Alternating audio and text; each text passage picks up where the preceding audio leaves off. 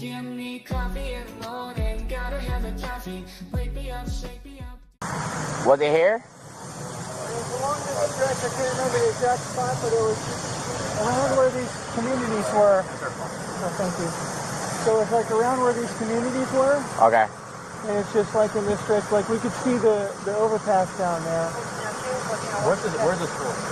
Just on the other side of the overpass. So somewhere around here. So yeah, somewhere, maybe not this one, but the next one possibly. It's right in this stretch. When we just came down and we drove about halfway down, she was like, "That's good right here." Okay. On the second floor. Here's where I'm going to be brutally honest with you. There's your phone. And I'm pretty sure you know what some of those pictures are about. You're a very intelligent person. And I don't want you to discredit yourself by saying you don't know about all the pictures that are on your phone. You understand what I'm saying?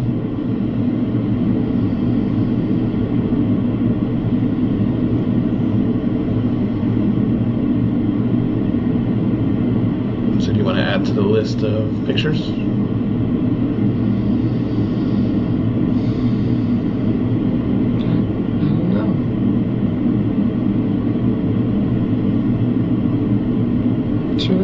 Should I be talking with a lawyer right now? I can't answer that question. My sole purpose right now is to see if I can find, and I'm really hoping you can help me. Okay, well, I'd like to try to help, but I feel like I should probably have a lawyer present at this point. So you're wanting an attorney? Yeah, I think so. Okay.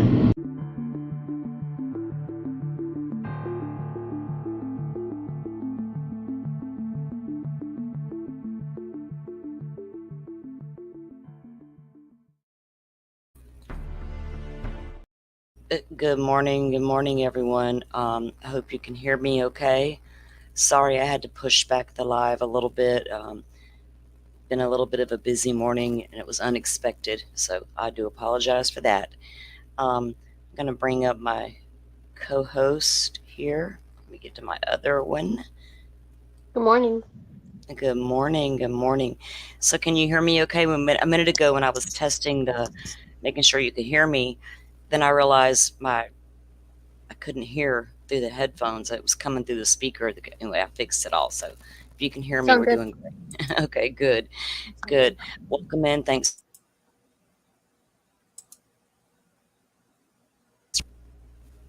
You're kind of breaking up a little now. I am breaking up. You did goodness. for a minute. I You're hope- fine now. Well, I hope I don't experience a swamp signal. I'm pretty sure, against my wishes, my child is on Xbox Live right now. No, go kick him off. Yes. Come on. Yeah. Who's the I parent told here? Who's Yes, the said It's it my parent? time. He should be taking my car and leaving soon. Like, go on, boy, go on. He's good. He's Hey, girl. going to head Butterfly. out to the seafood festival here in a little bit. So, Well, I want to go to the Anyway. seafood festival. Sounds fun. well, we have it every year here, and his dad's restaurant always is set up down there, and so he's going to go hang out with Dad today and do all that fun stuff. But yeah, it's a big event here on the Gulf Coast, and Right. I felt bad yesterday because here in my part of the Florida Panhandle, we had beautiful weather. I mean, it was Right. gorgeous. It was even cooler outside than it has been. It was breezy. It was just gorgeous. And I thought, man, I felt so bad for, everybody that was affected by the storm from here to the Carolinas. Yeah. But yeah, so he's going to go back down there today. That's always a good time down there. Lots of good seafood, different varieties. He said he had a shrimp pizza last night, and he said it was really good. And I'm like, I don't know if I would. Yeah. No. Yeah, I'm like, I don't Yeah. know. I don't know about all that. Yeah. I'm Southern. I like my seafood fried. Sorry, but Okay. I'll do Yeah. both. But I don't know about pizza. Yeah, Well, we still have family up in South Carolina. Most are without power up there still. So I feel bad for really, them. the flooding is Yeah. horrendous. I've Mhm. watched it yesterday off and on throughout the day. I'm not gonna lie, even when we were covering the storm the other night, a little bit of PTSD kind of trickled in there, and All I that. actually listened to some of the old 911 calls out of Hurricane Ivan, and I probably shouldn't have. And so I kind of Mm. just turned everything off for a minute. But yesterday I Yeah. saw all that was going on, and there's a tiny town called Unicoi, Tennessee, Mhm. and it's right outside of Johnson City, Tennessee. My mother lived there for several years, and my sister and I moved up there. I was only there like a year, and I'm a Florida girl. I couldn't take it. There's mountains everywhere, and I'm like, I can't look out and see flat land, and I need to see flat land and the beach. Anyway, I came Right. back after a year, but this little tiny town is in a bowl surrounded by really huge mountains, and it was weird to learn to drive on all that, compared to what I'm used Mhm. to. But that is the town where the hospital flooded, and all the Oh, wow. patients and the employees ended up on the roof, and they had to do 50 plus rescues out of Unicoi. Unicoi sits right next to Irwin, Tennessee, which is another small town but bigger than Unicoi. Is like a dot on the map. um, I really hated to see that for them because I know it's a super tiny town. Resources are going to be limited, but they brought in a bunch of help, to get the patients and the employees out of there. The Mhm. water damn near came to the rooftop. It Wow. was so bad. And then I began to watch other parts of Tennessee doing the same thing, and up to the Carolinas. That's the thing with Yes, the that storm. where the dam Once they, broke was yeah, when they hit devastating. here, even people who experienced it the other day were like, the rainfall amount during the actual hurricane is never really the issue for us. It's the wind and the storm surge. Mhm. Rainfall, but as it moves up, it seemed like the more it rained, and and up there, those places they handle it differently. But a lot of times these storms move through and move up that way, they experience a lot of flooding and different things, that happen. Mhm. And if the conditions are all right and they've experienced heavy rainfall recently, I guess that, really affects everything. So Right. there's a lot of devastation in the wake of this storm. So our thoughts and prayers and all the good things, the good vibes, all go out to everybody Mhm. affected. Joe, I'm sure your team has been really busy. Yeah. The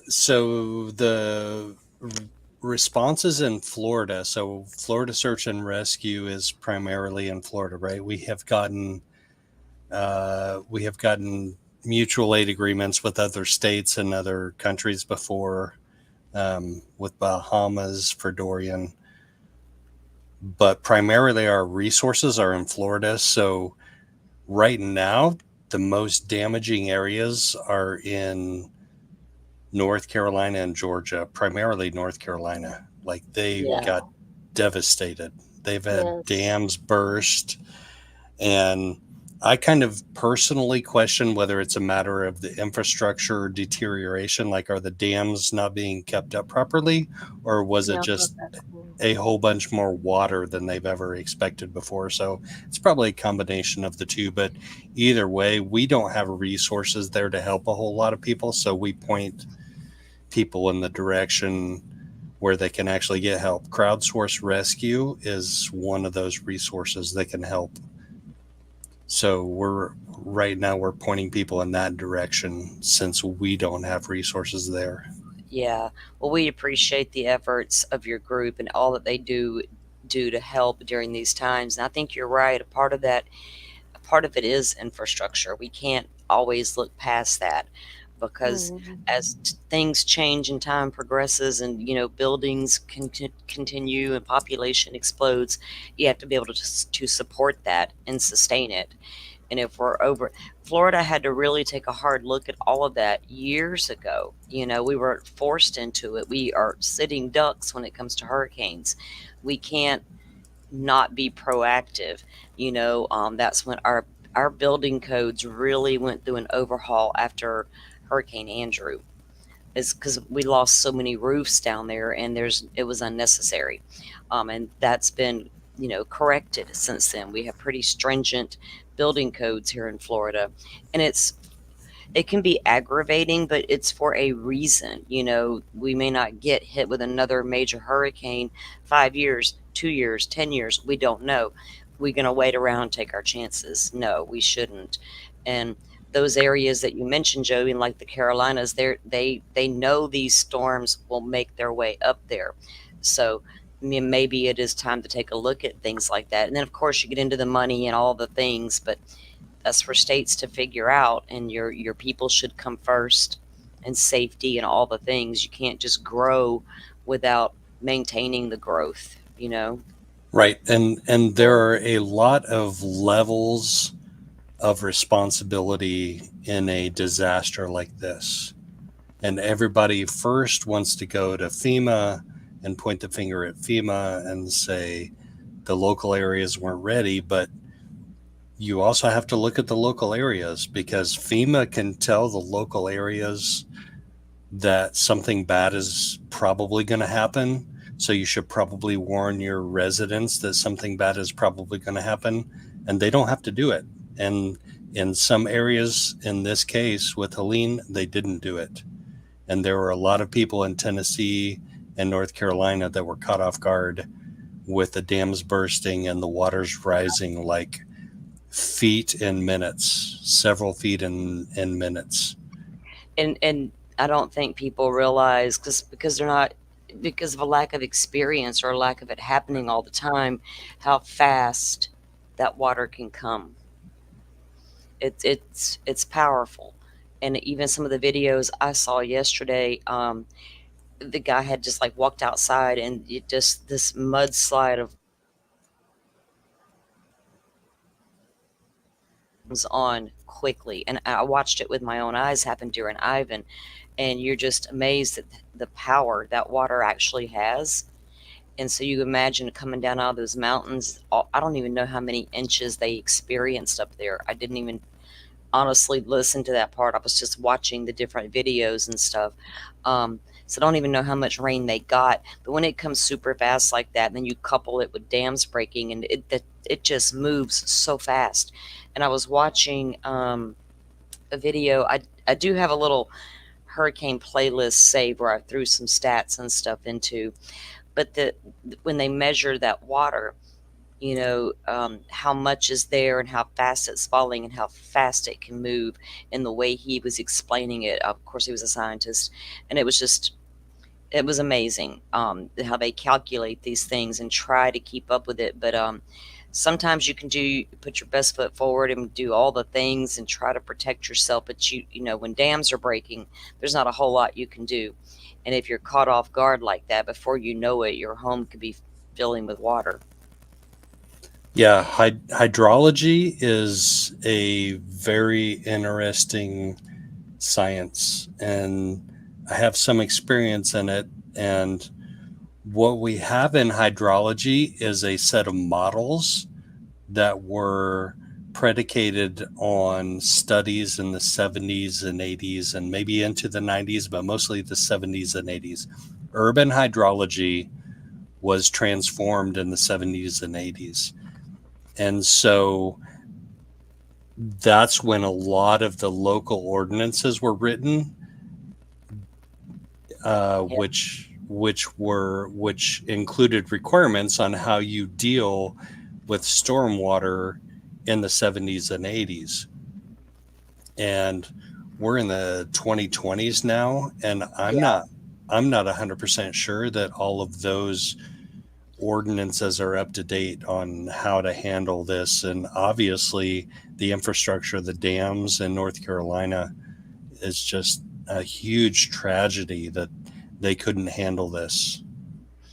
No, and now the cost, is going to be far exceed probably what would have been needed to secure those dams and to to go in and check them and to rebuild if necessary and all the things. Because when you look at all the people in the wake of this storm from Florida all the way to the Carolinas, and how many are going to have to file FEMA papers now to get reimbursed for this or that. And I'm telling you, even in Florida, insurance is crazy. It will not cover a lot of the things that you need. And you need your home rebuilt, which is going to cost more than it would have originally, especially if you have to go up on stilts. That they're going to make all kind of changes. Like I said, after Ivan here on Bay Street, where the homes sat along the bay, once those homes were destroyed and they put into rebuild, they had to go up on stilts, which is a good thing. But I don't know. I hope that these different states can really take a good look at, and North Carolina can also get direct hits out of the Atlantic. It's happened before. Well, Fran, I believe, I forget what year Fran happened, came right out of the Atlantic and slammed right into them. So they're prone to getting direct hits as well. But even the ones that hit here and travel up that way, so they need to take a look at their infrastructure for sure.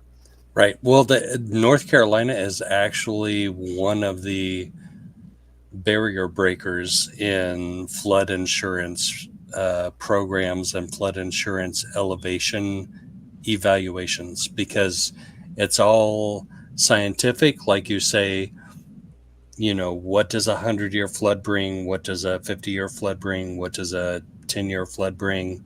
And the 100-year flood is the base flood elevation. And North Carolina took a good hard look about 15 or 20 years ago, I think, in reevaluating how their coastal programs would insure people that were in dangerous areas. And they kind of set the tone for the rest of the National Flood Insurance Program.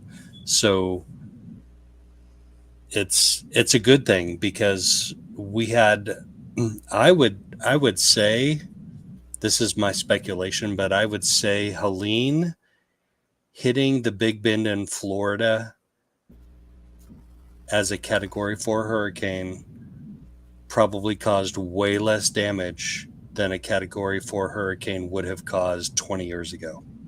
Yeah, I agree. I do agree. And I think it was Fran that caused, it might have been a different storm, but I want to think it was Fran caused massive flooding there in North Carolina. And I remember seeing on TV, they have the pig farms and just floating pigs everywhere in this video that I watched, from the aerial footage. And it was just devastating. Like, it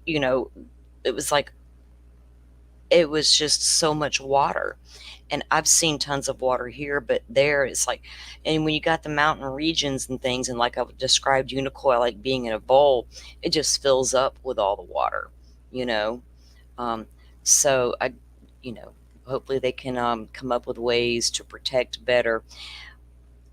And there's a lot you can do to protect from hurricanes, and only so much you can do at the same time, and get better at where you build and how you build and all the things, and give people good insurance. If you're going to charge them an arm and a leg for insurance, make it worth it. Don't make us have to fight. Everybody in Florida gets nervous about it because they know it's going to be a big hassle once a storm blows through to deal with your insurance companies, some better than others. We've had a lot of issues over the past, fighting with the governor, fighting with the insurance companies, and they're all back and forth about the rates in Florida, because they are so high because of what we experience from time to time. So, but luckily there are a lot of good programs in place that do come in and help the communities outside of the government run programs. There are a lot of really good organizations out there that send supplies, but when you have multiple states affected, it's a strain on resources. Yeah, and FEMA has to wait until they have a request from the state to come in and respond to a disaster, Yeah. which obviously happens really fast in cases like Helene with Florida and North Carolina and Georgia, but you also have Tennessee and you have Alabama and you have South Carolina that were also affected. So they have to evaluate what their damages were and do they submit a request to FEMA to designate it as a disaster, because a disaster designation is huge. You want to bring in federal Yeah. resources. In Florida, they used to wait until after a storm passed and then state of emergency would be issued. Now it comes out ahead of the storm for the areas they believe will be the projected path. Once the governor comes out and declares state of emergency, that opens the door for all kinds of resources and they start staging. And when I tell you they stage and they pre-stage right outside of Florida from all over the country, especially the southeast, the with the electrical trucks, the tree people, those bringing in water, all that you could think of. Even FEMA starts to stage up because you need to get in there as quickly as possible, because you don't know what to expect, what kind of devastation. But it takes a lot of resources, and we literally had, after Ivan, weeks and weeks and weeks of agencies here. After Michael down Mexico City Beach, they had the same thing. They were down there for months and months and months because even after 2 weeks, there's no power. How are you going to cook? You can only maintain for so long. You got to get ice to refill your coolers to try to keep what food you can cold. It's very taxing. On the community, it's a mental toll that you have to go through, and so to have help come in is always a great thing. And if I can recommend, I don't like doing money on YouTube, and you'll never see me promote GoFundMe's or things like that. But you can reach out to agencies like the Red Cross, local churches, if you want to help with supplies and water and things of that nature, because there are a lot of good-hearted people who do want to help and send things, but you need to go to the right places to do it. And I always say the Red Cross is a good place to go. They have a really trusted handout meal. They would literally drive around the streets with hot meals, handing them out to people who are doing cleanup in their yards. And it's a little bit of a godsend to look up and see this truck coming down the street, and they're going to have cold water and they're going to have a plate of hot food. You don't know how much that means to somebody who is surviving the middle of a devastating storm and doesn't know which way to turn. And so the little things make a big impact on the locals. So if you want to help, I would reach out to those local agencies and see what you can do from there. And they'll direct you. Even your local churches will help direct you into good places with their affiliate churches. There's a lot of churches that do go over there or to go wherever they're needed, and bring in supplies as well. So it's good to It's see. really bad for North Carolina though, because they had no way of getting in or out of there to help them. People were stuck on the roofs of their houses, and Yeah. they're gonna be some very particular resources needed to help those people. Because the highways are buckling. Right. Even the one between Unicoi and Irwin. I was watching drone footage last night, and the street's just gone. There's just a whole chunk of the highway gone. So it's impassable. So when you start talking like that, like you're explaining, they're going to need the rooftop rescues and the helicopters like we saw during Katrina. And if there's so much flooding, you can't just drive in there anyway. No. You got to take your boat and get out there. I've seen people do that. Even all the locals that are not super affected will get in their boats and start helping. When it flooded the Shoal River crest, you couldn't even get to my dad's house unless you went by boat. They were all down there in boats rescuing each other. There was an elderly couple who lived down there. They didn't live on the river, but they lived close enough. And my dad and them knew they were still there. So they got in the boat and took off down there and got them both out, and they got down there in time. But it's a mess. So everybody just kind of, you'll be surprised at how many residents do step up and they help each other. That's when you see the best of humans, you know. We're Mm-hmm. always seeing the worst of them in true crime. Um, the worst of the worst, but it's good to see people who come together and take care of each other, because that's what it Yeah. really should be all about in the end. I think they were trying to get Starlink set up out there. They had a couple of places so that people could at least get Mhm. some self service. That was the biggest issue. People couldn't call out for help. Yeah, Mike's weather page has Starlink, and he's have ran into that. He said I forget which location he was in, but even the Florida Highway Patrol had to link into his Starlink to be able to do things that day. So that's a really good service that they can bring in. There's actually they'll bring in charging stations. Like Duracell will roll up in this big trucks, and you can literally they're charging stations. You can go over and charge your phones, you know, Right. because even keeping your phone charged when the power is out, and like I said, you can go to your car and do it, but if you can get to one of the places where they're handing out help, you can go to the charging stations and plug in your phones. I think that what was it, Tide has a truck where you can actually go do laundry. They, you know, I didn't see one of those personally set up here. After there was one here, but I don't know where it was at. I never had to go use it, but I know that they had one. Um, Mm-hmm. there's just all kinds of things, you know. Right. Eventually, you may run out of batteries, you may run out of candles, you may run out of because maybe you didn't expect a 2 week power outage or whatever. So they bring in loads of that kind of stuff as well. But right now, I think priority for the Carolinas and Tennessee is just getting the people out of there. You know, I saw a story last night. It was a couple with 2 children. I think they were in North Carolina. They had talked to someone on the phone, said they were fine. They didn't have any flooding at the house, but for some reason they got in the car and they drove away, and they have not been seen since. And in my mind, I imagine they came up on a flooded area that they were Right. just didn't know. And I can only assume the worst, you know, at that point.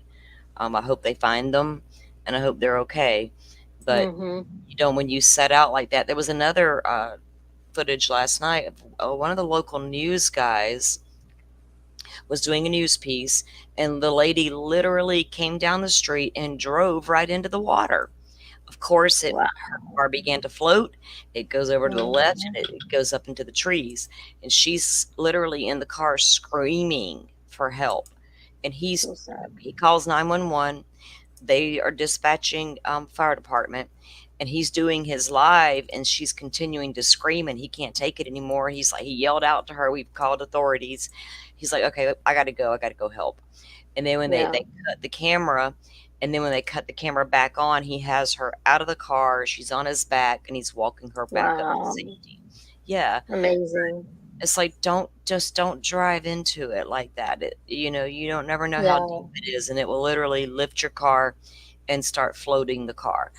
Mm-hmm. I've seen it take this Chevy van, the full size conversion van, and float it. You know, big Right. ass pickup trucks float down the road. Things you wouldn't think would float will float, man. Yeah. It's, One foot of water will slightly move most vehicles. Obviously, a lighter vehicle will move more, but 2 feet of water will move almost every single vehicle that tries to drive through it. Just 2 feet of water. Yeah. They showed all the emergency vehicles being swept up Yeah. by that dam break, and it was just heartbreaking because there's nothing we yeah, can do from here to like physically help, and it's just I know, breaks right? your heart. It's hard. And that's kind of why I got to that point the other night after we did the live and everything. I was like, man, I just, you know, you feel for people, and you want to be able to. I think human Hmm. nature wants you want to help, but you know, at the same time, it's like I can't. If I could be Yeah, there, you know, yeah. but Well, even for my family that's up there in South Carolina, with she has a sister that does have power, but because of the way the roads have been, um, the next day I said you probably don't want to go out and risk it because you don't know how the roads are between where you are and she is, and right, you don't want to get stuck. It's better to be safe if you're safe where you're at than to yeah, try and move somewhere So we just been in constant contact with them, and they've appreciated. I said, well, I just wish I could do more. If I had a Yeah. private jet to go fly in and help you, but Yeah. Hopefully some of that water will start to recede soon and they can get somewhere, with the other family members and at least have some power. I know after we mhm, had a week, I think a week was the longest I technically went without power. And my son, at the time, he was still pretty young, and he required breathing treatments and things of that nature, and it had to stay cool for him to breathe comfortably. My mother-in-law had never didn't even lose power. I think she did for a couple hours, but it came back on. So she had mhm, power that entire week, and my kids went to her house. We just took the kids down there. We didn't really want to leave the property unattended, my husband, because we didn't have any power out there. So we just took the kids back to his mom's and left them, and then we went back home and just roughed it out, because I wasn't going to leave my house unsecure at night. Not no, there's too many things could yeah, happen. So we slept with yeah, the front door open, but we had a mean pit bull sleeping right there with us. I wasn't that's, worried. yeah, People who knew me wouldn't even approach that front door with that dog anywhere near me. So right, like it was too hot to sleep with the doors closed. Like mhm, yep. And to sleep she told me with the that, doors open. right, because they live in a mobile home, and they Yeah, didn't have their screen. They needed them to be replaced, and I said, well, if you have something sheer, you can put it over the window because they're worried about bugs and like little critters yeah, coming in and things. And I said, well, if you have something sheer, you can get, air going through there. And she was like, I'm so glad I have you to help me think of things like that. So I think yeah. she was able to do that. You have to get creative. You do. Yeah. My windows, they would be open. You can't stay stifled up in the house. You have to get them Yeah. opened up, even if it's Hmm. humid and muggy. It may not be that way up there as it would be here, but you can at least get some airflow and hopefully some Hmm. ventilation, and if you have access to a generator, that's always a good thing. But they're expensive, and not everybody Right. just keeps a generator. Hmm. We have one, but we didn't always have one up there at his house, but I just never well, it's been years since I did have one, but my son has one now. And so we were prepared, but fortunately we were that little bit of Florida that didn't get hit. We just got a little bit of very light rain and wind gusty activity, and that was it. So anyway, let's just keep them all in our thoughts and prayers, and hopefully it will get back to normal for them as soon as possible. I know there were some lives lost. I just hope the count doesn't continue to rise Right. once they continue the rescue efforts between Tennessee or Georgia and North Carolina, I should say. Hmm. So anyway, so welcome in, guys. We're gonna kick off the show. Let me say this before we start. One night this week, I'm not sure which night yet because I need to get with Joe. I want to do a Delphi show. There's been some new filings come down and some very interesting things happening there. The case is moving quickly with these court filings. Jury trials or jury selection starts, Joe, in about 2 weeks. Um, and I'm not happy with this trial because it's not going to be televised. We're not getting audio. I don't even know if we'll get transcripts at the end of the day like we did with Lori Vallow. It's going to be a hot mess to get information from the trial. We're going to have to rely on people who are there to witness the trial and rely on their notes um, and their memory recall, which, we're all human and that sometimes there's a little different take on things. So we're going to have to rely on news reports and all the different things to help us get through that darn trial. But I do want to go and do a live because it may be a two-part series because there's a lot to go over leading up to the trial that I know Joe and I really want to discuss, and we haven't really had a chance to do that. So I do want to get that planned for one night this week. If you're available, Joe, and you're still down for that. Of course, always. Yeah. Do you plan to attend any of the trial? I do. I'm planning on heading there for jury selection on the 14th, and we'll see how it goes from there. Oh, good. We can get some updates. As there, that's. Let me check this real quick. I thought I. Oh, yeah. Annie, you cracking me up. Stop it. Welcome in. So everyone, I don't know how many of you have been reviewing and listening to the large, massive dump Florida gave us in the Stearns case. They gave a lot because we're the leader in the country with the sunshine laws.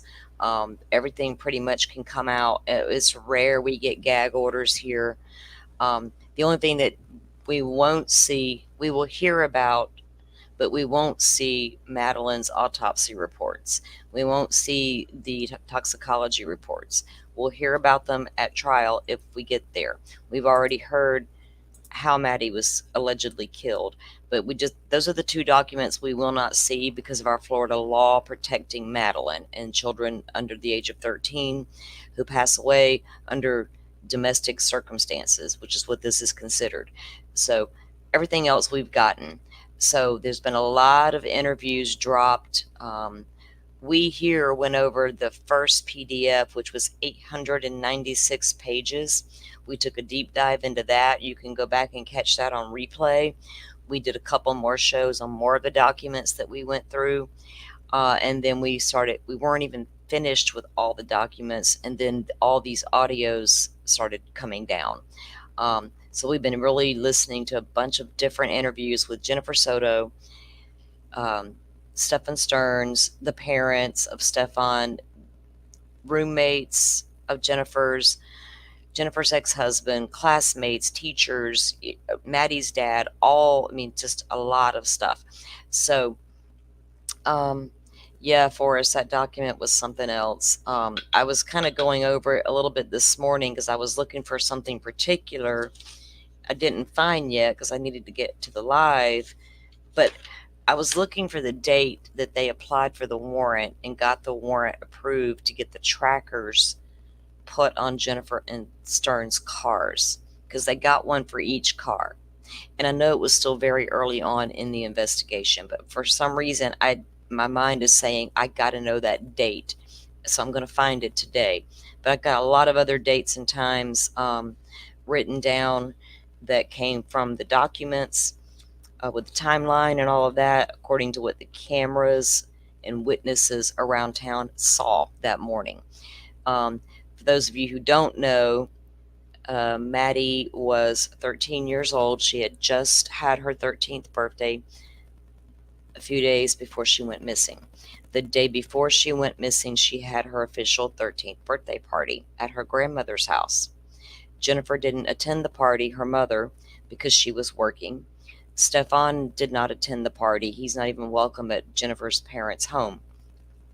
He was still in Northport at that point. So Maddie has her birthday party, and then she's dropped off back at home that evening around 8:30 p.m. to the condo she shared with her mother. Stephan Stearns arrived at the condo at approximately 8:45 p.m. Jennifer arrived home at the condo at approximately 10:30 p.m. from her job. And that kind of, leads us to where we are now. The following morning, Stearns claims he took her to school, 8:30ish, dropped her off, and that she went to walk toward the school. And everything looked fine. She rummaged through her backpack, and he left. But cops know that's not true.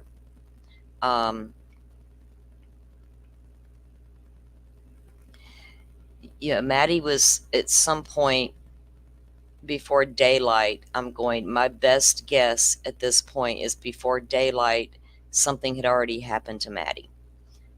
She'd already lost her life because he puts her in the car. It appears that he puts her in the car pretty early on. I'm not saying, we know that at 7:30 a.m. she was in that car.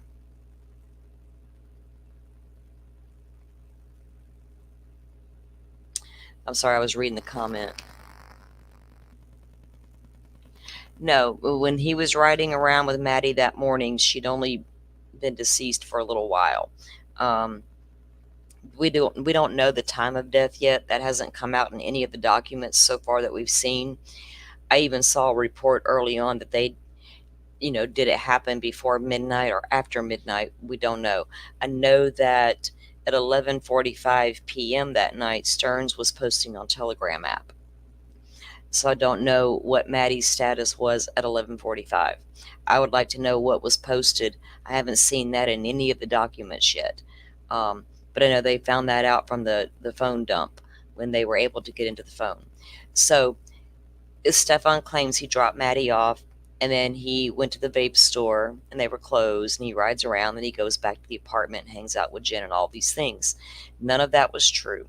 So we have the timeline narrative from law enforcement. Like I said, Jennifer arrived back at the condo that night at 10:30. By 11, she sends Maddie and Stephan upstairs to room 4, to the guest room, to go to bed because she needed to get her good night's sleep and take her meds. But at 11:39, so 39 minutes after she sends them upstairs, Jennifer sends Stearns the text, and it says, later, Stearns replies and says she's built her nest and she's settling in. 5 minutes later is when he was posting on the Telegram app. So Maddie was probably, who knows what he was posting. So it was probably around midnight, between midnight and daylight, when Maddie was killed.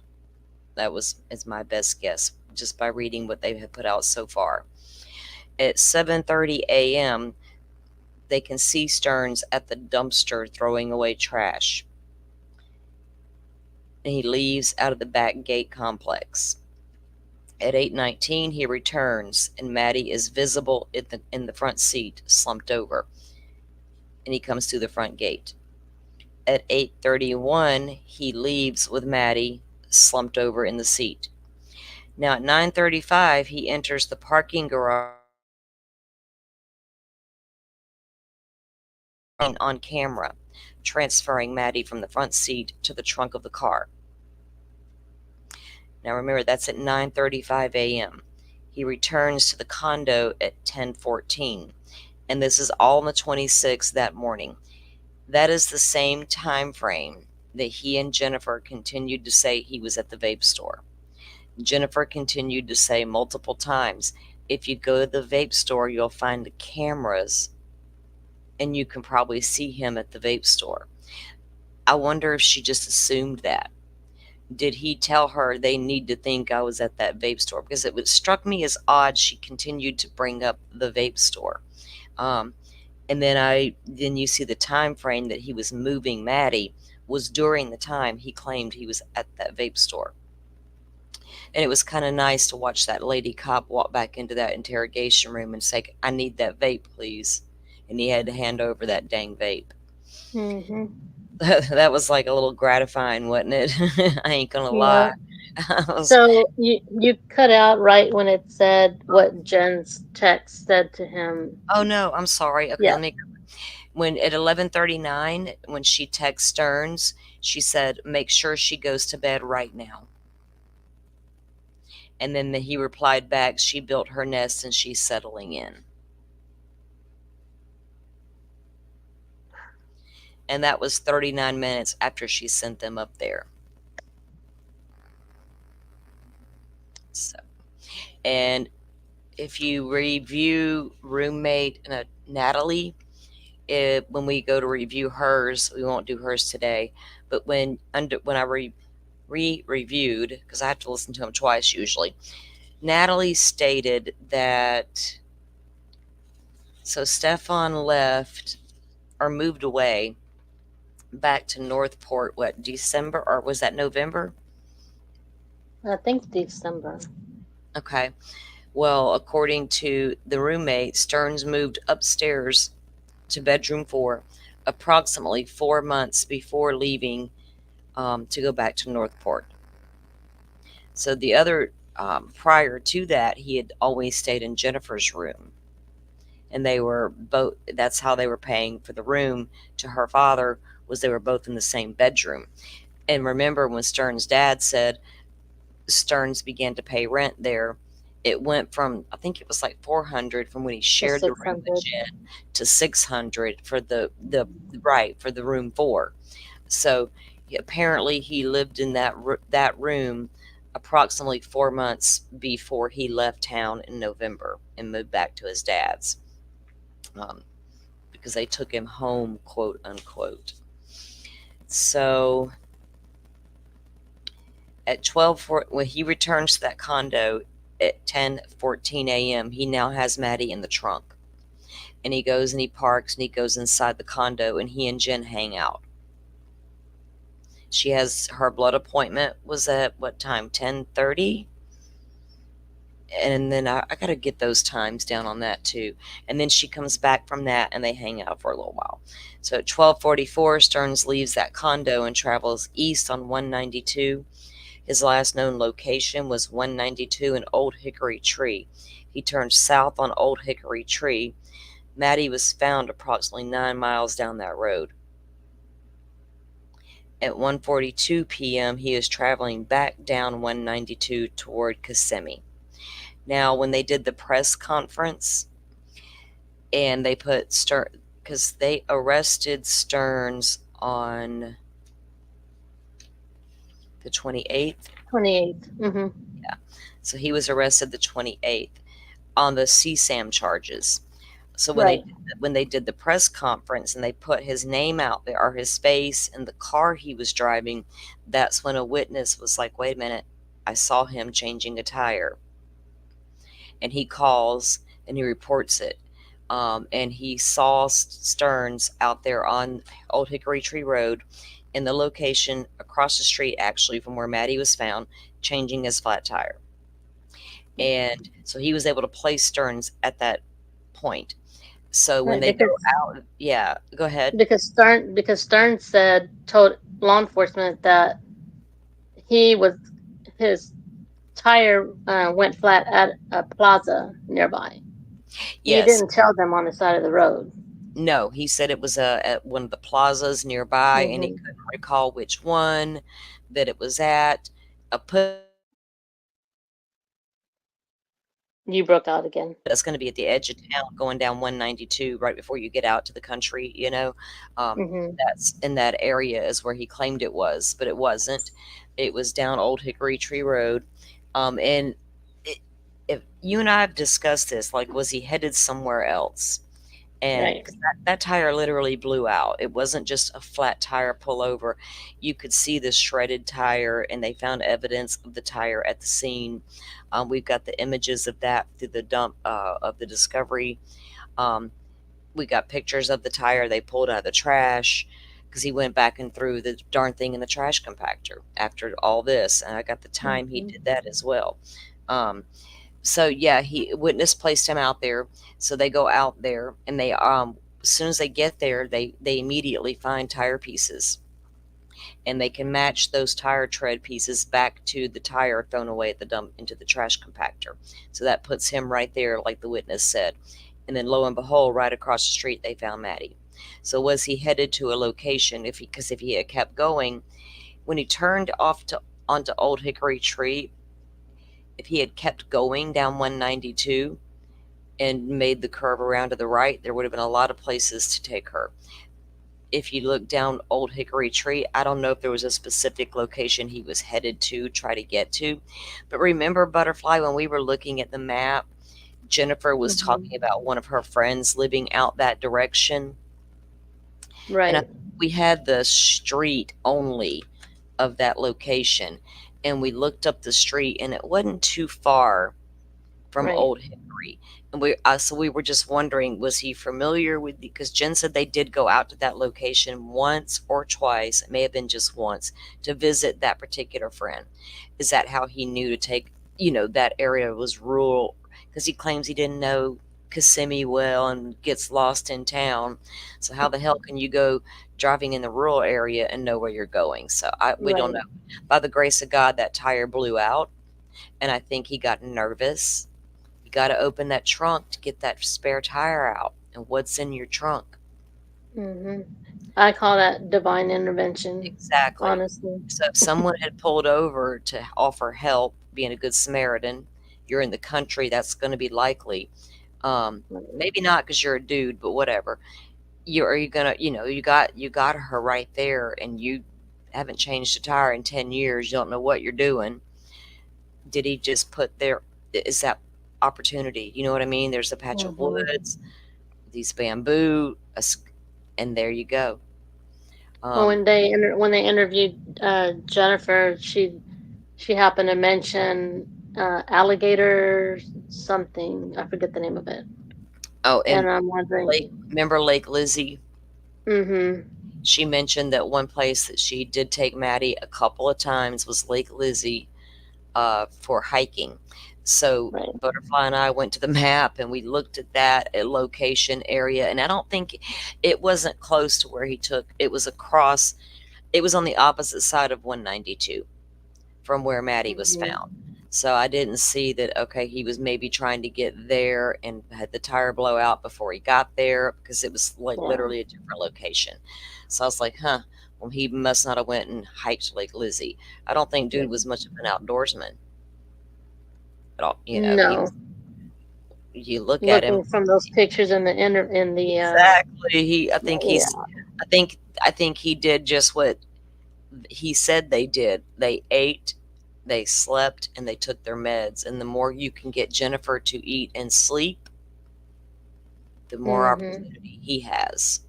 Yep. Joe, did you finish watching that last interview? Is Joe still with us? We never know, do we? I'm with you. I'm here. I gotta be muted. Yeah, Joe, my AAA is amazing to have. My kids have it. Their dad, we always had AAA because we were traveling through Florida, but AAA is a godsend. That's true. But yeah, watching the latest ones where they were taking the pictures and things, I was like, he doesn't get out in the sun much. And that was like the last thing I watched last night. So I had, I was like, I hope I don't have any nightmares after watching this, because it was literally disgusting. I know, right? I feel for those photographers and everyone in that room. They wanted to do or say things that they professionally can't say or do, especially after seeing what he had on that phone and knowing what he had done. That was, because watching the video that we have of his interrogation right before the arrest, that one officer is not saying anything. Right. He's just sitting there taking it all in, and I'm like, that dude is ready to pounce. We have a good cop, bad cop situation, and then it was like the good cop was in control, just talking, and but I feel like that other guy wanted to do and say a whole lot more, and he just was like, biting that tongue. I would have. Well, when he mentioned asking for a lawyer, I think it was after that, like he kind of like changed his, like shifted his body, like, okay, well, when he asked him to get up so he could put the handcuffs on him, he just, like he was ready. Yeah. Well, didn't one of the officers tell him that he not to get the exact words, not to get sideways or you'll eat the carpet? Something of that nature. Like they were like, just don't make the wrong move, dude, because we're gonna take you down. And I think they have the right to do that if you're trying to get sideways with them. Definitely. His voice. Well, it was when they had to take the pictures. Go ahead, Joe. Sorry. No, you're fine. His voice was so muted and so high pitched that it just it's almost bizarre to me how SS had such a weird voice during that. And obviously he's under a lot of stress, and stress makes your voice tighten up a little bit, but he was just so muted and so pathetic in his responses that it's like you could almost see it, that he knows that he's done right then and there. He knows it. Oh, definitely. Yeah. This guy, through all of his interviews, the way he sounds, with his voice, the whiningness, the pathetic nature that he wants to carry and present. It's, to me, it's very telling about him. He's that guy that everything's, happens to me. Y'all got to help me. Even the parents say he's Woe lied. is me. He's very manipulative, and he seems to use, um, that talking like that and appearing very, the victim. I Mm-hmm. think he used that a lot with his manipulation scheme. And I'm going to say scheme because this dude's manipulating the parents for years. They've allowed a lot of it, but he's been Mm-hmm. manipulating them for years. And so he perfected his manipulation game. By the time he found Jennifer Soto, it was game on. Right.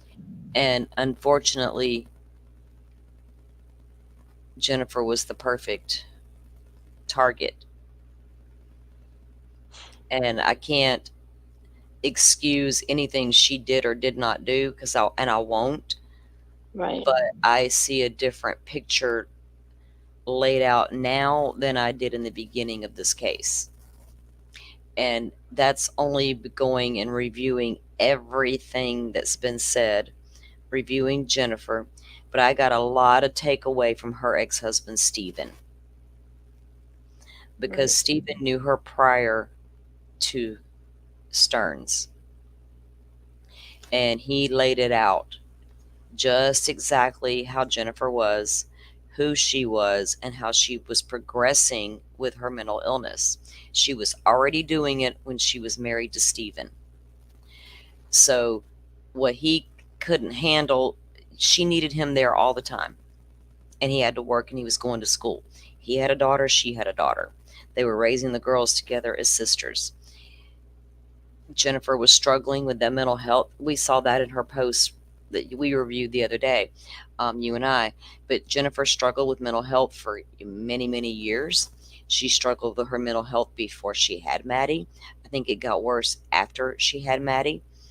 Mm-hmm. Jennifer was always requiring help with Maddie.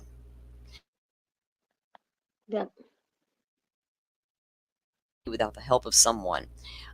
Stephan said there would be times that she would shut down and couldn't or wouldn't take care of the girls. There were times that she would call her mother, "Can I bring the girls over there? I need a break." Now, every mom needs a break every now and then, but it was like a lot with Jennifer. And he said that with all her multiple diagnoses that were coming in, she was on a lot of meds. They were always adjusting Jennifer's medication. And that's one of my biggest problems with mental health in America. Everybody wants to preach it, preach it, preach it. I have conditions as well. But I have to be proactive.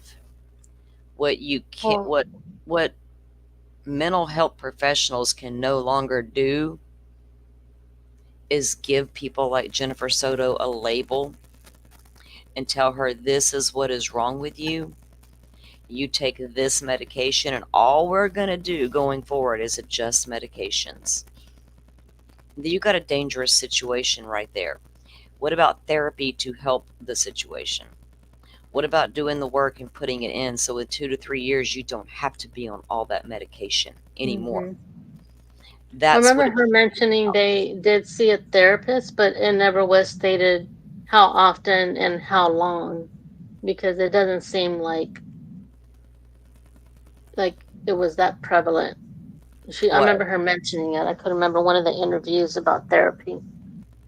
Jennifer didn't have a lot of therapy. Even Right. Stephan says that she wasn't going to active therapy. She mentioned Maddie, but I think that was just a story to the teacher, Right. to the counselor rather, at the school.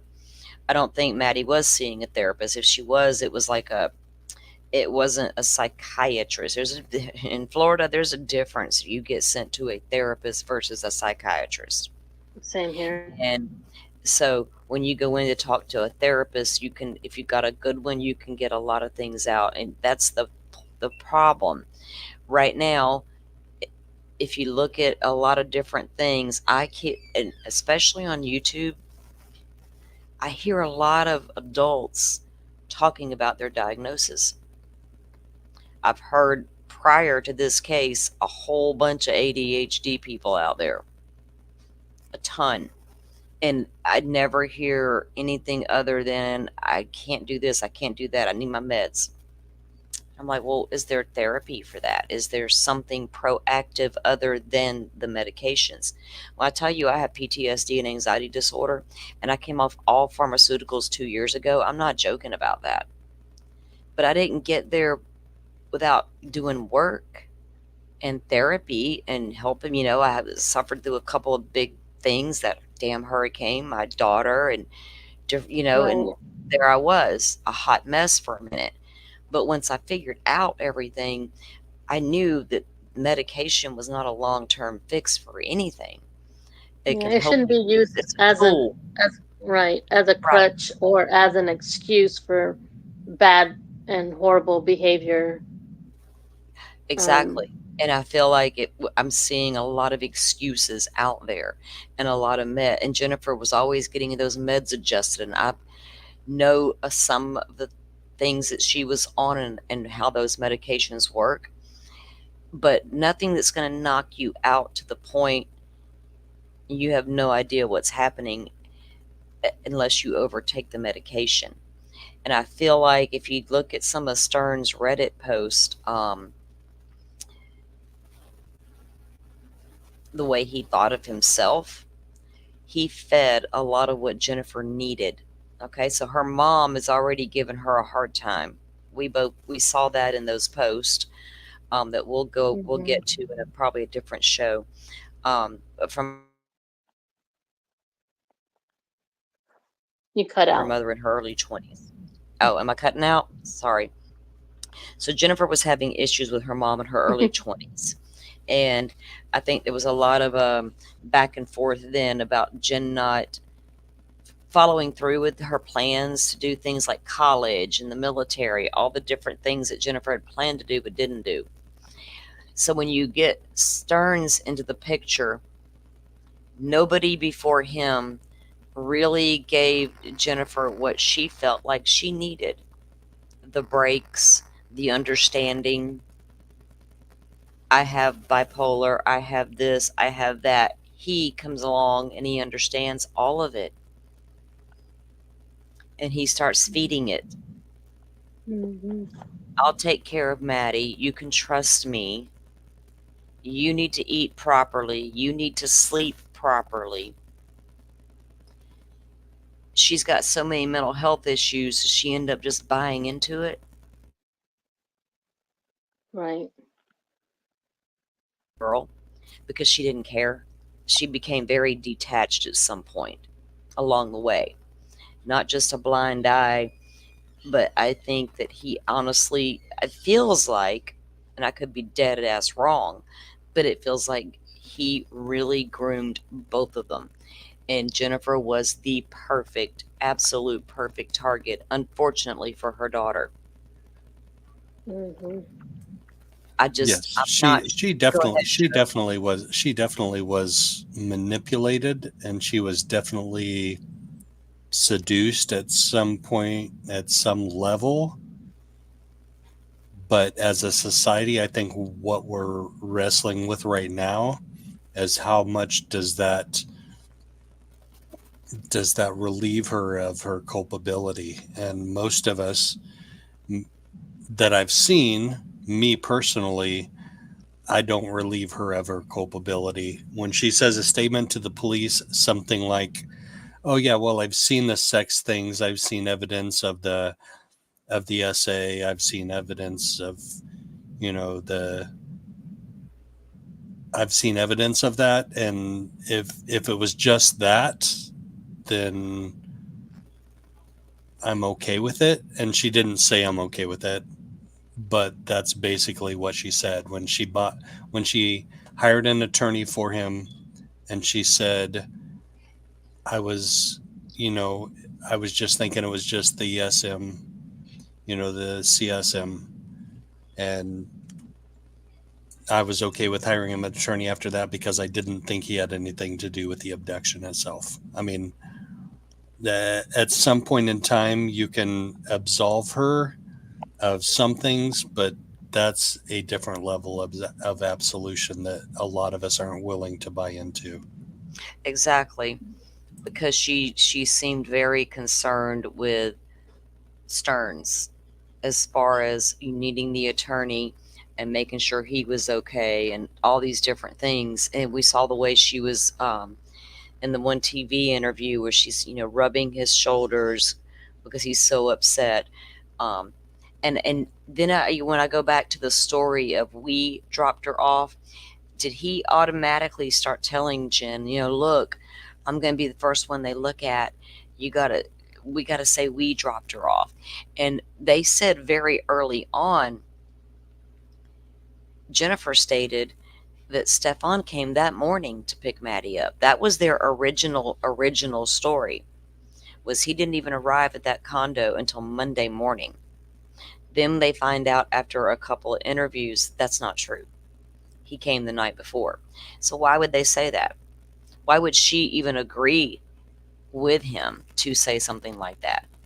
I'd be like, look, you fool, that is my daughter. She's missing. I'm not about to sit here and lie. Why would we lie? Right? I don't care if you are the first one they're going to look at. Why would we lie? You didn't do anything. If that's my first, So what made her react the way she did, because I do feel like she was manipulated along the way, but at some point she became so relaxed with whatever was going on there. And we know during the pandemic, they were locked down. Jennifer said they didn't leave their apartment. The only time they did is if they went out to Venice Beach for a little while, but Stearns didn't like the beach. When and how was this stuff occurring with you there? Was she just taking her meds and going to bed? And that's when it would occur? Was he drugging her to help her get to bed? He says in one of his interviews about their routine, they're asked about the family's routines. And he says, well, Jennifer has to eat to get the protein needed for the medications that she has to take. And when she takes her medications, she's got about an hour to do what she needs to do before she's out.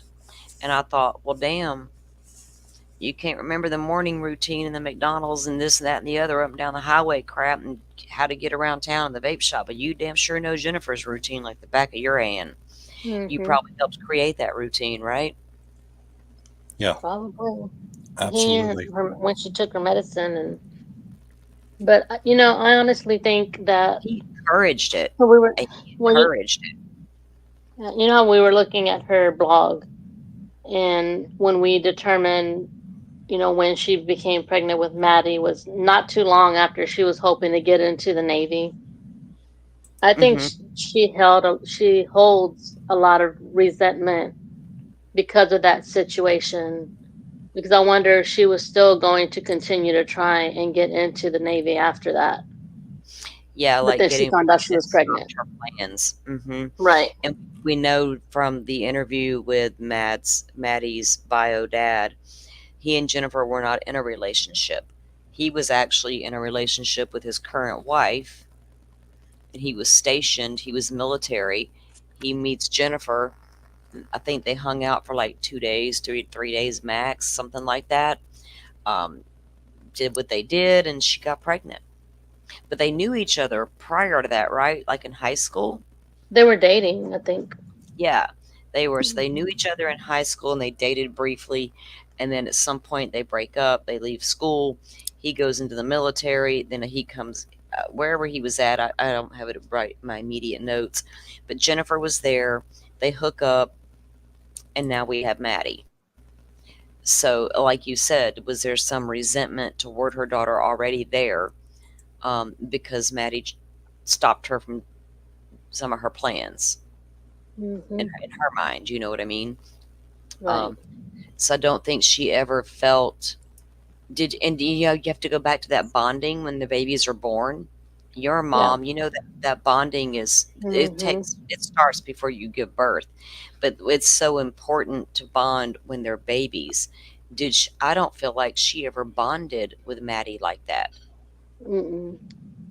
She just Like went I through said, the and maybe emotions. she was under pressure from her family because Hispanic community. I understand a lot of us don't believe in abortion, that you should abort your child. So if she got a lot of pressure from her family not to, that would just increase her resentment tenfold. Um, I mean, of course, she must still listen to them if she didn't go through with it, or it was too late once she found out that she was pregnant. Yeah, Annie, there's no the law enforcement said there's nothing on Jennifer's phone that shows any images or videos of anything. And of the 1,500 plus found on Stern's phone, none have Jennifer in them. So if the authorities had any evidence of Jennifer participating in what Stearns was doing physically to Maddie, she'd be in jail sitting right beside him. They're not going to feel sorry for her mental health problems. So there's no, at this point, there's nothing that's out there that states Jennifer was involved in any of the CSAM activity at all. At best, it appears she's guilty of being a horrible mother Yep. and not And putting I her don't. daughter first, putting herself first and her needs and her Mhm. wants and her desires.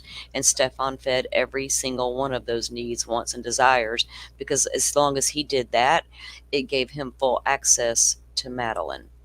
Right. And they asked her about that appointment, that Botox appointment, and they asked her why she canceled it. She didn't say because of money, but then No, later when they asked her about um like why the father, I guess, came down to help, and she said because they couldn't afford a hotel room, which didn't make sense to me because if you can afford Botox, why can't you afford a well, hotel let me room? ask you this. If you're receiving Botox injections for migraines, does Mm, insurance cover it? But Jennifer did state that she didn't. She did say she canceled the appointment because she couldn't see spending the $350 on it. And I right, thought, if you're having to spend your actual money, why are you going it? You're broke. right. You just got your Hmm. new part-time job. And they So, never went anywhere because they couldn't afford things like that. well, okay, so if we're gonna we looked at and explored, was Stern selling CSAM? Was he participating Hmm. in the trading of it, the black market of it, any of those things? If he was, there's probably a grand jury formed on it. There's probably evidence being presented, but nothing has come down from Homeland Security, FDLE, or FBI. If Stearns was trading, selling, participating in the exchange of CSAM, we would see those agencies being brought in, and they're not here. So right now, it feels like, and I could be wrong because there could be more charges coming down later if that is the case. Because believe me, if they can prove this guy was uploading and selling images of Madeline and making money off of her, they know it. That makes it Hmm. federal, not just a state problem. So they're Hmm. going to have to bring in the feds on that. I know Homeland Security would get brought in because when they raided Santa of St. Cloud, they were there. Those agencies I just mentioned were all there. Anytime you have that go down, that they are involved. It's not just a state issue anymore. So we aren't seeing any of that yet. Um, so I don't know if he, at this point, it appears it was all for personal consumption. Mm. Would you get brave at some point and start wanting to share what you were doing? Do you know what I mean? Um, oh, I'm sure they went over that Telegram account, Annie. These guys weren't playing with anything they did. If they can find it, they're going to get it. Um, so when they found the 2 USB drives, well, they didn't find it. Stern's dad located them both in the storage unit. approximately 2 weeks after Stearns was arrested, and he gave them to law enforcement. One of them contained the 35,000 images of the CSAM material.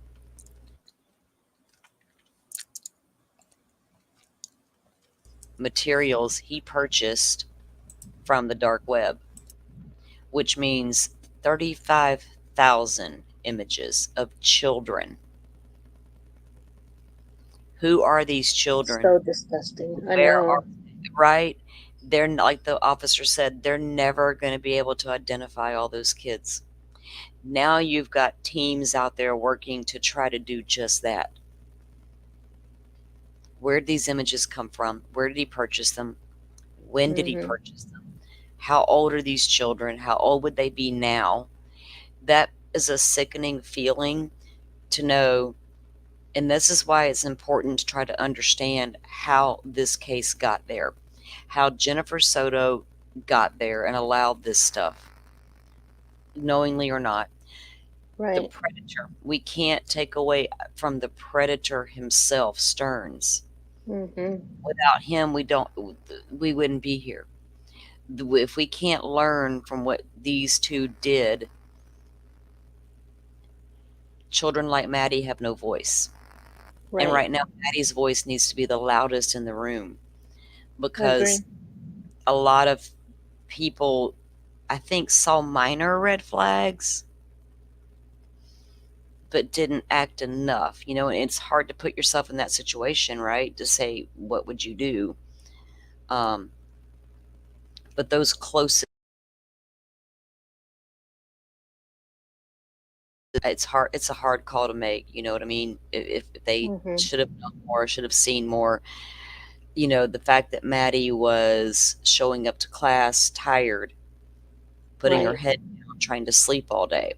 So it makes, was he over medicating her at night? Because at some point, it went from her being awake during the assaults to her being asleep during the assaults.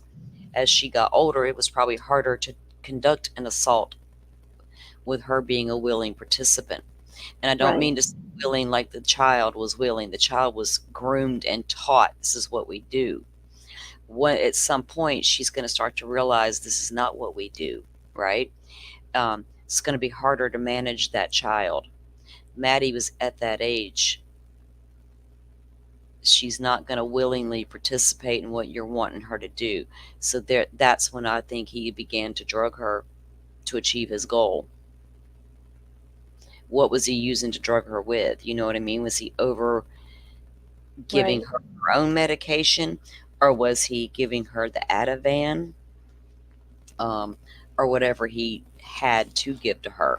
Now we know that 2 weeks prior search for sevoflurane, which is an anesthesia. It can be used on humans or dogs. His parents ran the dog business. They have the dogs. The car Stearns was driving when Maddie disappeared was known as the dog ambulance. It was Dad's car. Stearns couldn't drive his car, needed maintenance, all the things, so he drove Dad's car over there. And that's when in one of the interviews, his dad says you're going to find droplets of blood throughout the car. It's going to be the dog's blood, because that's the vehicle they used when they transport the dogs back and forth to the vet for various surgeries or injuries or whatever. So and there was dog items found in the trunk as well, like leashes and things like that. And the darn seats have all the leashes rigged up to them, because they got like 5 poodles. So it was like the ambulance. So it was like, let me see something here real quick. I think the argument about parent culpability is probably pretty similar to the one that we have about school shootings and parents' culpability when their child is involved in a school shooting, like the Georgia school shooting, like the one in Michigan. The Crumleys in Michigan were both found guilty, and they ignored some red flags. Mm-hmm. Colin Gray is in jail now on almost as serious of charges as his son, because he bought his son an AR style rifle after the FBI and the local sheriff's office investigated him for threats to schools. His dad bought him an AR after that. So, I mean, it's kind of a similar argument. Like, where and when do you hold parents culpable for crimes against other children when you ignore red flags? And I think we can all agree that Jen ignored a lot of red flags in this case. If she was completely innocent and she literally never had a single thought that flitted through her head, and I doubt it, but if she if she never ever had a single thought that went through her head that Stephan was doing anything wrong with Maddie, she had to have ignored so many red flags that she's culpable on some level. Yeah, because at some point she had to become suspicious, or she wouldn't have made the Woody Allen statement. Right. Yep. That's a random statement to say to your boyfriend. Don't let this turn into the Woody Allen situation. It's like, why would you randomly say that? And then just like Annie mentioned earlier, the text that she sent about, I can't, what was she saying? Yeah, Annie, not everybody who's manic, depressive, or bipolar is hypersexual. And I know what you mean, but that's not every case. There is... Slow your roll, girl. I know you, Annie. And when she said, "I can't risk it anymore," or something to that effect. That's a strange statement to make. Why would you? What are you risking? What is that? What was that supposed to mean? Do you know? That's it's those statements like that, and the Woody Allen statement, and in that statement, you look at those and you're like, "What, Jen? You're weird. Why are you saying these random statements? What made you say them?" Right. It feels like she did, at some point. And then the sex is not evil kind of thing. And it's we can look at that whole conversation. Yeah. Because when they explained to her, because they want to know why she reacted the way she did about get the attorney. And she's like, well, I didn't see that as evil, but the murder was. Right. It's like, that's... So when you make comments like that, you can't expect people to think that you didn't know anything. Right. And it's her giving us the indication that she knew, was aware. Right. That something was happening. And it's not us assuming, it's her words that she's saying. Like, I wouldn't say something like that if I didn't, you know what I mean? Yeah. It's just... Yeah, it's just some bizarre statements that come out of this woman's mouth. And the second you try to give her some grace, some understanding as to what could have happened, then you hear that kind of thing and you're like, oh shit, now I can't give you any grace anymore, lady, and then you hear more. But I really got a lot of takeaway from listening to Stephan talk about her, prior to Stephan entering the picture with her and Maddie. Right. So if we go back to the timeline, we're going to start listening to some of this interview in just a second. So when Stearns, after he has the flat tire and he leaves Maddie out there at 1:42 p.m., he is seen coming back into the Kissimmee area on the 192. So then he goes back home to Jen. And we know Jen goes to pick Maddie up at the school. Maddie's not there. They end up calling the police, and they all gather at the at Jennifer's mother's insurance company to have the police meet them there. And the police come and start conducting their interviews, and they're interviewed and all of that. So they're out looking for Maddie. Well, at some point,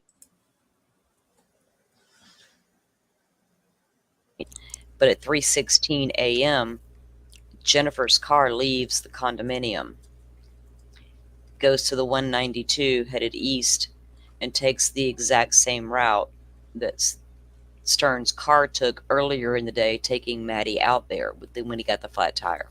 So at 3:16, that car, Jen's car, travels out there to that site. Now, we were all like, what is he doing out there? Was it just him? Was it Jen and him? Was it Jen? Allegedly, it was him. And when you listen to the dad's, I think it was the second or interview or the third interview, I can't recall which one, he stated that Stearns told him that when he took that car and went back out there, because he was considering harming himself. They didn't have a weapon. They'd already took it. They found it in his car. No, it was in the apartment, and they got it, and they said they took it. So he didn't have a way to do it unless you could have took a whole bunch of those sleeping medicines you were taking. You told the cops over and over that, he told them, I'm only all these tranquilizers and my anxiety meds. Mm-hmm. You could have just took a big old handful and done us all a favor. They didn't. I don't think to do that. I don't know. Is that why he really went out there? Is that some stuff his dad hopes? I don't know. But that's what his dad said, that he claims that he was going to go out there because he was considering taking his own life. But then they got a hit on her car. The dogs hit on her car. So at some point while he was in her car, that body made contact with that car. Mm-hmm. Why? Did he? Or him, and he touched the car. All right. Now, you remember how Jennifer and him both stated she was wearing the black shorts or blue shorts with the green hoodie? Mm-hmm. Mm-hmm. And then he says blue or black, and she comes back and says black shorts. We know Maddie was found in blue jeans. Mm-hmm. When was there an attempt to go, oh crap, we told them the wrong thing? I don't know. Did he go out there to try to change her, move her? Did he actually put her in the car, change his mind? I don't know why the dog would hit on the car once it went back out there. And I don't think he was out there for like an hour before he traveled back to the condominium again. And it was the 28th that they checked into the hotel room when the cops secured the condominium, kicked them out. Mm-hmm. So they check in around 3 a.m. And then it was at 4:42. Stern's dad says everybody goes to bed. But at 4:42 a.m. is when Stearns is seen leaving through the lobby. Wasn't it around, Jennifer says that she went to the bathroom at the hotel. She stayed in there for a while, stomach issues. And she claims Stearns was there during that 4 o'clock hour. Eventually she fell asleep. So 4:42 he leaves. By 7:45 he's over in Northport. By 10:55 he's returning back to the hotel. That's when he went over to Northport and made the trip over, and they don't know why. He tried to gain access to that storage unit but couldn't. For the keypad was messed up, so he wasn't able to get in there. They think he went to the parents' house, but he didn't go into the parents' home. He touched the Wi-Fi while he was there, and I believe they think that he tried to access his Google account while he was over there to see if everything was erased, but he couldn't get into the Google account. I don't know why. And then he headed back over to back to Kissimmee. So dude was doing some strange moving around and different things. And was he trying to get into the storage because he knew that USB was in there with that 35,000 images on it? And he wanted to get it out of there and do away with it if they found it. Right. There's just so much. So here is a fun fact for you that is completely unrelated to this, but kind of in a way is related to this. Jerry Lee Lewis would have celebrated his birthday today if he were still alive. Really? Yes. Oh man, and I grew up watching the Labor Day telethons. Do you guys remember those? No, Jerry Lee Lewis, Oh, the Jerry Lee musician. Lewis, the musician. I'm thinking Yes. the comedian. Yeah, Oh, Great Balls of Fire. exactly. No, he married his 13-year-old 13-year-old cousin cousin. That was not in unheard of back then. right, yeah, exactly, in 1957, but she was 13. She bore him a child when she was 14, hmm but when they got married the first time in 57, technically his marriage hadn't been dissolved. His previous marriage hadn't been dissolved, so they got remarried in 1958 when she was 14. But they had two kids together when she hmm was 13, 14. I think my grandmother's brother, and he was a lot older than my grandmother. When he got married to his wife, she was very young like that. I remember when I heard about it, oh, that's crazy, but that's just back then it was more acceptable. It's weird. And we, of course, as things progress and change, back in the day, you were married at 15, 16, you were grown. Get out, Okay. get married, Well, go have your own babies, and you were, mhm. unfortunately, by the time you were in your 30s, you were old, 40s, you were gone. But it's all changed since then. You don't, 13-year-olds just don't have the capacity, and Right. why As would a they as a want as a society, we have come to realize that that is yeah, completely not okay. yes. Well, here's something I will share. My dad was 32 and my mom was 16 when they Mhm. got married. Yeah. And It that blows my mind because in this, I would never, ever, ever allow yeah, my child to get married at 16. yeah. And that was even back into the early 80s. A lot of girls at 16 would still get married and have babies. A lot of them, you know. And as time went on, that kind of started changing and it was becoming less prevalent. It was like an epidemic for a while there in the 80s. Like there were a lot of girls having babies, young girls. Um, I think society looks at it differently, and as we should. We all know as we got older, we look back at that age and well, we didn't have the mental capacity we thought we did. Not even at 18, we didn't think we knew what we thought we knew and all the things. So, um, but I don't know with Jennifer, man, this lady just. I'm sorry, chat screen started going and moving, and I had to stop and read. Yeah. I, I don't talk about Sebastian's case too much over here. There's too much that I have to say about that case. It probably won't It's come a, out real nice. I have to it's plan a a show circus. about that. Yeah, I have to plan it, and there's only one content creator I watch right now for Sebastian updates, and it's not somebody everybody watches probably on the routine, but it's because they give me actual updates because I just can't with that case. I can't with all those players and all this stuff. It's like I'm not going to be nice, so I don't even want to look over there. uh, I know that it's been 7 months and it took 9 months to find Elizabeth Smart, so I will never give up hope, Sebastian, if you're out there watching. Some of us care about you and not all the drama and messy adults playing around with that case. That's all I will say about it.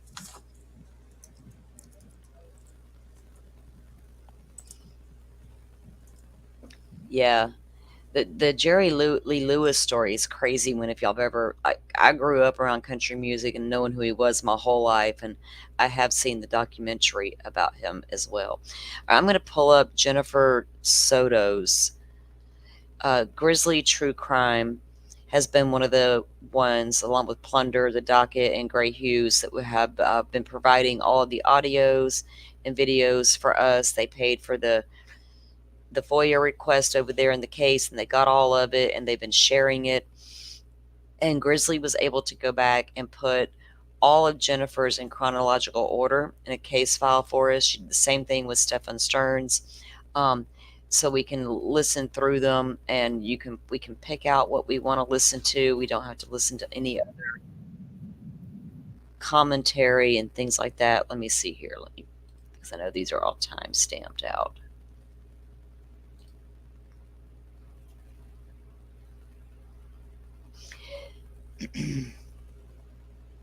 Yes, thank you, Butterfly. There's a link to Grizzly True Crime. Let me turn this down. So when they first start interviewing Jennifer, this one is on the 27th. And I'm going to let this one play for a few minutes, and then we'll come back and let me get it to where it needs to be. Now, this is where they are at the insurance company on the 26th to report Maddie missing. Now, we've seen a lot of these already. We may not play the whole thing, but for those who haven't seen it, let me get this up. Sorry.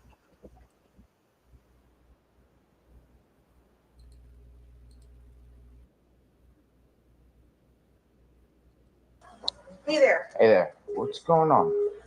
So, was dropped off close to school this morning, but never made it. I'm going to mute out while it plays for a minute, guys, but I'm listening. Can you guys hear it okay? Let me know. From school. I'm sorry. Yes. Yeah. Go ahead, sir. Are we looking for another kid, or we have a kid? Looking for another one. Good. Alright, so people are still on the team. Let's put that out. Any possible location. How long? I'm trying to get that right now. Absolutely. Okay. All right. So she was supposed to be dropped off at school. Didn't make it to school. Didn't make it to school. I went to pick her up from school today, Okay. and she never came out. They announced it over the speaker, and I'm just like, maybe she walked here, because sometimes she'll walk here to this office. Mhm. I came here, nothing. I went back to the school, they were closed. I got an email from the school saying she was absent, but I also messaged her teacher, and he looked at her entire attendance today and saw that she was completely not at school today either. Okay. So she never made it. Okay. What's her name? Madeline. Madeline. Madeline. Last name? Soto. Soto. Soto. Yeah. Date of birth? February 22nd, 2011. February 27th, 2000. 22nd. Oh, sorry. 22nd, 2011. 2011. Just had her 13th birthday. 13. Charlie Worldwide. What's the name of the single age? Madeline Soto, age 13. I'm trying to get a clothing description now. What was she last seen wearing? 26 County Charlie Worldwide. People hit my call 931 call. Green hoodie. Green hoodie. White Crocs. White Crocs. Either blue or black pants. I think black shorts. Black shorts. Yeah. Black shorts? Okay. Black shorts. All right. Do you know if she has like friends in the area? She does, but she doesn't know where they live. She doesn't know where she live. Okay. I asked all of them. Okay. Is this like, did she like have any places that you guys know that she'll usually be at? Any friend's house? Any places that like she likes to hang out? Not typically. No. Not typically? No. Okay. Just give me 1 second. Let me see if I get some. Thank you. No problem. And what school she goes to? 125.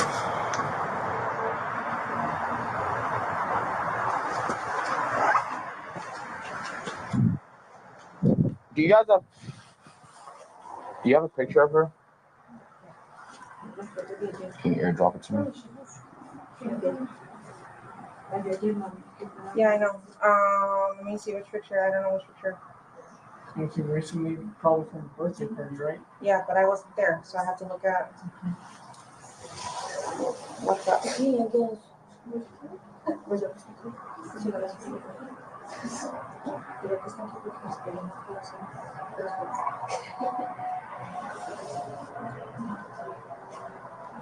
Go ahead. That's what I'm about to grab right now. Yeah. All right, cool. Thank you.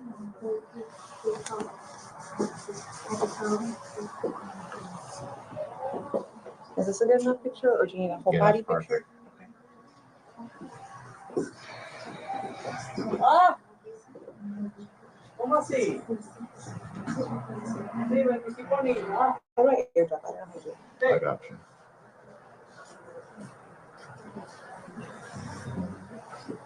Okay, where's the photo? Right there. It's on WhatsApp. That's fine.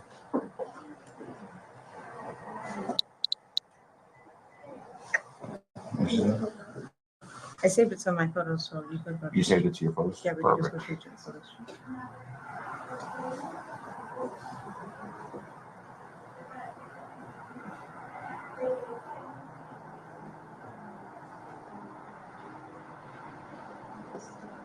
Okay, perfect. Give me a second. Okay, I'm gonna send it out right now to my other guys.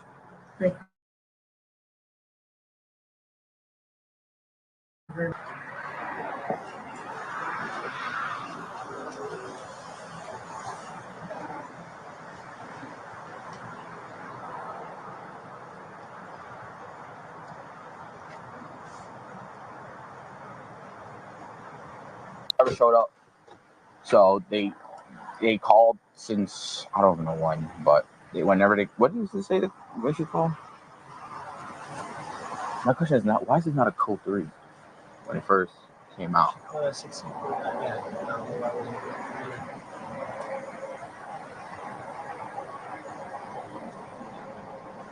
Yeah, so that last time she was seen, it was early this morning, like 7 o'clock.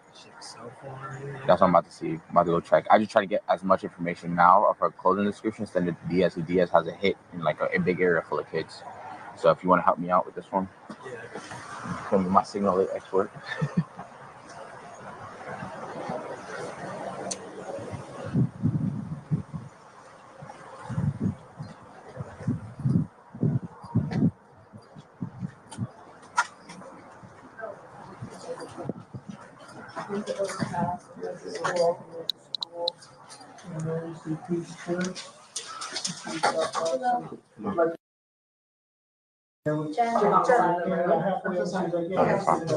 By any chance, does she have a phone number or phone? She does, but she left it at home today. I have it.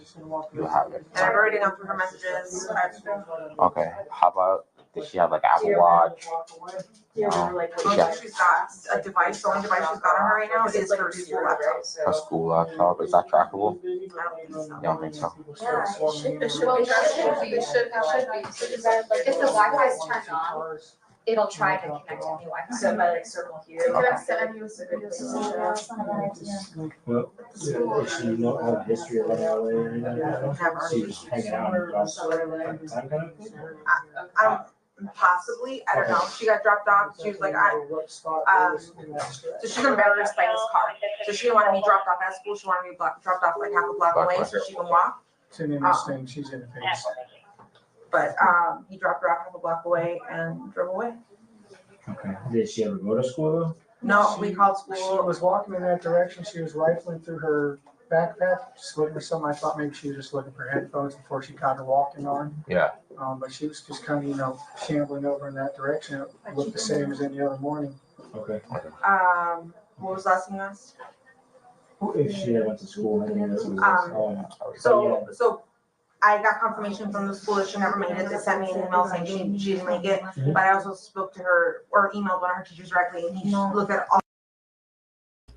Now you'll be able to notice when we progress to me, like going back to what Joe said, that it feels like a very well rehearsed story. It does, doesn't it feel like that? Because they seem real matter of fact. Now I'm not a panicker. Like I won't go into panic mode right away. I might for an instant, but I'm going to bring myself right back because my child did go missing for like 30 minutes one time. I could not let myself panic because I wouldn't be in control anymore. But I wouldn't be so, there's no like real emotion there, like afraid. Right, nonchalant. Right. It's nothing like they're trying to really get the points out to their story. But then when they start being interviewed by the news media and by the police, they're, well, not Jennifer so much, but Stearns.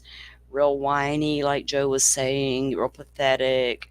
I'm medicated, I'm all these things. And that's just one thing I noticed with these two during this initial police interview. Their calmness compared to what it appears later in their other interviews. So I'm going to go ahead and let this one finish playing, as we're going to look at a different one here in a second with Jennifer. All her attendance for all her periods and told me she would make it at all today. Okay. Say it again? No, she's supposed to have a book bag. She was supposed to go to school, but didn't go to school today.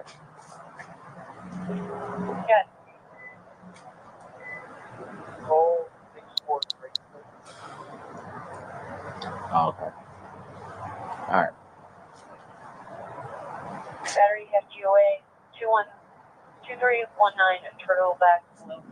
Third party in for Saturday. Okay. Complaint All right. children by two juvenile males. Request 10.5 only. It's code 219.5. I'm trying to figure out secondary spots, but so far negative on anything.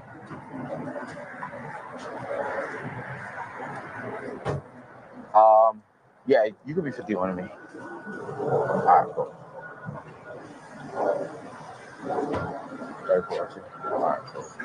Yes, Sector 4 units prepared a copy of local from OPD. Reference A21 to a vehicle. Pursuing local, reference A21 to a vehicle.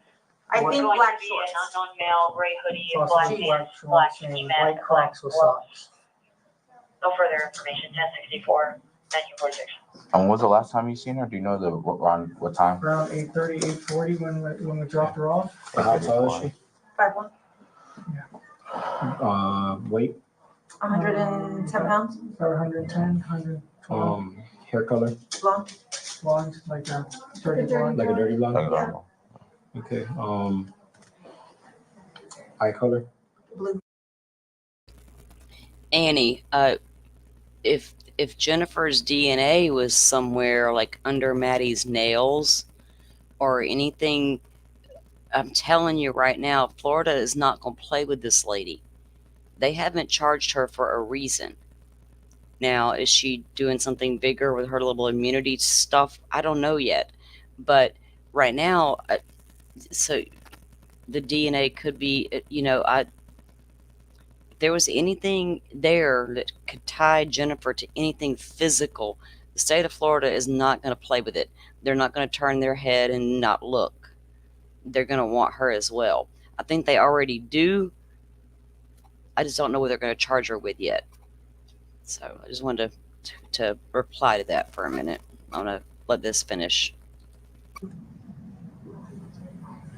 Does she have any markings on her, like any scars or anything like There's that? a distinctive beauty mark on her face On here. her face? On the face, like below the nose or near the nose. Yeah, like right in that area there. It's very distinctive. You'd know it if you saw it. It's big. Any other scars or anything like that? Which you know? Scars. No. Tattoo. Tattoos. No. You'd be surprised. Did you put out the description? I put the top part out. I didn't get the rest of the stuff yet, so I didn't put it out. County 3014.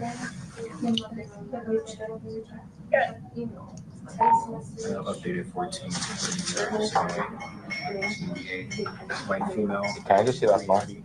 Black shorts, white pocket socks, possibly 519.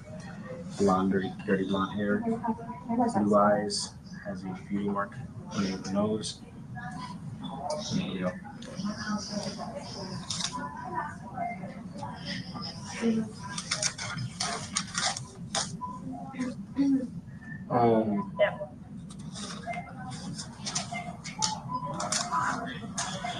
I'm getting a random 407 number. Okay.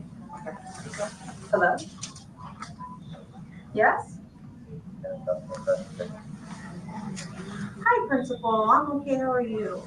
That's right, guys. No, the police officer's here right now. Start getting the Yeah, I'm trying to see if I can find her paperwork. Does she have any social media or anything like that? She has Instagram. right here. OBT Stephan, Private. It is private, yes. Just family, Thank you cousins. so much. I friends. definitely appreciate it. Right here. That's her profile? Yeah. I think, Annie, that Jennifer is programmed to think about Stephan. Should she have been? Hell no. Her priority should have been her daughter and where to find her, and not go into automatic cover for Stephan mode, which is what she was doing. It was obvious, from the beginning. That's what she was doing. Then I have to go back to his manipulating ways. You have to tell them we were together when we dropped her off. They're not going to believe me. They're not, all those things that he's capable of saying. I'm going to let the video play again. My kid needs to ask me a question, so here we go. She also has a YouTube page. Okay. Any Snapchat or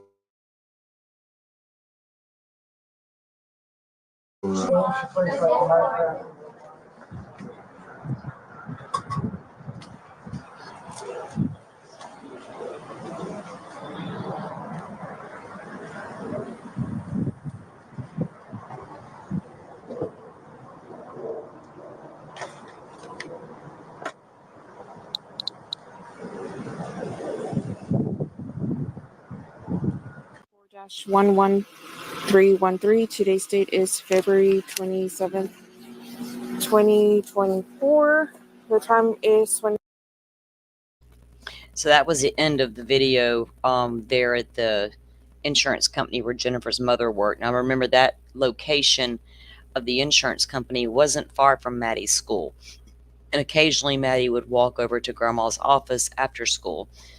So Jennifer claims that that's what she thought Maddie may have done, was walk from the school over to the insurance. Police came.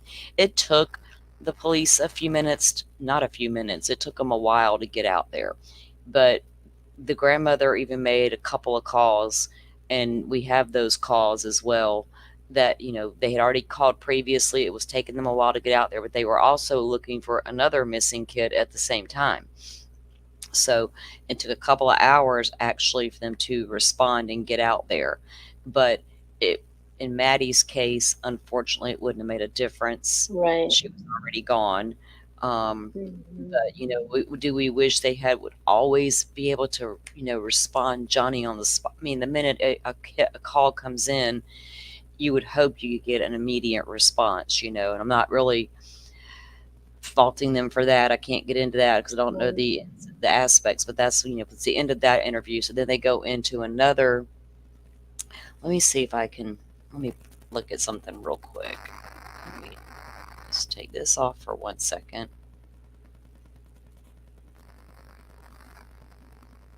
I wanted to. Oops. Oh, here we go.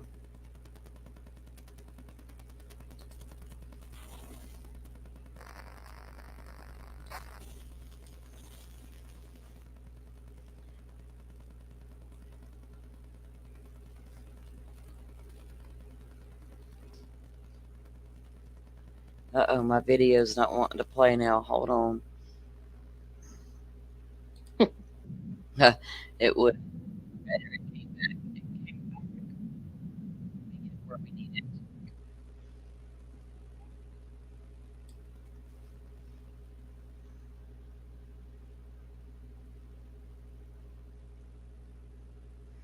Yeah, I feel like she prioritized his feelings, his well-being, everything above Maddie's.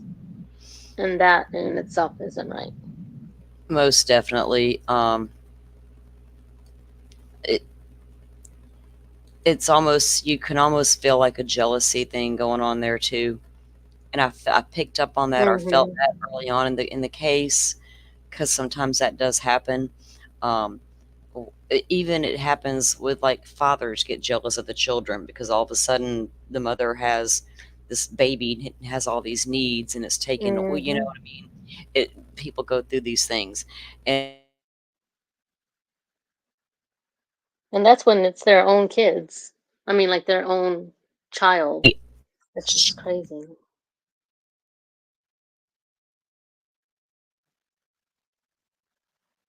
Are you there?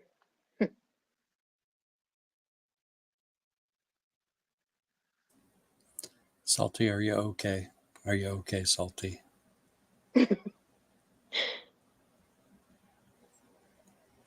Uh-oh. She left us alone. I know. What are we gonna do? We have nothing to talk about. Okay, I'm sorry. I'm back. Did you guys lose me for a minute? Shit. No, we almost fell off the edge of the earth. If you're a flat Yeah. earther, we were right there. We were right there at the edge of the earth. Y'all was on the ledge, and I'm sitting here saying, "Oh no, I don't have any internet." Well, I've got this playlist loaded up, Joe. If you have to run, save us. And I'm like, wait a minute, they can't even hear me. We need to put a disclaimer at the top of every show. If swamp signal occurs and we go down, you can find us on Joe's channel. In fact, Butterfly dropped the link. I already did, yeah. Yeah, please go sub up to Joe's channel. He gets our back when ours goes down over here, but Joe's got some amazing content himself. He's going to be coming out real soon with some shows that I think you guys are not going to want to miss. We enjoy having Joe over here to talk things with us. So yeah, go sub up to Joe's channel for sure. He deserves it. He puts up with a lot over here. It's like Savior Joe. Joe's Okay. awesome. I'm not a savior, but I do appreciate it. Thank you.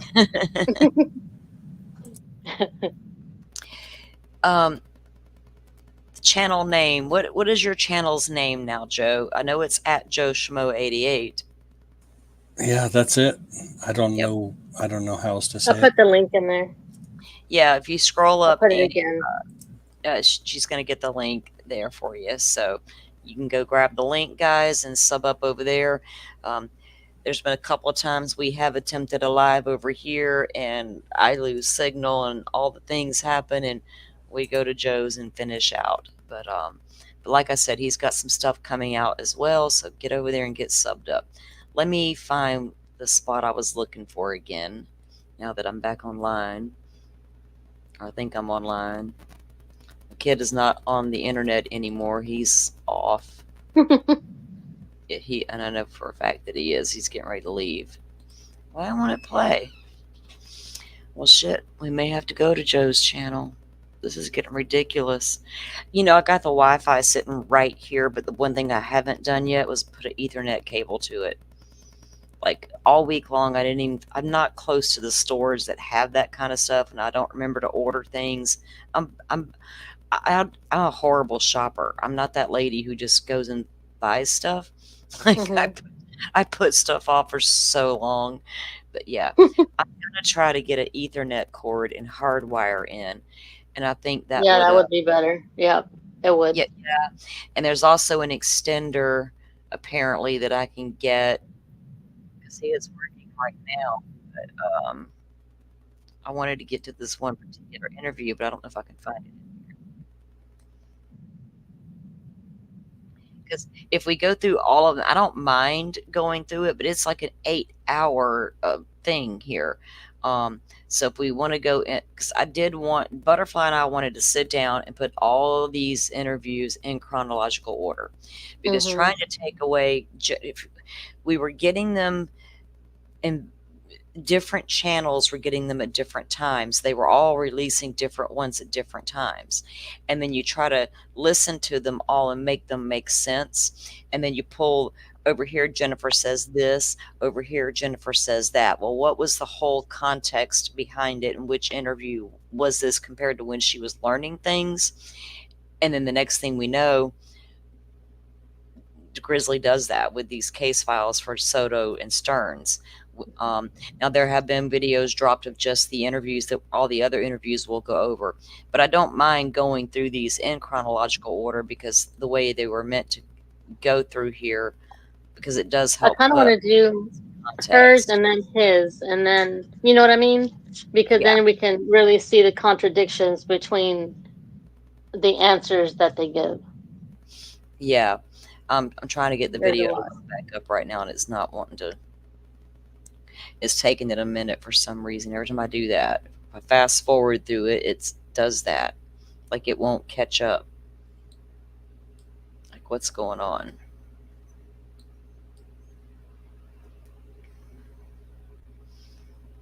Okay, let me do it this way. Hold on.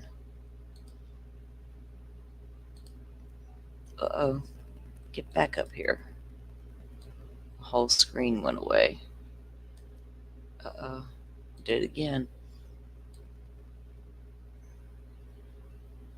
Okay. Let me go directly to it versus me doing it that way. And see.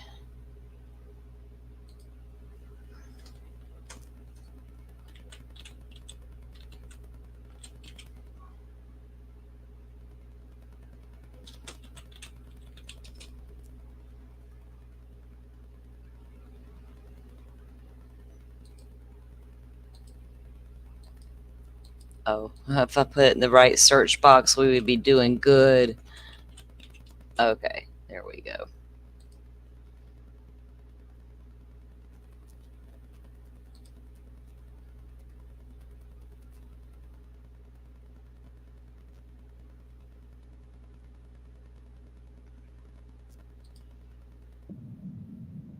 Okay. Well, it's like I get trigger happy over here. All right.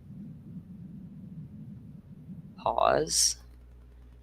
And now let me go here where my time's. There we go. Okay.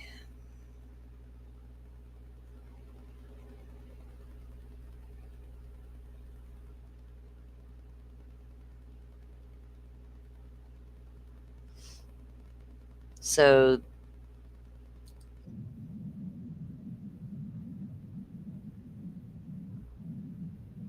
oh, this is not the right one. Sorry.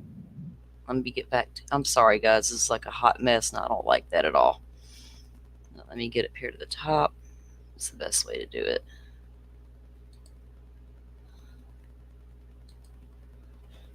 There we go. The case file. Okay. It would always help if I clicked the right thing to begin with. Okay, so we've already viewed the body cam. This is the police audio from February 27th of Jennifer with the female officer that comes to the scene. So this would be like her first police interview outside of the insurance company. Let me get it up there. Let me share.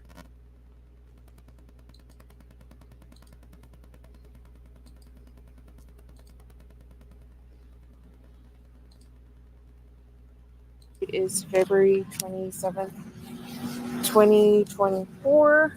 The time is 23:32 hours. Gonna speak with Jennifer Soto.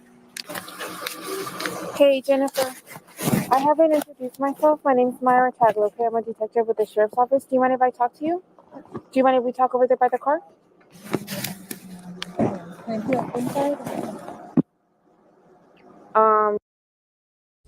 This is Detective Tagler's interview with Jen. That's fine. Where? Inside the house? In the car. Yeah. Our car? Yeah.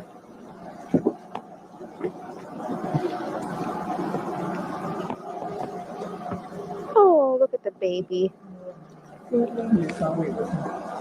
Does it lock? No, it should be fine. Okay. Over here, please. Want to be able to go back home soon? I'll explain it in a second. Okay? I have a question too before we get started. Somebody said something like somebody in here has a gun. Is that a true statement or a false statement? That's a true statement. Okay, where is this gun at right now? It is upstairs in the guest bedroom. Now we have the crime scene photos. There was a large photo dump in the case. I'm not going to show them all right now, but we have looked at various ones. The pistol, the gun, was found upstairs, bedroom 4, in the drawer right next to the bed. And the police went in, they did take it. And that's when Stephan went out at the 316 in Jen's car, and his dad alleges he went out there to unalive himself. What then his dad wondered was the trip back to Northport so he could retrieve his other weapons, because Stephan had more guns at the parents' house, but we don't know what he was doing out there. But I'll start the video back up now.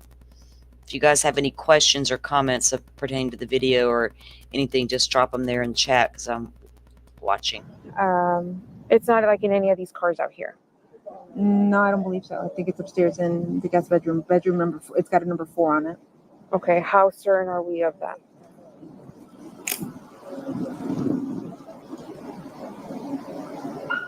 As far as I know, the gun is inside upstairs. I haven't heard of it being in the car. Okay. Let me just move my purse. If you want to take I could be incorrect. I'm not sure.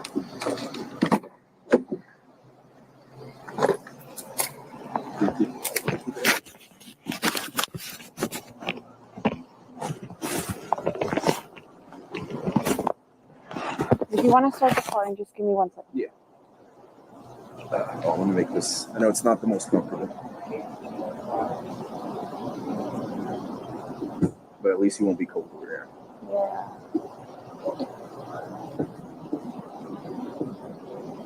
I get cold super easy. Yeah, I get having the same way, so I understand. You want to take a seat right over here? And then she's gonna.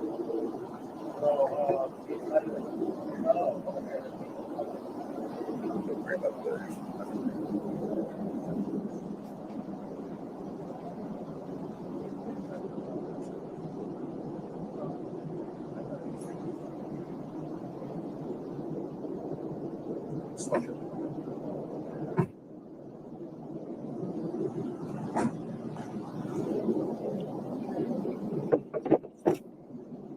Start it up.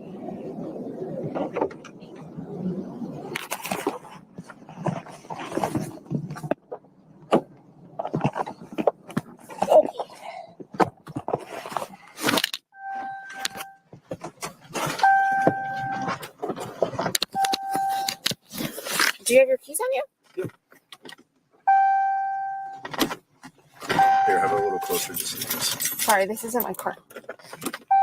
There we go. Okay, so I'm not sure if he introduced himself, but his name is Luis Acosta. Okay. We both work for Orange County Sheriff's Office. So I understand you spoke with the other guy earlier, with Detective Frank Hunt. Is that correct? Yeah. Okay. We have officially taken over the case, okay? So Are you guys with Kissimmee? No, we're with Orange County. Oh. It's just a different unit. Oh, okay. What unit are you with? We're with sex crimes. Okay. It's just because of her age and is why we take over. Does that make? I know it's kind of confusing, but like we have like different rules, in Orange County, and depending on like people's age, we sometimes take over investigation when it comes to missing persons. Okay. Does that make sense? Yeah. So,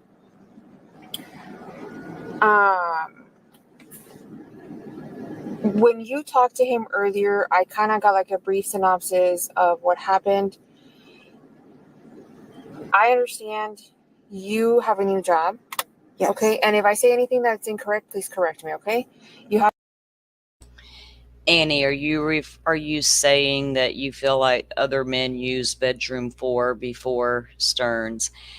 You know, I'm not going to put rumors out there about this case because it's not fair to Madeline Soto. There's no evidence to show that any other men use that room other than Stephan Stearns. And right now, from where I'm sitting, Stephan Stearns is the biggest monster in the room. Jennifer runs a second close best at second. Because no matter what we feel about her personally, he did this to that child. Did she become complacent and allow that? I'm going to tell you right now, I can't even count the number of parents out there right now neglecting and abusing their children.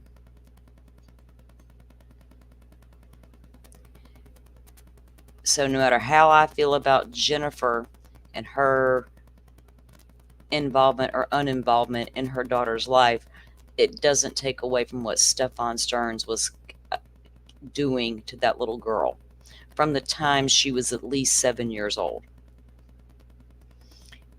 Like I said, society can choose not to try to understand because it's incredibly uncomfortable, or we can choose to try to understand so it doesn't happen again. Awareness is important. And last night, you asked them to go sleep upstairs because you wanted to get rest. Is that correct? Yes. Yes, in the bedrooms, we feel the same way about the numbered bedrooms, but allegedly they are numbered because they have roommates in and out of there. Now, 2 of the roommates had been there long term. Number 4 had been vacant for a while because the other lady moved out. And then Stephan eventually moved into that room and began to pay rent on it. So that is apparently why the numbers were on the doors, but who the hell knows? Okay. What time was this? Do you remember?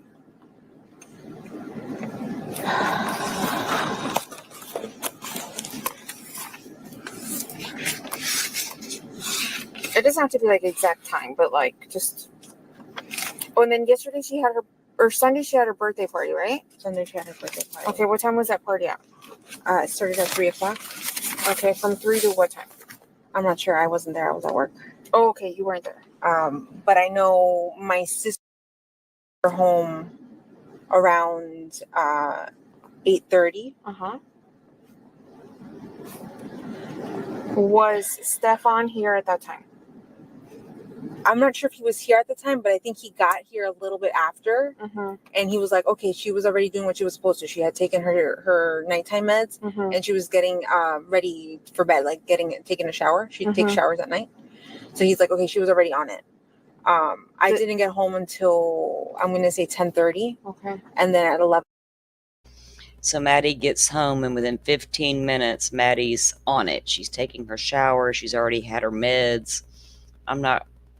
Most 13-year-old girls just getting home, you don't just like, I don't know, kind of like taking your time for a few minutes. 15 minutes, he's already got her doing all her stuff and getting ready for bed. Then I sent them to bed.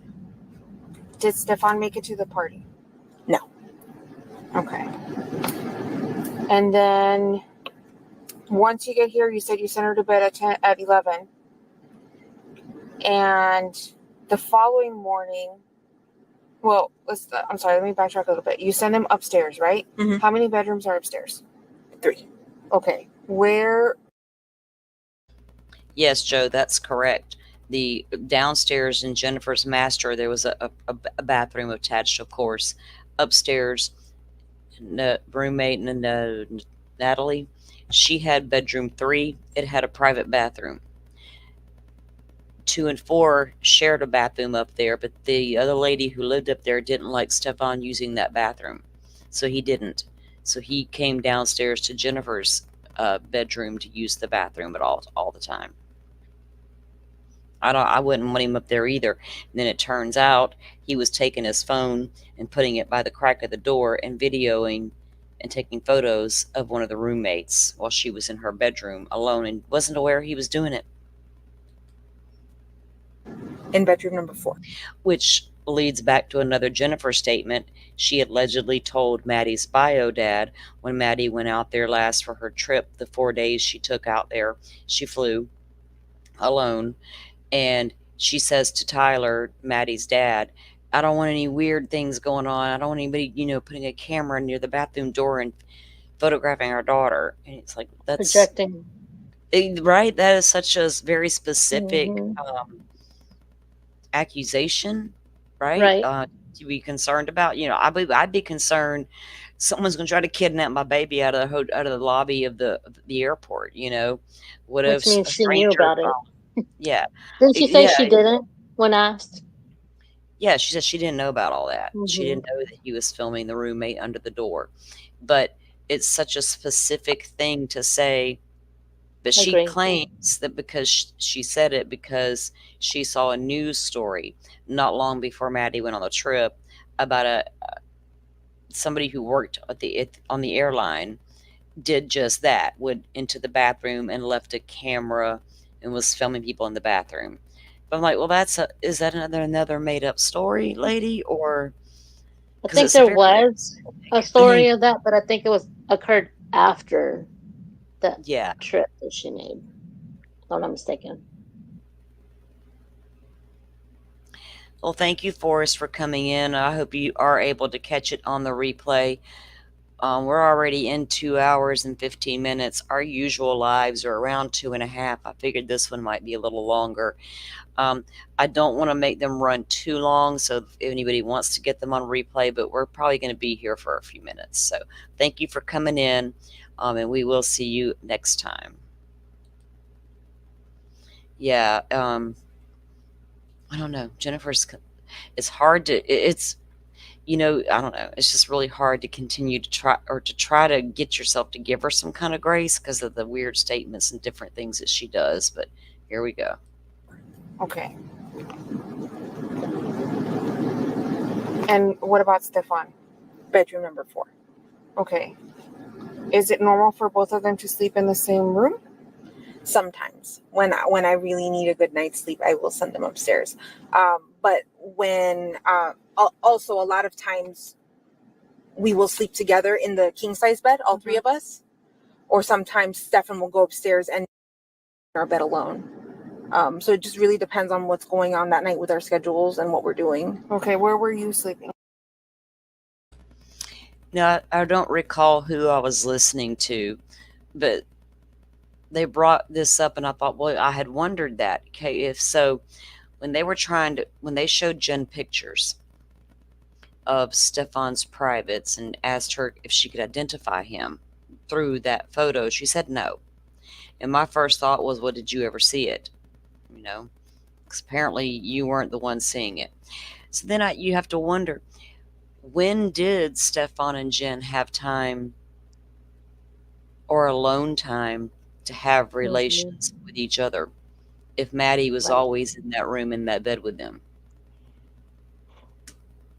I just don't understand how she didn't. Okay, so if someone told me, if I was in that situation and someone told me that they're from sex crimes, my first thing I would say next, if I truly didn't know what was going on, would be what sex crimes, why sex crimes?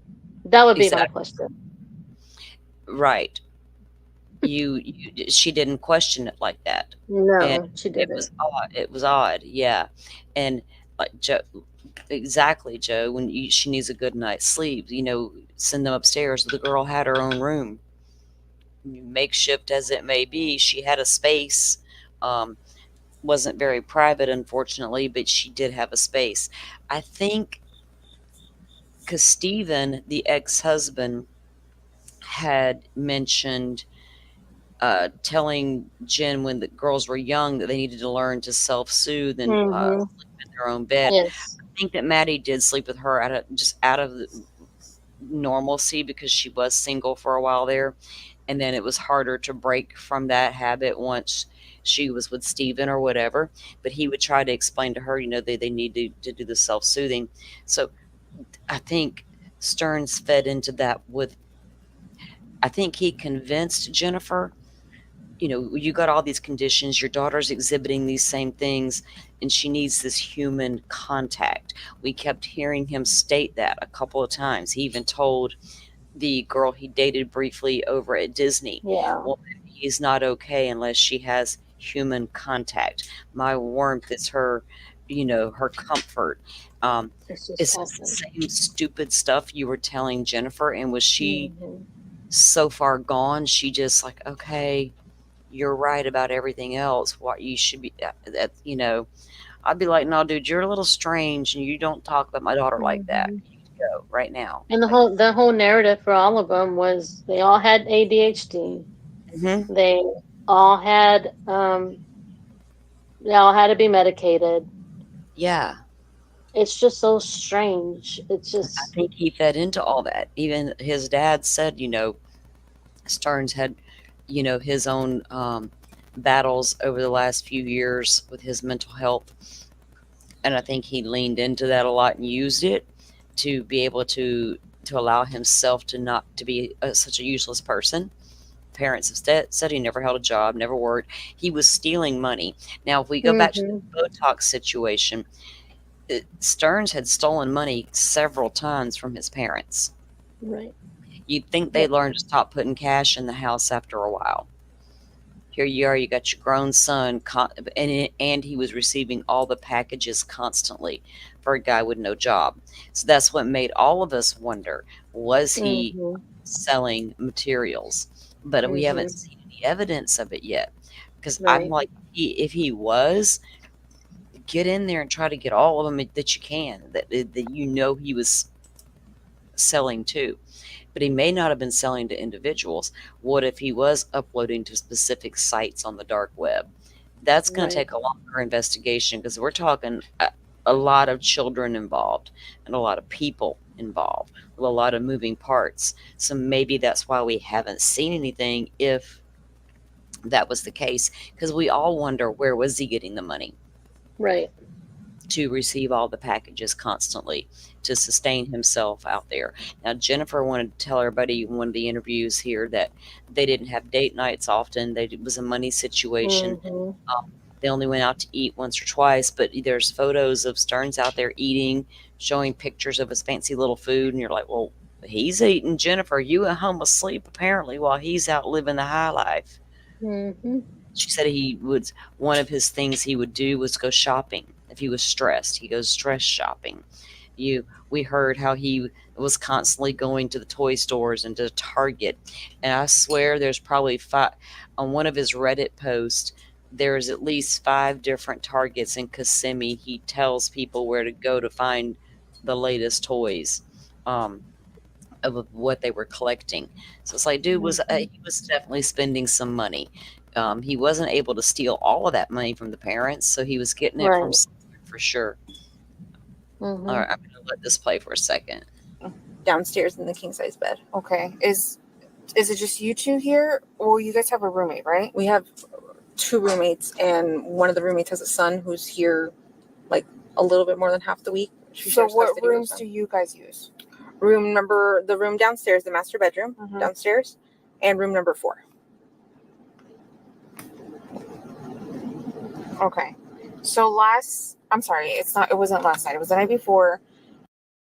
Stephan slept in bedroom number 4, and you slept downstairs. Yes. In the master. Okay. What time did you wake up?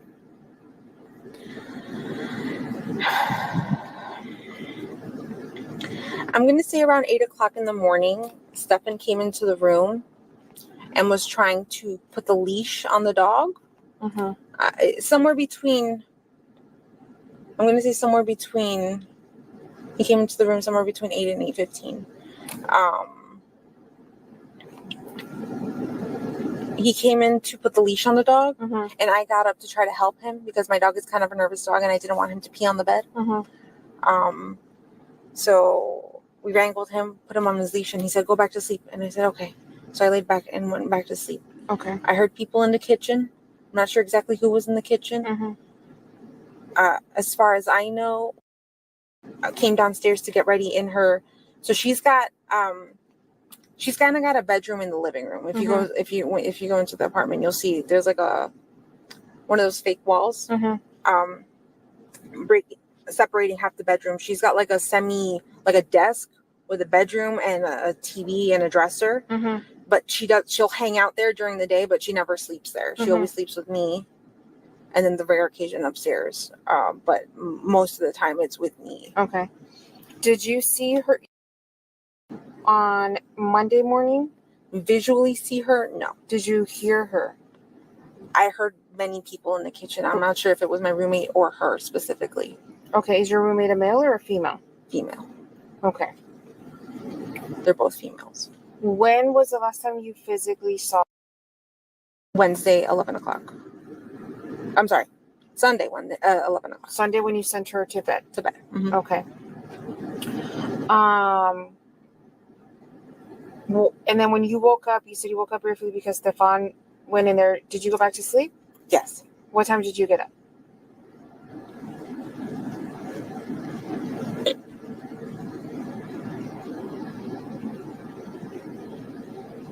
me see if I actually have my alarm set. No, I don't have the specific day on there.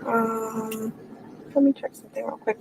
I'm pretty sure I woke up around 9 o'clock in the morning, and then I left at 9:30. I had an appointment. I had a doctor's appointment at like 10:15. But they took a while, and then by the time they did my blood work and whatever, So her appointment was at 10:15. So when Stearns returned to the condo at 10:14 with Maddie in the trunk, Jen was already gone to the blood appointment. She probably left the house about 9:30ish because she didn't live far from the appointment. Yeah, in one of the interviews, he said when, I don't know if it was 10:15, he came back and she was there. In one of the interviews, he said that. But she says no, that he called, that he texted called her at 10:18 or something. Yeah, So, and telling her about how their morning went. That they made good time, left at 7:30, because he claims that he left with her or dropped her off. I mean, all the things he claimed he did with Maddie. He was calling Jennifer with a report on that around the 10:15 timeline. So they both made misstatements throughout. I don't know if they were just didn't think about their whole story all the way through, and then started like saying different things, and that's when the cops were like, wait a minute, they're starting to say different things. But she had to refer back to her phone so many times. What time was your appointment? Oh, let me look. What time did you leave the apartment going to the appointment? Oh, let me look. Let me look and see what time my alarm was set for. Like, what? Are you so far gone you can't recall what time you had if you knew you had appointments that day all set up, you knew you have to get up and leave by a certain time, you got to go back and look and see what your alarm was set for? and that whole thing just doesn't make sense to me. Like, if I had she was off that day. So why couldn't she have just dropped her? If that was true, she could have just dropped her off on the way and gone to her appointment. Yeah, but I think getting up out of the bed in the morning was a problem for Jen. Well, and especially if you look at Maddie being tired the next day, was, then I had to wonder, was Stearns drugging Jennifer at some point? And were there times the next day she could barely get back up out of bed because she's so groggy still? And if you were using anything strong and they didn't even know about it, for instance, maybe in the food or something, I don't know, I would think there would be a taste involved if you were go sprinkling stuff into my food, but who knows? Maybe he wasn't giving her anything extra. Maybe the meds that she was actually on did the trick, Well, she says she had missed some. Yeah, I don't think she took a lot of people with bipolar disorder, especially, they don't take their meds properly. A lot of times they will come off their meds. Now, Stephan, her ex-husband, stated that there was at one point she was on lithium. That's a pretty hardcore medication. People who need that don't like taking it because it does cause some pretty severe side effects. And they're known to stop taking their meds and then have to go back and start taking them again. And then they stop and then they're back on. That's part of that disorder. I feel like there was probably some medications she took religiously and didn't miss. There were probably others she took when she felt like it. Hence the blood work. When you are on certain medications for certain conditions, you have to go get your labs done because they need to know you're taking that medication. It's going to show up in your lab work or not show up. If it doesn't show up, you're not taking your medication properly. And sometimes it's to evaluate things like the liver, because a lot of these medications will have side effects and can do damage to certain things, and they keep a check on all of that. When you're on these meds, and she even states she has to go to a lot of blood appointments. I'm sure she was getting blood work drawn every few months, especially if they're adjusting meds. But if you got somebody going into the doctor and complaining about everything, about my sleep, about my eating, and they're like, well, we have you on this regimen that's not working, we got to adjust now. Where's Right. the therapy and the hard work needed to get past all this? Are we going to spend 5, 6, 7 years just adjusting meds and hoping for the best? You know? So, Mm-hmm. I think I got home somewhere between 11 and 11:15. Okay. When you got back, was Stephan here? I'm pretty sure he was, yeah. What was he doing? Just sitting in my room. At my computer desk on his phone. Okay. What did you guys do? We chatted for a little bit. I asked him what had happened because he had called me earlier at 10. Let me see.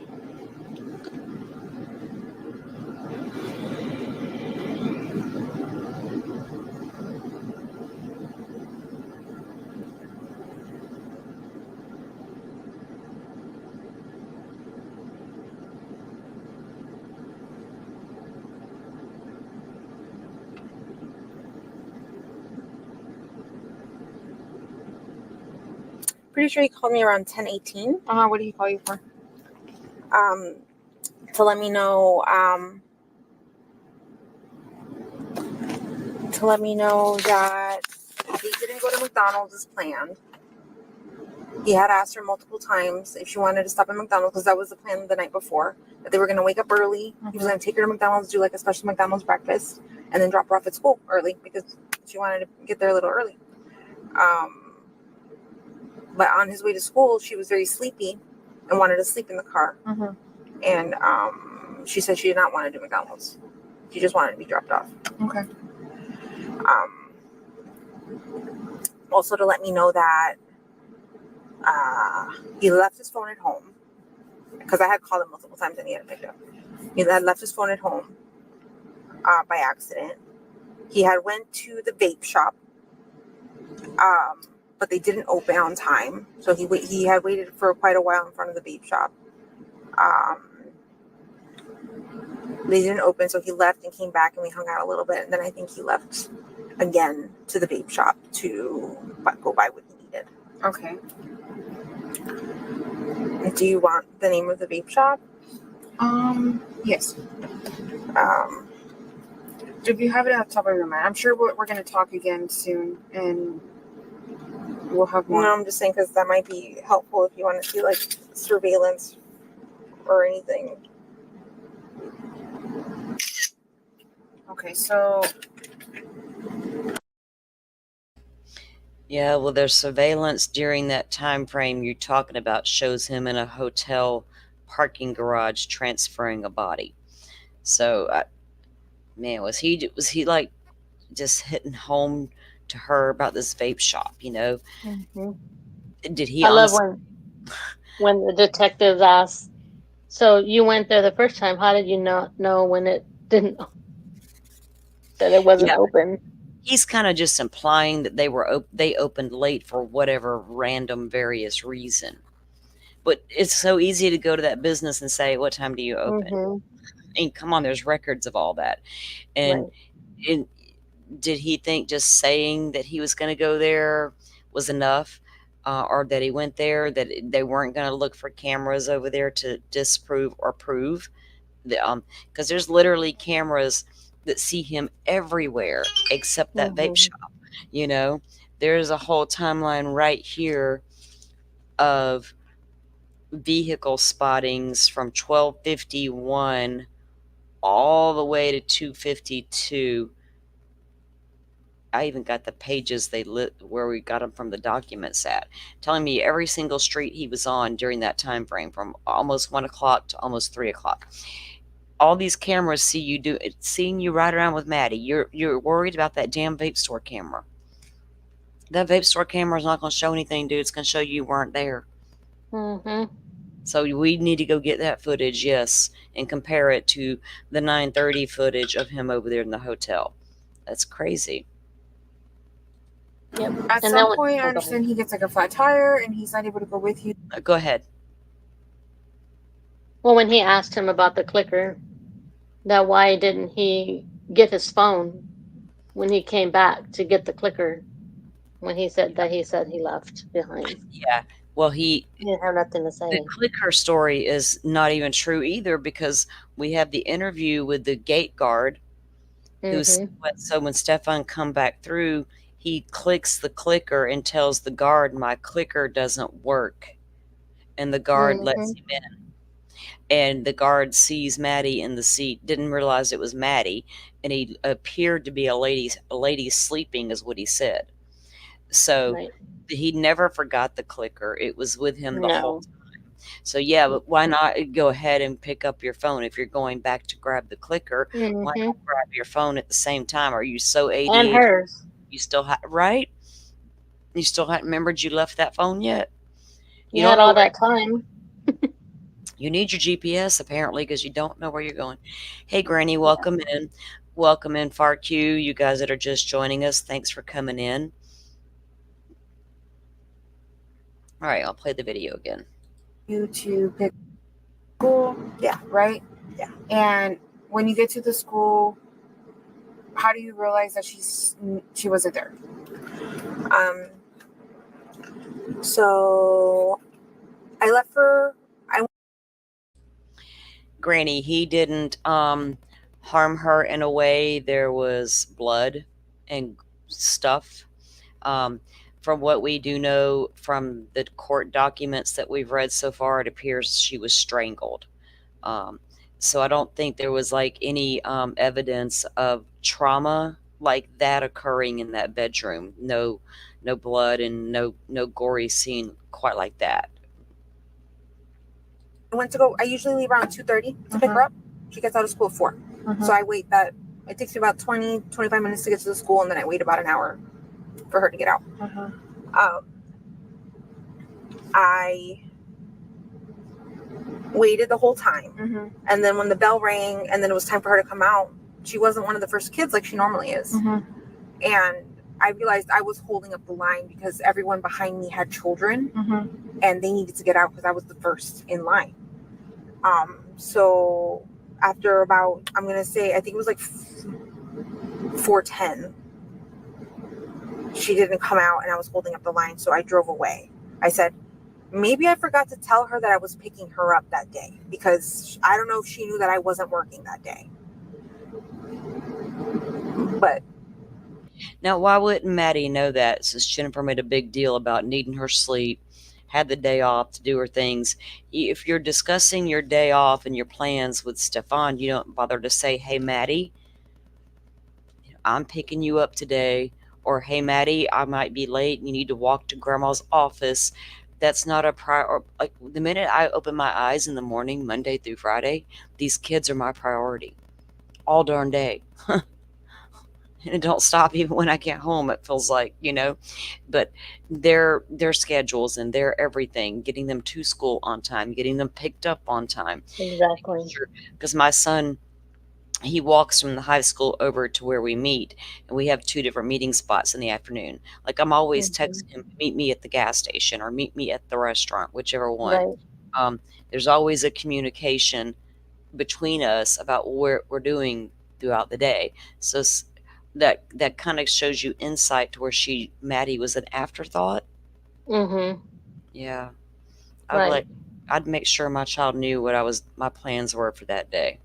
Just as I was saying before, it seems like he was more of a priority to her than Madeline was. Yeah. In my opinion. Yeah, and Joe, I'm confused by that statement as well. She never went upstairs to look. Jennifer didn't get out of bed to look.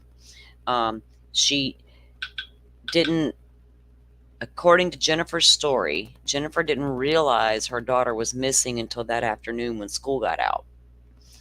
Did she at some point go back to the apartment and run through it? I don't know. We never hear her say anything like that. She goes to the school, doesn't see her daughter. She goes down the street. She parks, thinking she'll see Maddie walking towards the insurance company. She doesn't see her there either. And that's when she notifies Stephan and the family that Maddie's missing.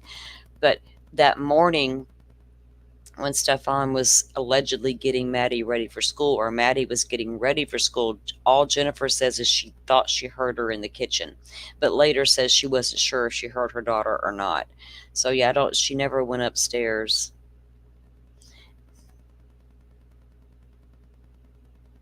Annie, if you're gonna come in here under alternate, you better tell me so I'll know for sure. Now I know you're both accounts. Gotcha. Okay.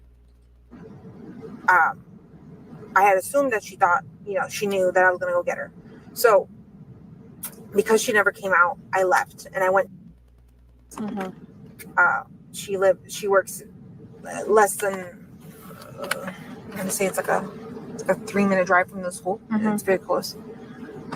She works in the Hunters Creek Villages area.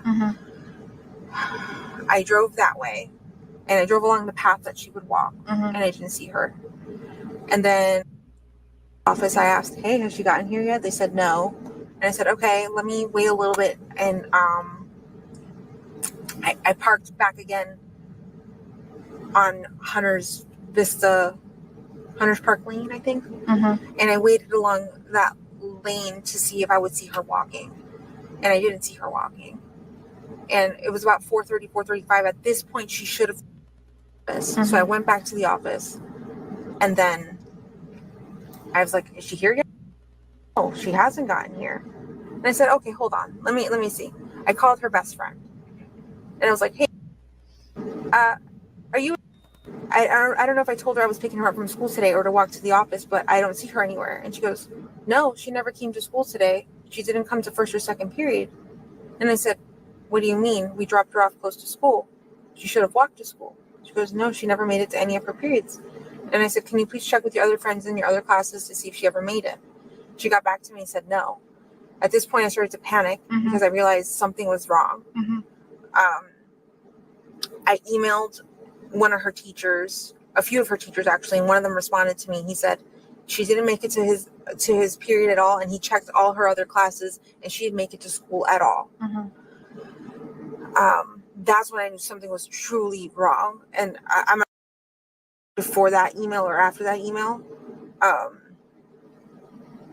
But I started panicking and freaking out because she should have been to school. She should have made it. And then I understand she forgot her phone, right? Yeah. Is it common for her to not have her phone? Yes. She's got ADHD. She's super forgetful. She never realizes that she's in the shower for a whole hour. She loses track of time. She's very... And then you guys went looking for her, right? Yes. Where did you look? Like, did you drive somewhere? Did you walk? Like, where did you go look for her? Okay. So, after her best friend called me, actually, or I talked to her best friend on the phone, I went back to the school to see, let me check her official attendance. Let me see what's going on. They were already closed. Nobody was at the school. So I searched by backtracking into the school and then coming back out and seeing that there were no kids at the school at all. So then I drove office. Everything was driving. And then I think that response from her teacher at that point. But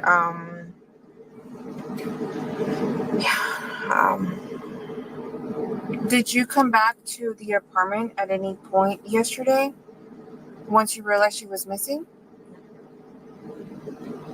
Stephan was at home waiting for us to get back. And then when I told him something was wrong, she never made it to school, he completely hauled it back to me. And then we all stood there waiting for the cops to show up, and they didn't show up till like 7:30. It took them a while to respond. I think they were looking for other missing kids around the area too. But yeah, no, we did not come back home until we were done with the police. We were done with everything. There was nothing else for us to do except come back. Where was her phone when all of this was happening? With me. How did you get the phone if you never came back here? I took it with me to go pick her up from school. I was going to give it to her when she got in the car and be like, listen, you forgot your phone again, and let her play on it. I'll do that sometimes when she forgets it. I bring the phone with me and I just give it to her afterwards. But I had brought it with me to go pick her up from school. Okay. And you works where? I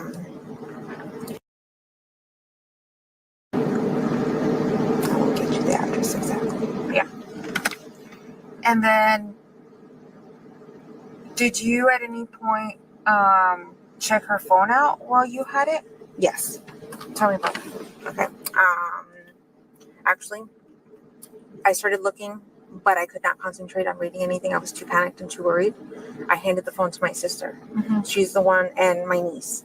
They both started going through her texts. I saw her texts. Nothing seemed weird. No weird random people. Everyone is someone I was familiar with or had heard about. They checked her Roblox. They checked her Discord. I checked her Discord as well. There was nothing weird. One of the police officers taught me to look at deleted text messages. We looked at those as well. They were random text messages deleted. They weren't anything. Do you remember where you were when you were looking at her phone? Yes. Which is where? Let me see.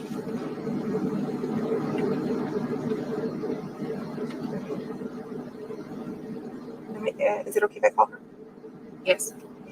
I'll get the exact address. And then while she answers, were you guys, when you guys were looking for her, did you guys keep looking for her in the Hunters Creek area or somewhere else? Hunters Creek area.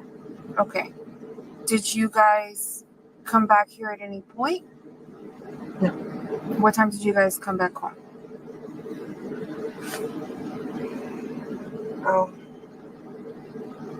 Hold on a second. Forget if that's what I was trying.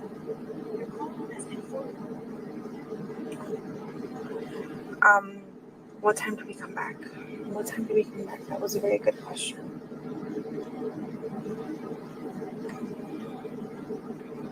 I'll come back later. I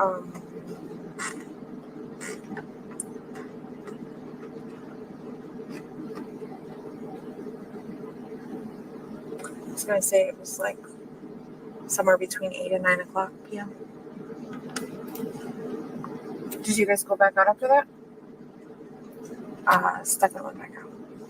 And this was last night, right? Yes. Okay. Where was after this?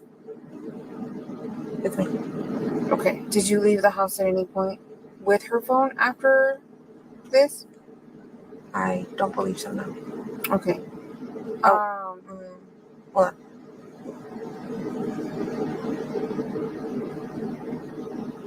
I think it's been home all day today, too. It's been home all day today? I'm pretty sure, yeah. What time did the police take her phone? Oh, just kidding. Yeah, they took it. I don't have it anymore. What time did he take the phone? I've made so many phone calls today and seen so many people today that I was it don't light know. out or dark out? It was light out. It was still Detective light. Hunt still yeah, it was during the daytime. And then but other than that, her phone was here all day. In the morning, yes. Did you guys take the phone anywhere other than when Detective Hunt took the phone?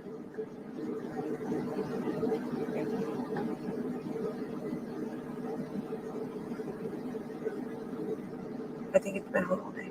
Yeah, I don't think I left the house with it. Okay. Did Stephan have access to the phone?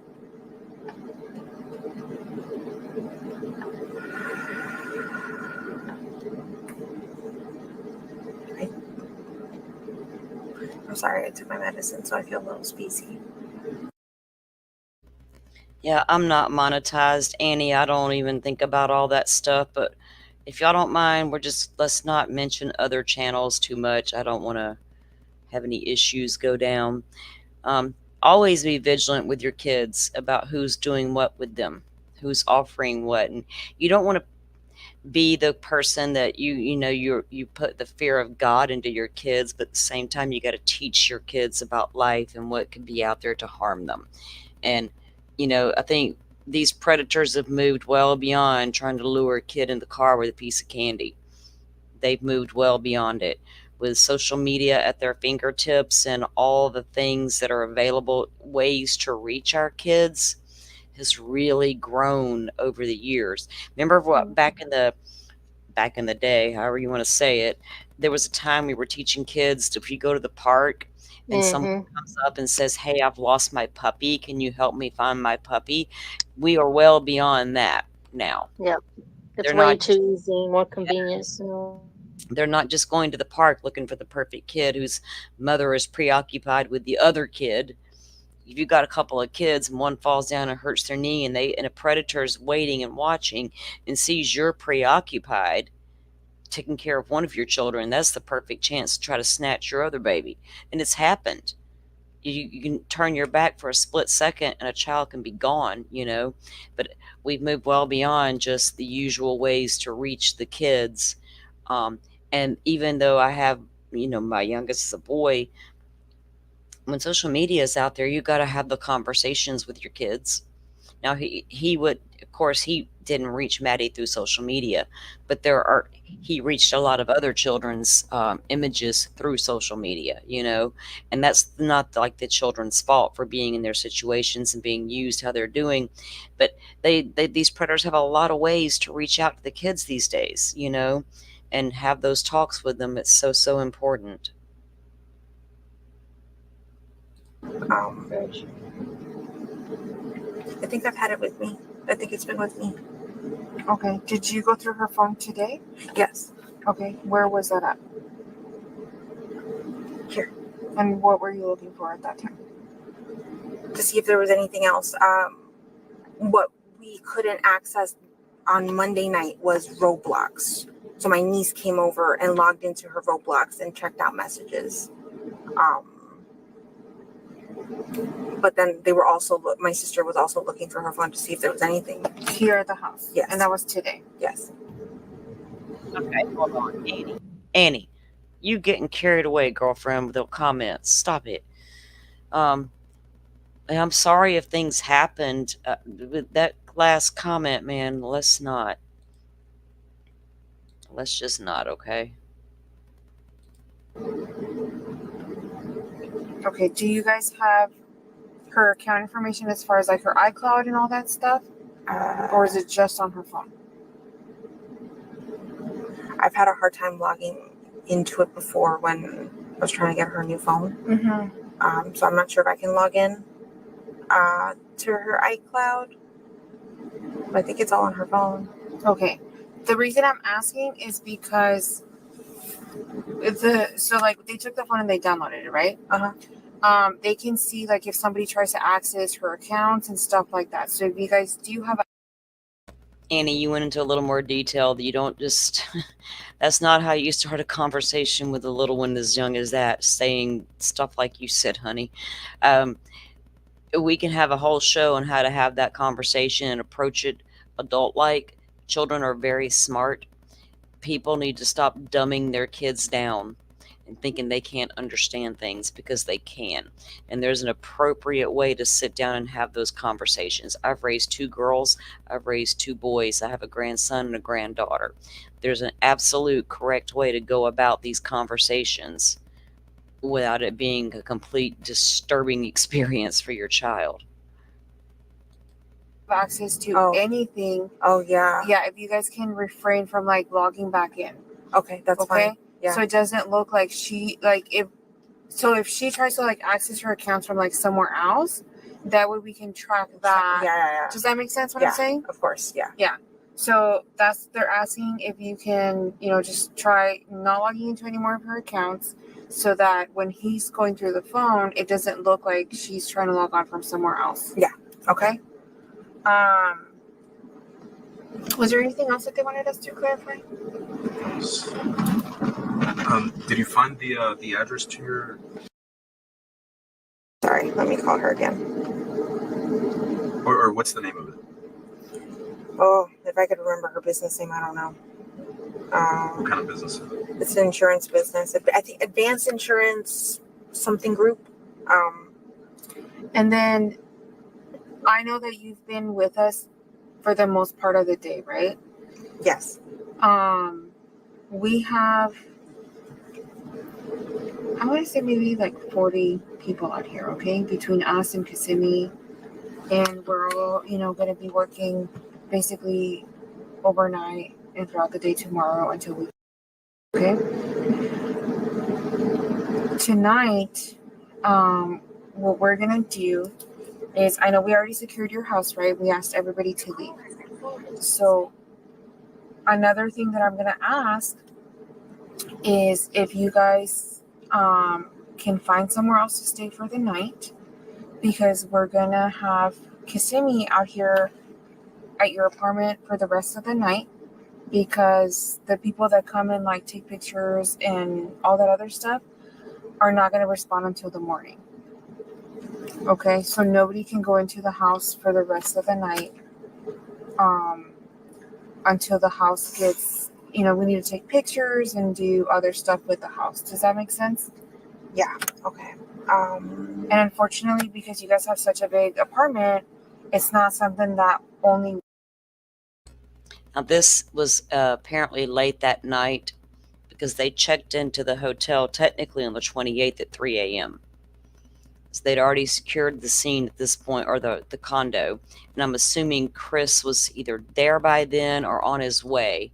Because remember, Deborah said they had the housing crisis, and this is the crisis that she was speaking of. So then they went and got their hotel. And that was at the Town Center Plaza Hotel. One person does, like, we don't do that, right? We have our forensics unit come out, and it's not something that one person can do by herself, so she has to wait until people come in, because they're on call after midnight, right? So she has to wait for the other people to come in the morning, and then they're all going to come in as a unit and try to get it done as quick as possible. Okay. I need to go back into the house. Mm-hmm. I have medication that I have to take Mm-hmm. in order to be like normal. Mm-hmm. Is there a possibility that I can go back in there and get my meds? Yes. Give me a few minutes, and then we'll try to. See, she met one of her early statements. I need my meds to be normal. I don't think they were making her very normal. They were making her more abnormal, if anything. Therapy, people. Put in the work. To figure out how we can get your medication, okay? But that's something that we can definitely get. Okay? Does it make sense what I'm telling you? Yes. I just don't know what we're gonna do about finding a place to go, but okay. And then, because lost in Stephan's car, we're also gonna tow his car. Okay. Okay? Okay.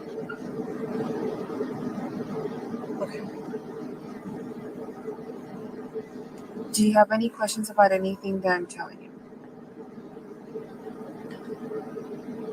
Okay, so from now on, it'll probably be me getting in touch. She didn't even ask him, why are you towing his car? You know what I mean? She's just like, okay. Yeah. They towed hers from the hotel. I was reading that in the when I was going through the documents again this morning, that the first document drop we got, that 896 page that monster, they took hers directly from the hotel where they were staying, and they weren't there, I don't even think, 24 hours before. Why are you? Yeah, exactly, Sleuthy. She didn't ask all the questions that she should have been asked. Even like when Butterfly mentions they come in and tell her, sex crimes are here. She never says, well, why? What do you mean? Do you suspect something? Did you find something? Or any of that. She's just like, oh, okay, whatever, to everything. The same when they brought up homicide. She didn't question that either. Is she just that type of person? Like whatever she's told is okay? Do you know what I mean? Like as far as like trying to build a profile on her to see if she was so easily manipulated by Stearns. Is she the kind of person? Because let's be real, there are people out there you can sell a lot of bullshit to. Okay, there's some really easy people out there who will buy your story hook, line, and sinker. No matter what you show them, no matter what proof you give them, you can have it all laid out in front, and they will still say. And it's hard to wrap our head. There's a unknown white car in my yard. That's not cool at all. It's gonna give me anxiety. Oh, my son be getting all kind of Amazon deliveries. He likes Stearns, not like that, but always getting packages. Like I'm not a shopper. I could care less. I only shop if I have to have. Like, damn it, I gotta have something. No, I'm a shopper. I have to say that. No, I have never been. I don't know why.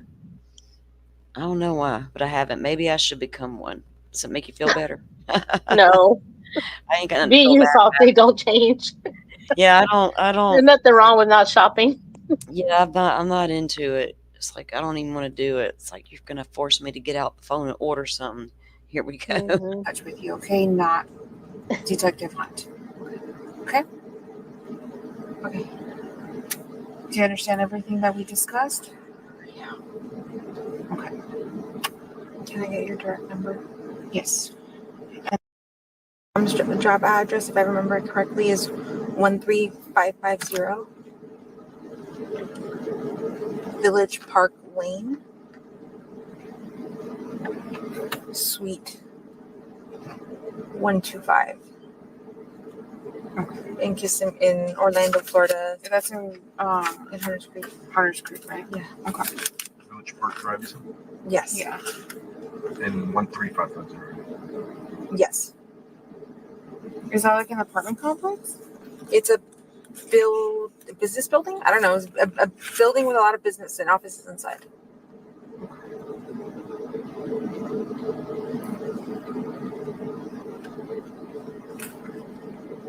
And when did you say you were there?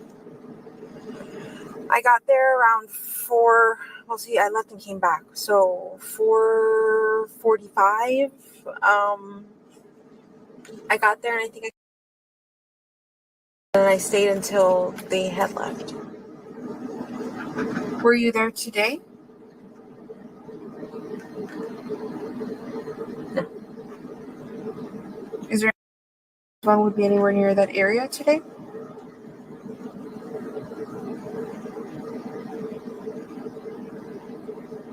No, I don't think so. It's been with me. Oh, Detective Hunt went back to that office. I'm so sorry, and he had her phone. Okay, he had her phone at that time. Yeah. Why did he go back to that office? Because my uncle had walked the path along the trail, and he had found the wallet with not an ID, but like credit cards and something that had somebody's state on it. So he went to pick it up to see if it was of any interest. Okay, that makes sense. Yeah. Okay, so I'm gonna give you my business card. I'm still here for a little bit longer. I'm gonna talk to Stephan one more time. There was like a few things that we needed to clarify with him, and then we're gonna, like, me physically, after I get done talking to Stephan, I'm gonna try to go get rest, right? Because we're gonna continue to do all this. Yeah. There's other detectives that are coming from my unit. Okay. So like there's always gonna be somebody here. Okay. So just because I physically am not here, don't think that we're not physically working on this. We have a lot of people in our unit, right? So we're taking like shifts. And then the people we have violent crimes out here as well. And they're here till 4 a.m. So I don't want you to think that like, just because I'm leaving, that we're not still actively working on this. Does that make sense? Yeah. Like they are here till 4 a.m. And then the day shift people that also work violent crimes come in around that same time. So they're going to take over. So like we have like people working till a certain time and then other people coming and taking over. Okay. So like I said, just because I physically am not here doesn't mean that we're not still working on something. Does that make sense? Mm-hmm. Real quick, I don't remember if Detective Tackler asked, but yesterday when you guys were out looking, do you remember what time you were out looking till?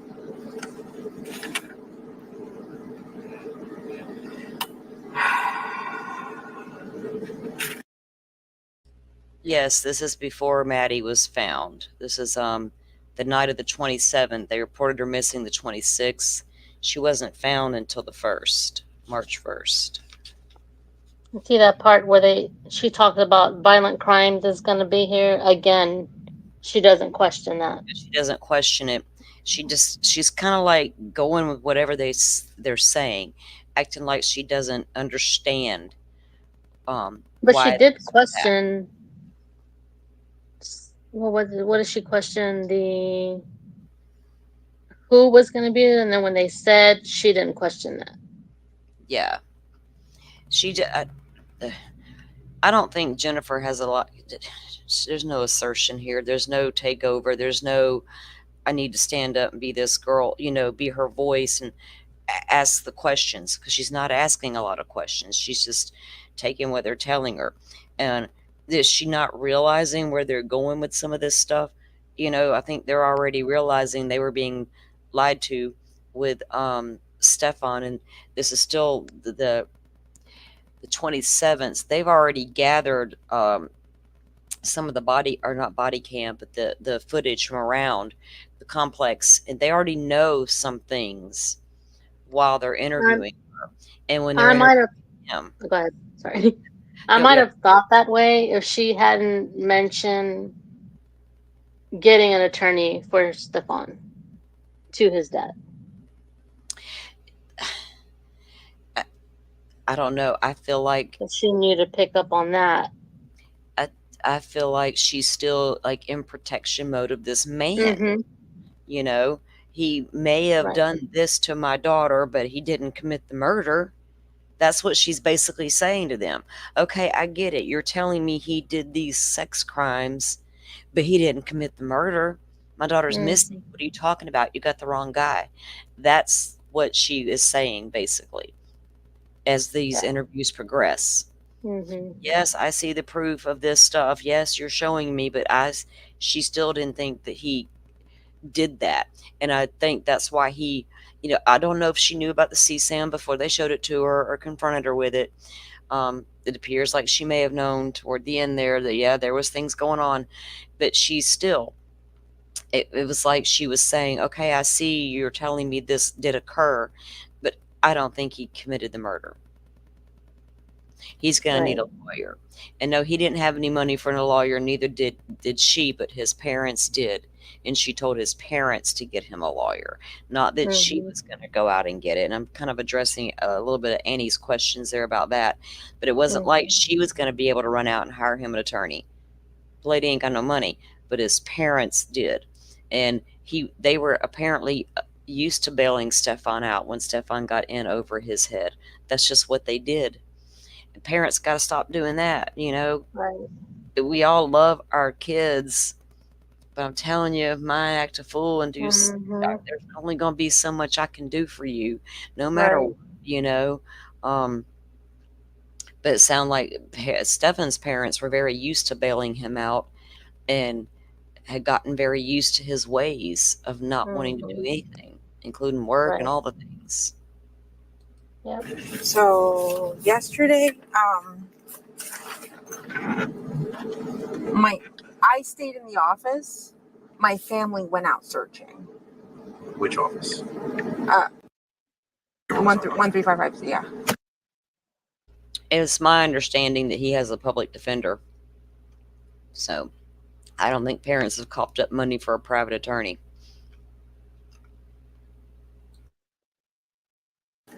You stayed until what? Hold on. I'm gonna say somewhere between 8 and 9 o'clock. I left. So do I have that wrong? Do they have a private attorney? In that police interview that recently came out, the detective said, "Why would you provide an attorney for Stephan?" And this was before Maddie's body was found. But she apparently offered to get him an attorney before the body was found, and maybe that's changed between then and now. But initially, that's what she offered, which is I know. Yeah, when she found out about the CSAM, but before Maddie's body was found, she was telling that to Stephan's dad, we need to get him a lawyer. And she tells the cops that in one of the multiple interviews that she gives, she talks about that. But when it was first brought up, that's how it was brought up. She says to Stern's dad, we need to get him a lawyer. Now, did they ever, I got the attorney's name, but I have to be honest, I don't know if he's private or public defender. It's going to be easy for me to find out, but I don't think he's a private attorney. I could be wrong. I don't know. There's not going to be a whole lot of private attorney can do, so try to get the DP off the table, which is all they got. So, but yeah, Jennifer was trying to get an attorney very early on, the minute she realized they had CSAM on him. Right. I Which think it was. yeah, Go ahead. which is consciousness of guilt at some level, um, but if she didn't go ahead and get him an attorney, that's great. I mean, yeah, step away from that. She's going to step away from it eventually, but yeah, that's really, really odd, and I'm glad the detective brought that up in that interview. Yeah, Annie, I never heard that she is the one that went out to hire an attorney. The hearsay of her telling Dad, she literally says that in the police interviews, that she told his dad we need to get him a lawyer. So that's that. If I didn't hear it in that, I wouldn't even be saying it. But that's where I got the information from. And I came home. You came straight here. Yeah. And then who was out? Your family was out. Yeah, but I think they all stopped when. Actually, I'm not sure. One of my uncles might have kept searching along. Well, over here, Annie, we're only going to quote from these documents, especially with Madeline's case. That mess known as Sebastian Rogers' case, I don't want that over here. Like I didn't want that Idaho 4 crazy crap brought into Delphi. There's some of these cases are crazy enough. They don't need the extra. No matter how bad people want that extra to be there, it's just not there sometimes. And these two cases, Stearns and Delphi, are pretty cut and dry and laid out, and they don't need any extra brought in because everything is already there. It's just so I try to make sure that if we put anything out about, especially in Maddie's case over here, that it comes directly from the documents, and we have all the documents, and we got almost all these interviews, and that's where we get our information from. I couldn't tell you who's covering this case out there. There's a couple of channels I'll watch here and there, but I trust them that I'm not going to get misinformation. And that's all we can do is try to put forward good information over here. On the trail, but I'm not sure until what time he was out. My dad as well. What about Stephan? Stephan went out sometime in the middle of the night and went searching, cruising around to see if he could figure out where she might be. What car was he driving? My car. Was anybody driving Stephan's car? No, just Stephan. And what time was he out? I have no idea. I fell asleep, but I know he drove my car because when I got into it, I said, "Oh, the seats adjusted. Did you drive my car?" He goes, "Yeah, remember I said I was going to take a drive tonight to go search for her because he does have like." Now that must be when he left at the 316 in Jen's car, going back out to the crime scene. Because other than that, we haven't heard of him leaving. Now, in one of the interviews, remember the officer asked him, "Did you guys leave last night?" He's like, "Oh, no, not that I'm aware of. But don't think we went anywhere else." Cop's like, "Are you sure?" Because they already knew he had left in her car. It always gets me. Not that I'm aware of. Like, you either know or you don't. It's not like it was 2 months ago. It Right. was literally 2 days a few ago. hours ago. Yeah. Yeah, let me look at my phone and see what I was doing yesterday. My goodness, I get having a lot in your brain, and the brain fog can kick in with autoimmune and all that, but goodness, y'all got memory problems. Insomnia. He can't sleep at night sometimes, and especially like that's what's going on right now. But I'm not sure what time he may have come in or out. But if you guys look at my gate clicker, you need that to come in the front gate. You can see what times he may have come in and out. Okay. I don't think I have anything else for you. We're gonna clear some things with Stephan, and then I will let you know before I head out. Okay. Okay. Do you promise everything you said today is true? Yes. Okay. Thank you so much. Ending the recording at 009. All right. Tuesday, February 27th, 2024, 11:16 hours for OCS. So they're moving into another interview with Jen now from a different police officer. And this one occurs behind the last one we just heard. So we'll let this play for a few minutes, then we'll stop and talk about it a little bit. If you guys have any questions, Joe, if you want to jump in at any time, tell me, hey, stop, interrupt me and Butterfly when we get, you know how we are when we get to talking. You gotta get us, you gotta get in there, dude. Hey, We now, want to hear your opinion is valued. everybody, look what's going down. Oh, you're gonna make me have, I'm gonna start busting out in song now. And that makes me think of Delphi every time I hear that, though. Good Lord. Now I'm ready to do our Delphi show. Okay, hold on. Here we go, guys. I'm going to go to the bathroom real quick while this starts. PSO case 24-011313. Can you state your full name? Jennifer Soto. All right, Jennifer. So I'm here to talk to you today. We're going to talk about, and you're familiar with kind of why we're talking right now, right? Yes. Okay. Can you tell me when is the last time you were with Saw?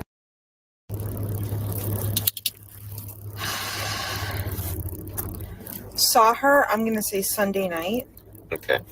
I heard her Monday getting ready for school. So you last saw her Sunday night about what time? I would say 11 p.m. before she went to bed. And you were here at home? Yeah. Gotcha. And where did she go to bed? Was she in her room, your room, or something else? She actually slept upstairs with, we have a guest bedroom. We were all going to sleep together in the same bed, but I needed some good sleep. And I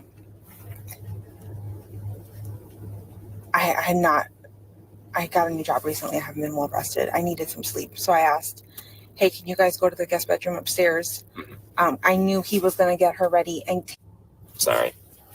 Okay. So you needed some good sleep. So was it about 11 o'clock? Yeah. I sent them upstairs and I went to bed. Okay. And that was about 11? Yeah. And do you guys normally all sleep together? Because I know you said that she sleeps in your room with you typically, right? She sleeps with me typically. Typically when he comes into town, because he lives with his parents in Northport, Florida. Mm-hmm. When he comes to town, he'll sleep in the guest bedroom. Okay.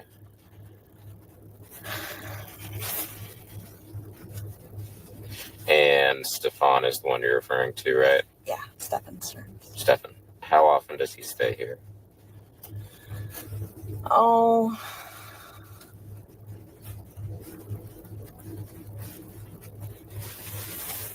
he moved away back in December, so I'm going to say he's visited at least 2 to 3 times since then. Okay. Why did he move away? He was offered his dad had offered him a job, but it fell through. Oh. So now we're trying to get him back here. And he just visits? Yeah. When he visits, does he stay for like hours, days, weeks? I would say days. This time we had planned on him staying a whole week because I was going through training at work.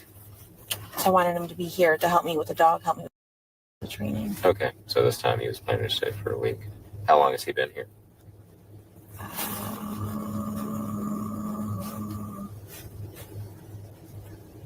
Or when did he arrive, rather, this time? I can't remember if he arrived Saturday or Sunday morning. Okay, that's fine. Sometime this weekend? Yeah.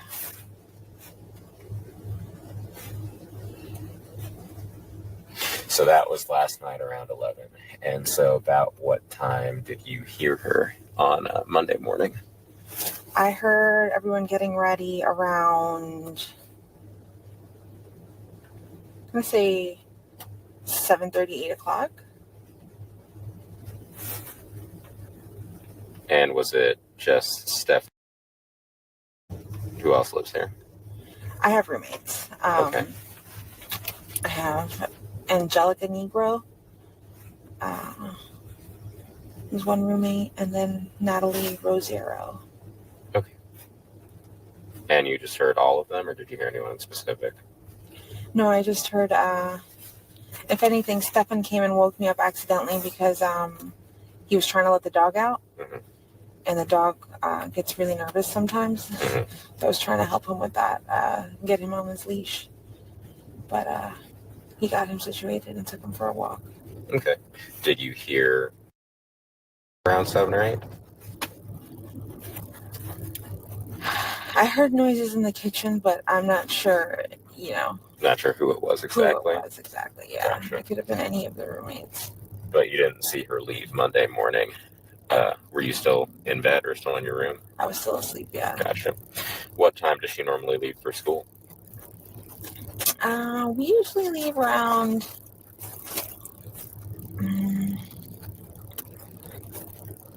8:50 at the latest. Okay.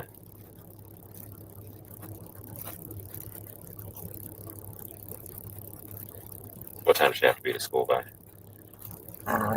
9:28 is when school starts. Gotcha. And so I think you had said the previous night, you and Stephan had agreed that he was going to get and take her in the morning? Okay. And they were going to stop at McDonald's and get breakfast, but she changed her mind last minute and did not want McDonald's. Okay. When'd you find that out? When did I find that out? When Stephan called me around 10:18 in the morning, I had stepped out to go get blood work done. Mm-hmm. And he had just let me know that he just got back home from running a few errands. And that I asked, did you guys ever just stop at McDonald's? And he said, no, she changed her mind. He tried convincing her a few times that she did not want McDonald's anymore. At what time did you leave the house yesterday in the morning? Or what time did you step out, rather?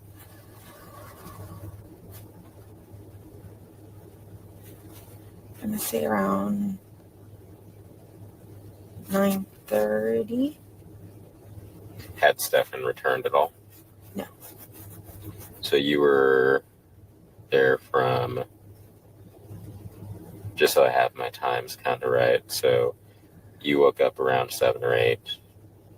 You saw Stephan, because you helped him with the dog, because he was letting the dog out, right? Yeah. And then did you go back to sleep, or were you just kind of in the room? I laid back down and went back to sleep. Okay. And then, do you remember what time you woke up after that? I believe I set my alarm for 9 a.m. Gotcha.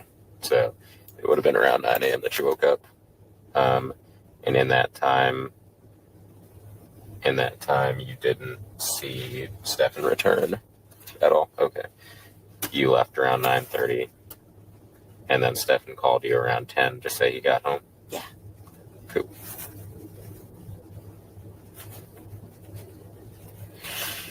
Got it. Okay. Did he say anything else aside from she didn't want to go to McDonald's?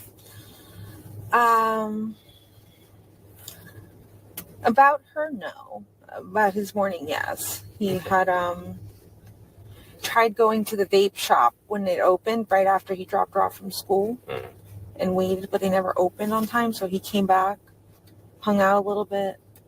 He came home around 10 and then went back out eventually to the vape store to go get some vape stuff.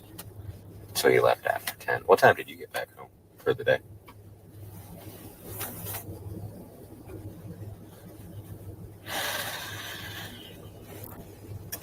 Let me check something. I want to check what time my blood work appointment is at. I'll give you more of an accurate time. Yeah.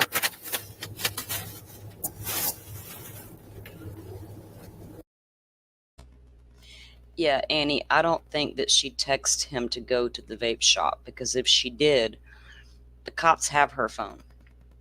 We even have an interview where Stern's dad went back to the police department trying to fish for information and tells them a cute little story about how Jen showed him an image on her phone and that he thought she took a picture of the CSAM that the police showed her. And the cops had to correct him and say, no, they didn't come from Jennifer's phone. We have Jennifer's phone. They have the downloads from Jennifer's phone. We know that she did text him the night before about make sure she goes to bed. Now, if she was texting him to go to the vape shop to be seen on camera or whatever, the cops are seeing that and they're going to know she had a hand in that part. Right now, she has filed a false police report. The cops even tell her during her derivative immunity interview that some of the other charges that she was facing nothing to do with her perjury, right? So there are other charges Jennifer was facing other than a lying charge, which is what the derivative immunity was for.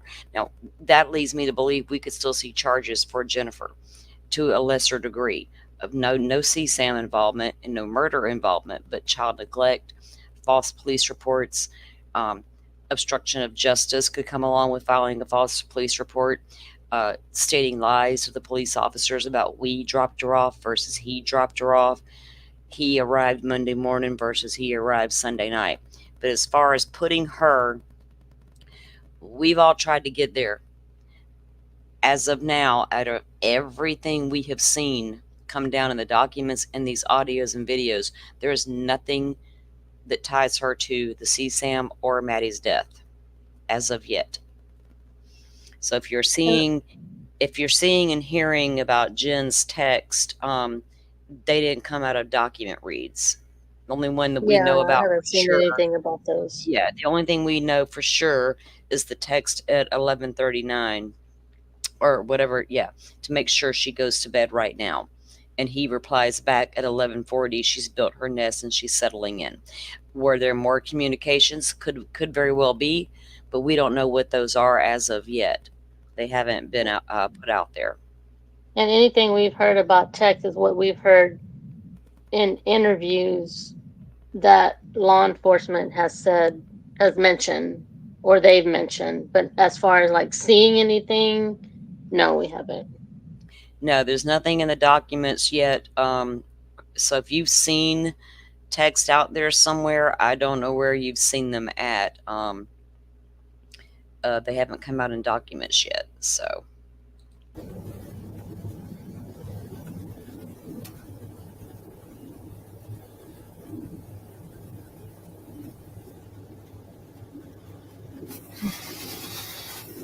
Okay, so my appointment was at 10:15 and it took them 45 minutes to see me. So I didn't get home until 11:15, 11:30.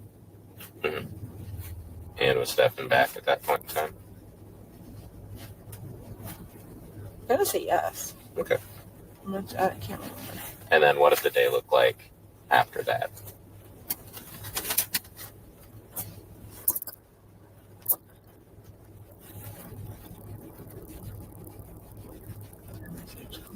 It's fine. So I did my blood work, and I came back, and then I just waited. I waited for the rest of the day until 2:30 to leave. I wait in the car line, so I'm first in line to go grab. Yeah, that car line can be vicious.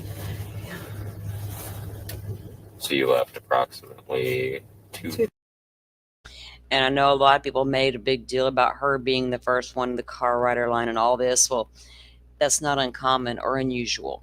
I don't make anything of that whatsoever because my son is the first one in the car rider line. And he hates to be anything but first because he doesn't want to. I was too. Yeah, he will sit there and litter every single day because the way it times out, when he gets off work, he drives straight to the school and he sits there for nearly an hour waiting on my grandson. Otherwise, that he was my alone time on the school bus. Yeah, exactly. I do the morning run and I just whiz right in there and drop him off in line and go on. But in the afternoons, he gets him. So he literally sits there for an hour to wait on him because he likes to be the first one in line. And it works out that when he gets off work and by the time he gets there, he is one of the first in line. So it is what it is. I did the same. Yeah. Especially when they played sports and you try to avoid all the chaos. Yeah, you got to get somewhere. Right. It cuts into your time for all that. And so I never, to me, that was never a big deal. I know some people made a very big deal about it, but I think that's minor compared to the fact that she just didn't go park and go into the school. Can I make a bigger deal about that versus her being first in line? Right. 30 Yeah. And pickups around 4, right? Yeah. Okay. Now, when you got there at 4, then what happened? I waited in the car line for about 10 minutes, and she never came out. So I thought maybe I missed her. I couldn't remember if I told her I was picking her up from school that day or if she had to walk to the office. Okay. So I went to the office to see if she made it. She never did. I drove around a little bit.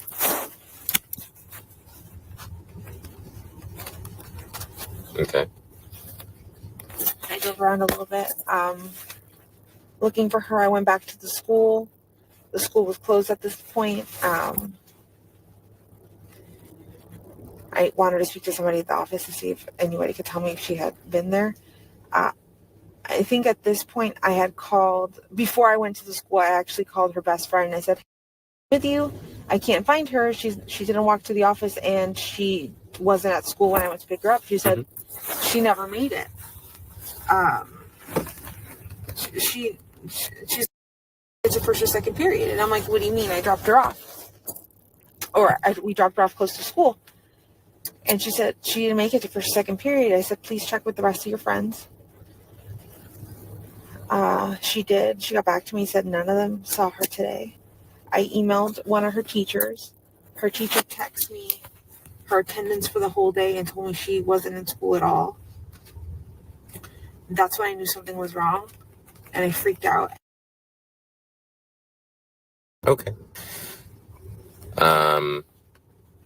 Is it typical to walk to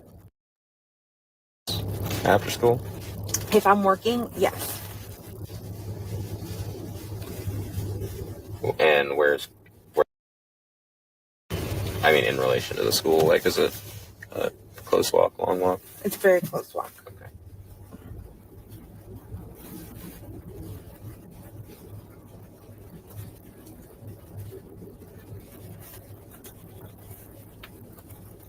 So typically in the morning, if, or I guess before Stephan moved, did he live with y'all?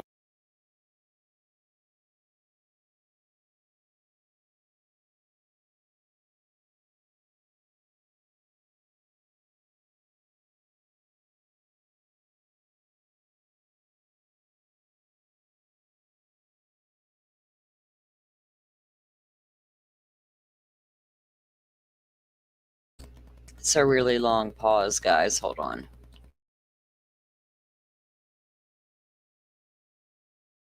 Remember the actual argument? No.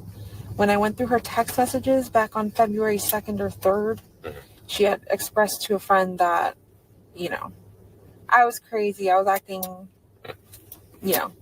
being nuts. Almost old stuff to say. Yeah, apparently I don't remember this in this conversation. I remember saying this once, but not in February. But she had said, if she continues to behave this way or not listen, when she turns 18, I'm not going to want to live with her. Okay. Or also I would ship her off to her dad's. Oh. But notice she says that she didn't say that in February. You got to refer to your phone to figure out what time you got up for your blood appointment, but you know for a fact you didn't make that statement in February. Weird, Jen. I'm going to have to put a check on the weird side there.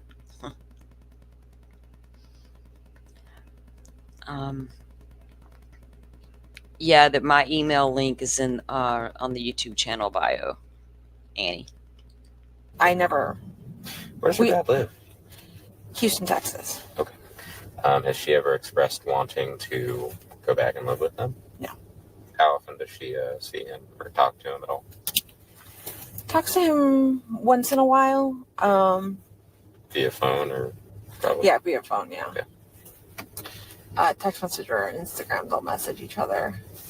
But I talked to him last night and she's like, just so you're aware, she hasn't said anything about making plans to come over here or see me or come visit me, so he doesn't have any information on where she might be. Okay. He's actually willing to come over here too if we need him to. Okay. But she's never made any plans, I guess, to go see him. No. What's her dad's name? Do you know his phone number?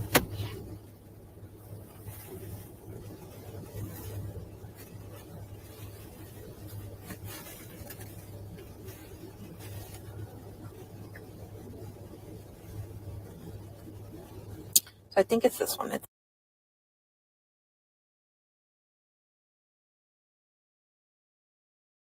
And he lives in Texas. In Houston, yeah. How long has he lived? Or how long?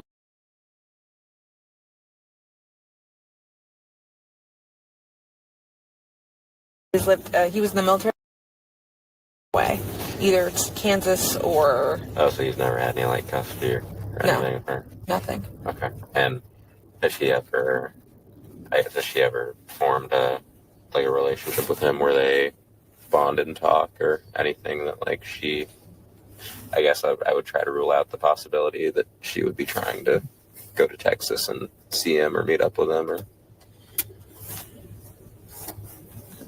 They're as close as they can be with how limited contact he does have with her.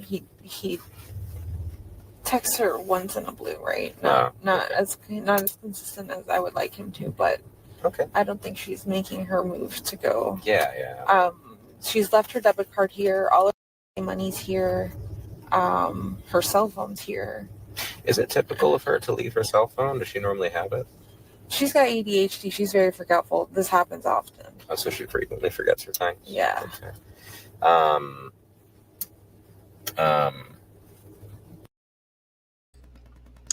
I just thought about it when she got home that night, Sunday. She had her phone and her birthday money.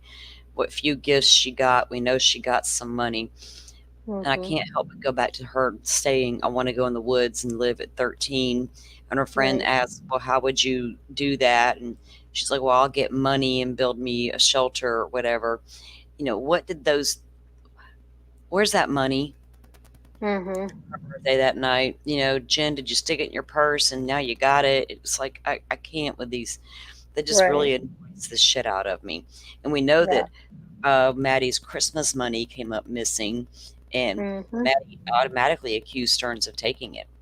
Right. And then Jen even said she thought at first he may have, but then quickly realized they just misplaced it and then they found it, lo and behold. But I don't know. Jen talked about going through her money that night or counting it, or I can't remember, something to that effect. Yeah, they looked at the birthday money. Like Maddie didn't go put it up in a safe place, which I'm sure she probably did. I think the child was planning her escape. She was 13 now, and she was ready to do what she said she was going to do. And I have to wonder, did that start something on Saturday? Because we know something occurred on Saturday that upset them. We just don't know what, yet. Right. So I have to wonder, did she start saying stuff to them on Saturday? Because the grandmother stated that Maddie didn't want to go home on Sunday. That Maddie got upset about it. So did that conversation take place on Saturday? And then when she did talk to her mom again, well, I hate you. I'm leaving anyway. I turned 13, blah, blah, blah. And did Stephan know about that conversation? Did he know Maddie's secret plans to get away?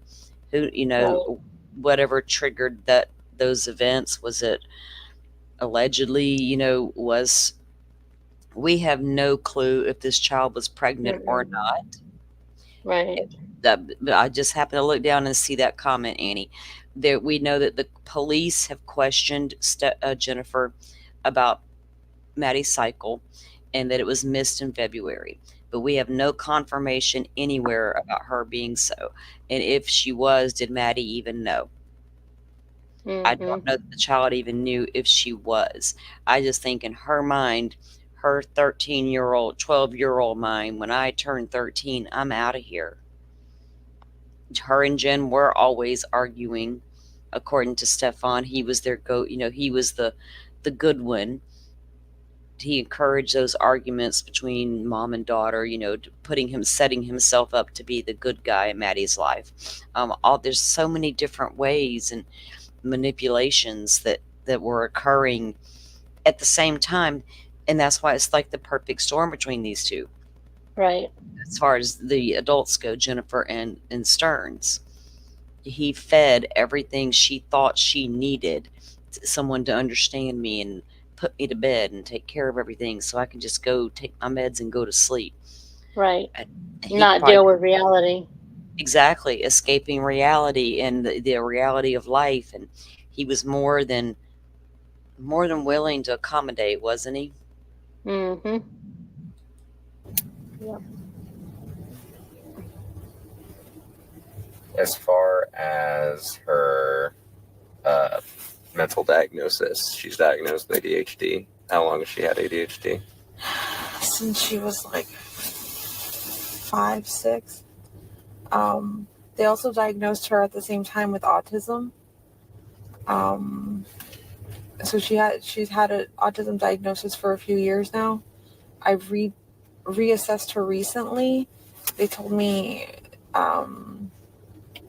she had some autistic traits, but they weren't sure if she was autistic. So, I mean, do you ever notice her mental capacity impacting her ability to, I guess, be around other kids or function normally? I would say sometimes, because she acts... I'm not sure. Sometimes she'll make some decisions that I'm just like, where did that come from? Like, I mean, is that like, would that be a result of a mental disability, or would that be like the result of her being? I mean, does she? I guess like basic questions I always kind of ask her: can she feed herself without assistance? Does she shower and bathe without assistance? I mean, she has a phone, so she can text and talk to people. She has friends at school. Gotcha. And has she ever complained about school? not complained exactly. I know it's tough on her. She's given a lot of work. She's always behind on work. Okay. Got it. And I think the deputies already last night kind of went through her social media a little bit, but if you're okay with it, I'd actually like to take her phone so that I can see if I can get anything else from it.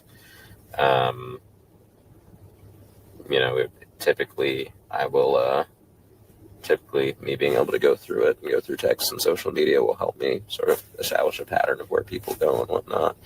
If that's something you'd let me do. Sure. Will you take her phone away forever, or just for right now? Just for as long as I need it to actually go through it. So I'll give it back to you as soon as I'm done. As soon as we find her, I'll give it back to her, hopefully. Yeah, I mean, that's just about all the questions I have at the moment. You know her better than I do. I guess my last thing would be like, what do you think based off of everything that we've talked about and everything that you've learned so far? Is anything sticking out to you? Based off of everything, me knowing her and knowing how she is and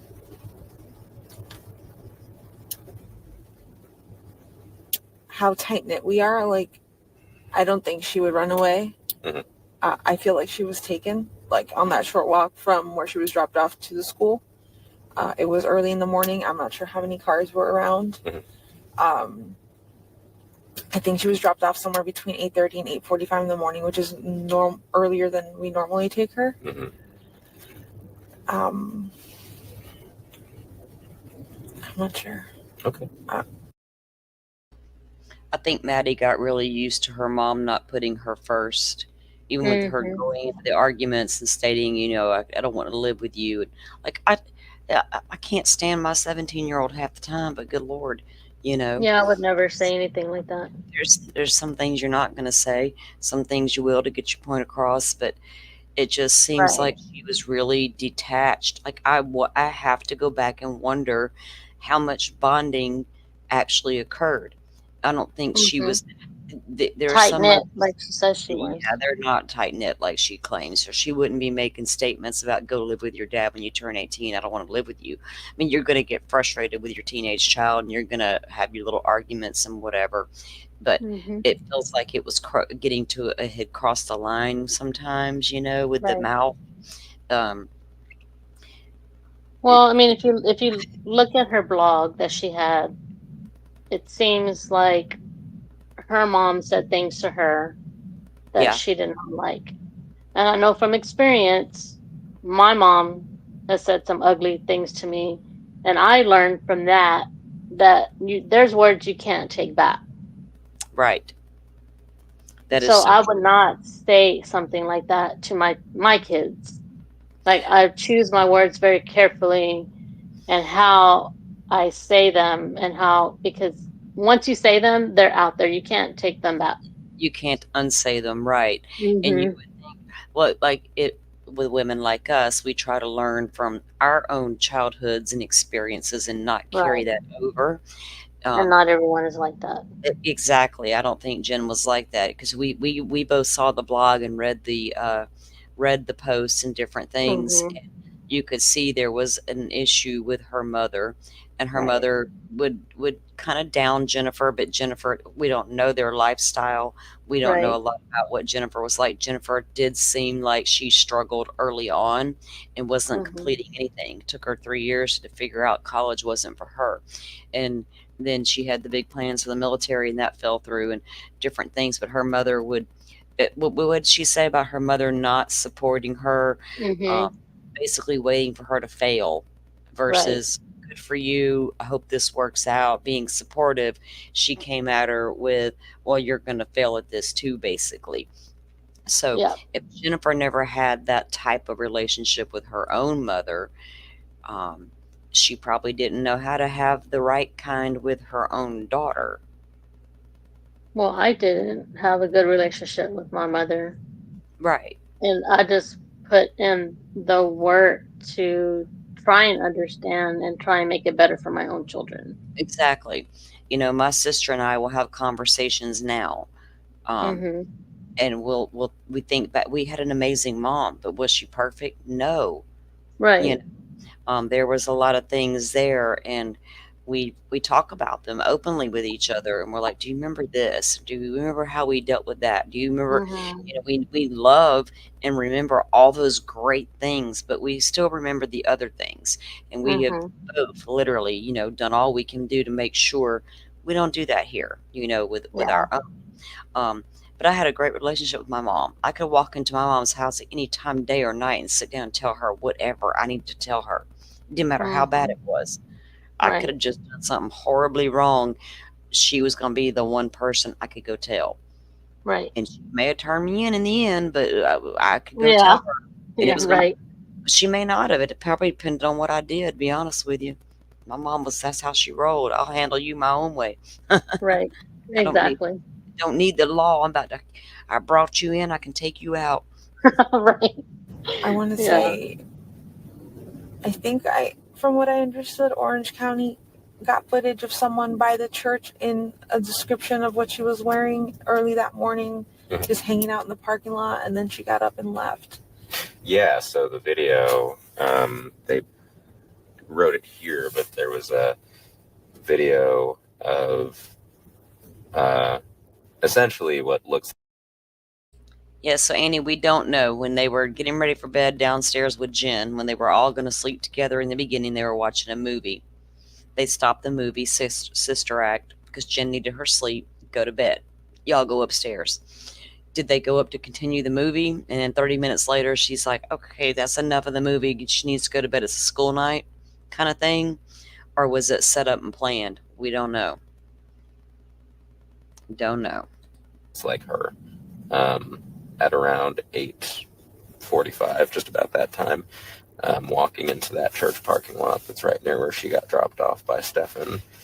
And Okay, and see, that was another thing when we first got the case files, it clearly stated that Stephan, he didn't drop her off at the church. He dropped her off across the street from the church. And then the church image, the video they have, they do see a car pulling in and dropping somebody off, but it wasn't Stephan's car and it wasn't Maddie. Mm-mm. And the grainage is footy, so it was really, I said that backward. The footage is grainy, so it was really hard to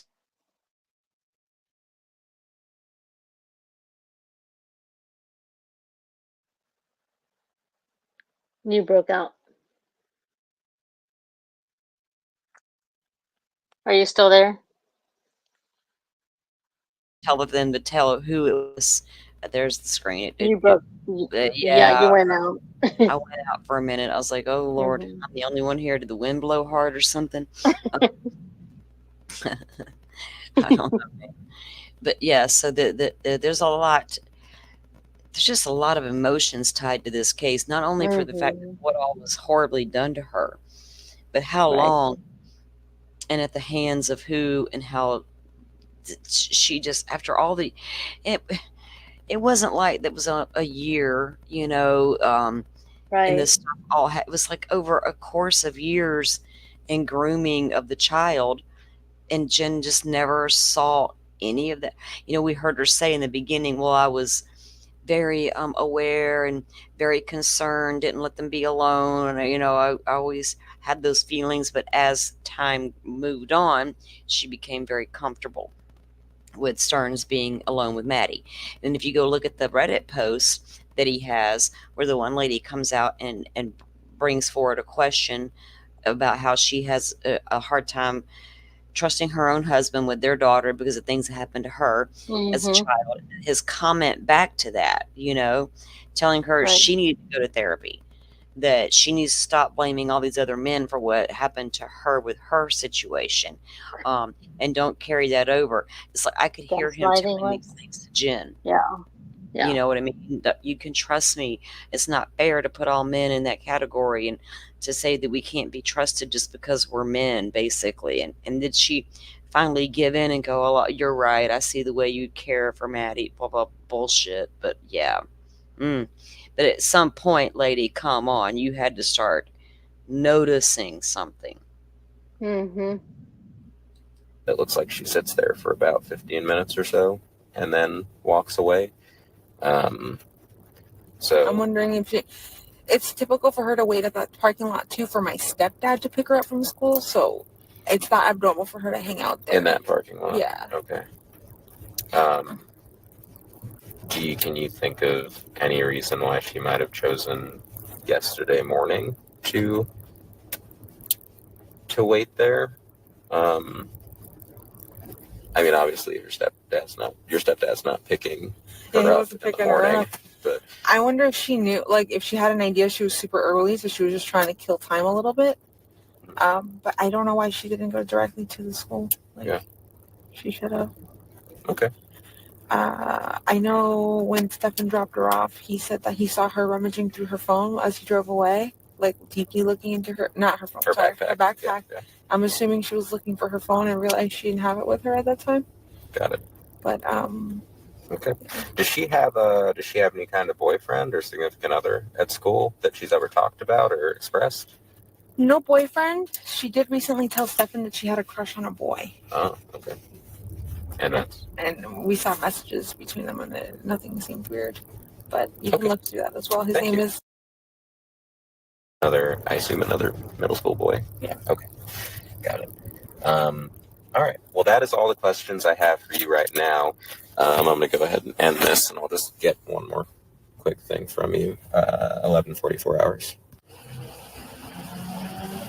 Are you guys talking to Stephan out here?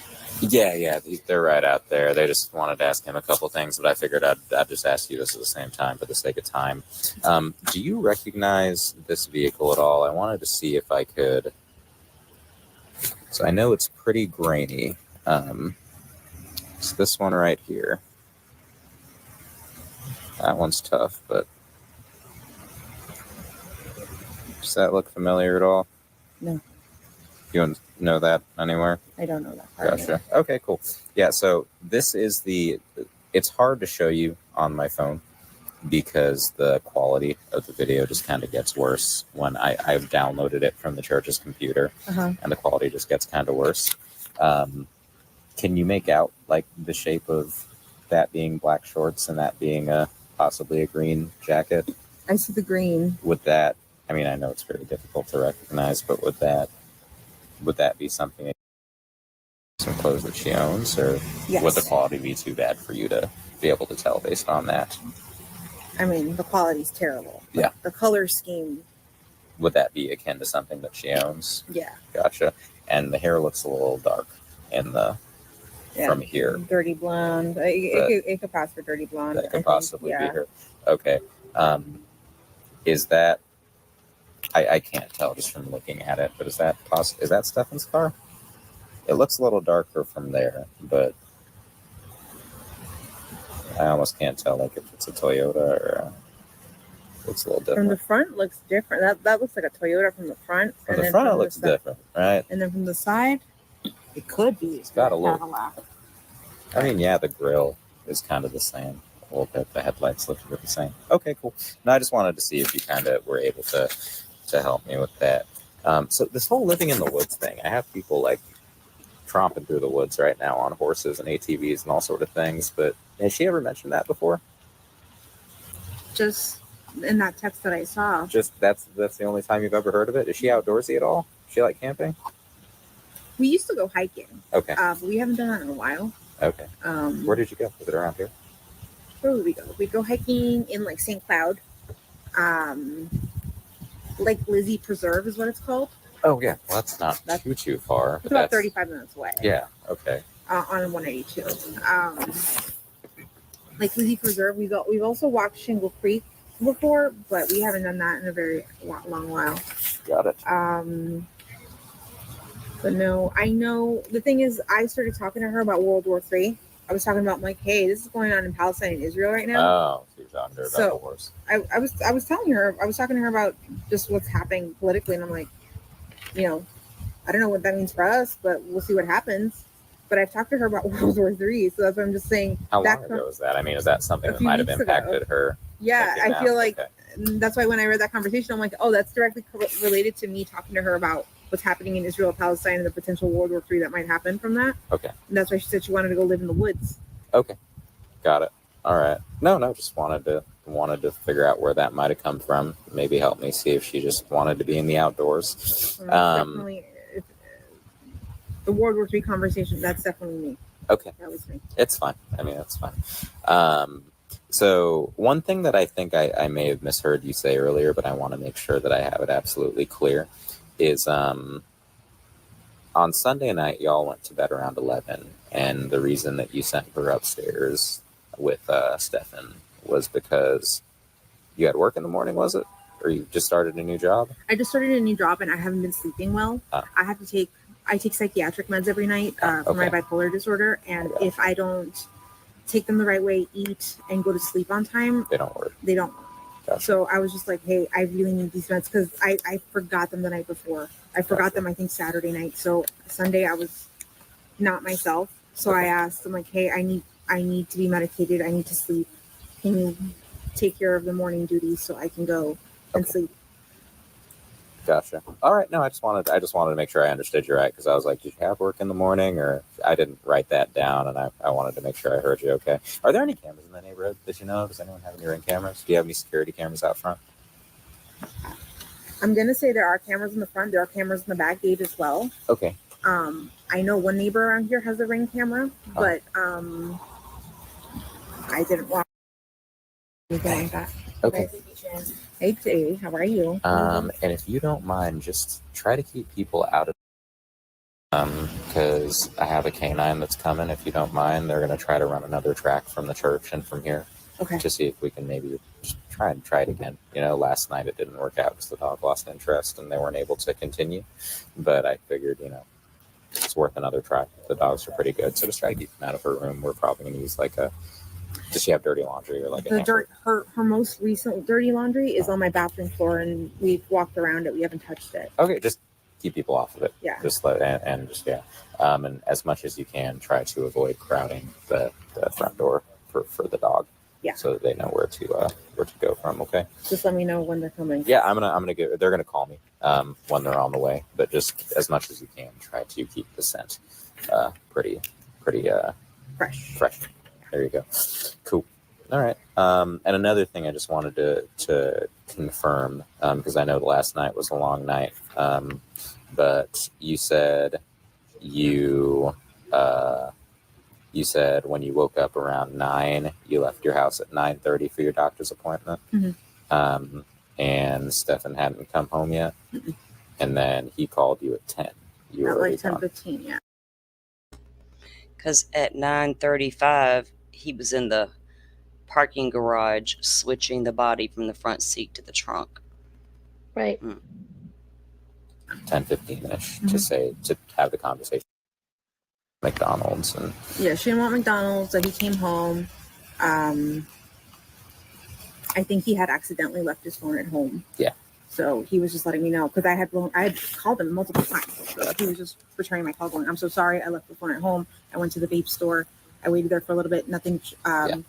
Nobody was there. He came back home for a little bit and then went back out to the vape store." And then what time do you get home again? Was it around 11? Let me see. I'm going to say around 11:15. Because I think if I heard you right the first time, you got home at 11 and you and Stephan were both here, and then he left to go to the vape store again. I did see him. Yeah. Okay, cool. I just wanted to make sure I had that. Because, like I said, sometimes you forget to write things down, and I don't want to misremember. But okay, that's all I have for you right now. We're still looking. I mean, that's unfortunately the best update I can give you. Is we're all out and we're everywhere, asking people and looking. And I know your family's also doing the same. So if you get anything new like that thing you sent me just a little bit ago that I can look into, just keep on sending them to me. Okay. Yeah. Were any of those helpful about the vehicles? There's something for me to look into, to look for license plate readers and stuff. As of right now, I haven't been able to find anything else or confirm it, but I mean, it's still helpful for me to, in case something else comes across in the future. So, if you receive anything else, let me know. But I mean, do know that obviously, just like that kid pranked you earlier, because it's so public, you're going to have kids doing that. So, don't be too scared by it if someone does that again. Okay. All right. Thank you. I'll let you know when they get here. Jen, go ahead and tell us what. Okay.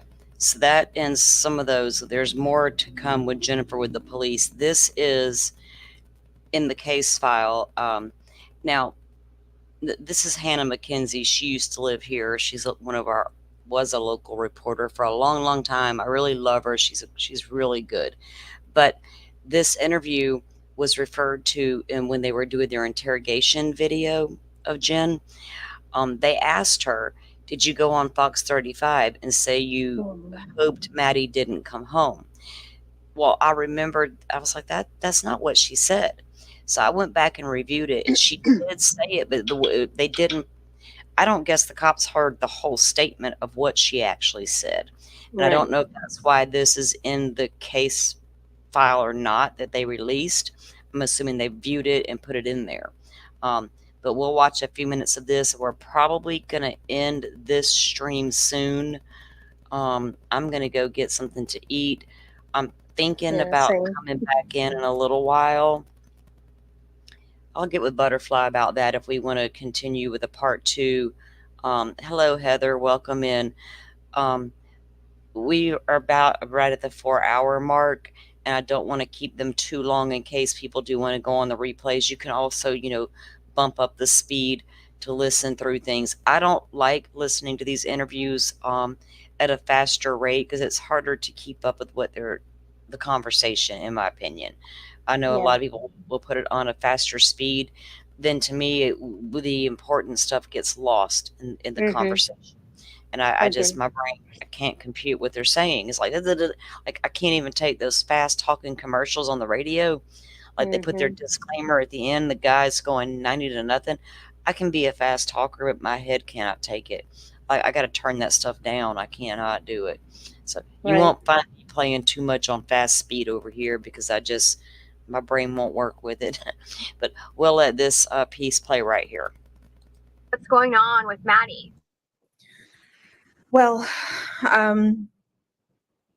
Monday morning, we took her to school. We dropped her off close to school, across the street from a church, which is it's right next to the school. She crossed the street and walked to school, what we thought walked to school. My boyfriend who drove her to school drove away at that point. it was seen on video footage that she hung out in the parking lot of the church for a few minutes and then got up and walked towards the school. But she never made it that walk and that was around 9 a.m. when she got up. She never made it to school after that. It's right next to the school. I don't know why she didn't make it. I don't know if something happened on her walk along the way or if she got taken, but she never made it. And that was the last anyone's seen of her or heard from her? Yes. I went to pick her up after school, and she wasn't there. So I started driving around, maybe thinking she took a walk. Maybe she decided to walk to my mom's office, which is pretty close to the school as well. Drove around and I didn't see anything. I drove back to the school. The school was closed. I emailed one of her teachers. They confirmed that she was absent all day. At that point is when I called 911 because I realized something was truly wrong. Have you heard from like any of her friends? Has she been active on any social media? She hasn't been active on social media, none of her chats, none of her games. We did contact all her friends. None of them had seen her Monday or heard from her. Yeah, there's no update. And I have to ask this, and I know I hate doing it, but is she the type that would run away? Has this happened in the past or anything? Has she ever threatened to run away? Never. She's never ever mentioned anything like this before. And she's not the type to want to do this. She did accidentally leave her phone on Monday, which is kind of normal for her. She's got ADHD and very forgetful. So she left her phone at home, so there's no way to trace her. They tried tracing her school laptop, but that's off, so it's not pinging to anything. Jen, what is your fear? I know you mentioned she's on games and stuff. Do you think she could have like met somebody and tried to meet up with them? She's open to us. She's open with us about, if she's got a crush with anyone, and she told us she had a crush on someone at school. And I looked at their messages. Nothing was weird. I looked at all of her messages, all of her deleted messages. Nothing seemed weird. It didn't seem like she was talking to anyone. So I don't feel like that's the case. I feel like she may have been taken, because this is not like her at all to just disappear and not let us know where she's going or who she's with. Yeah. What are you getting from law enforcement? Are they actively searching for her? I mean, what happens now? I mean, especially that she doesn't have her phone with her. So as far as I know, they're conducting a search around the school. Behind the school, there's a Shingle Creek. There's a wooded path area that you could walk. It's a hiking path. They are going back there with their canine dogs. They've taken a piece of her clothing to see if they can trace her scent. Remember, she mentions that they would take walks on that path sometimes, Shingle Creek. And Right. that literally does run right behind Maddie's school. And there is because I've looked at it on the maps and everything when they first mentioned it. And there is walking paths and all that back there. And I think that's where her grandfather spends a lot of time too. And near the apartment complex, there was also an area for little hiking trails like that. All of that was searched and looked through thoroughly with no luck, of course.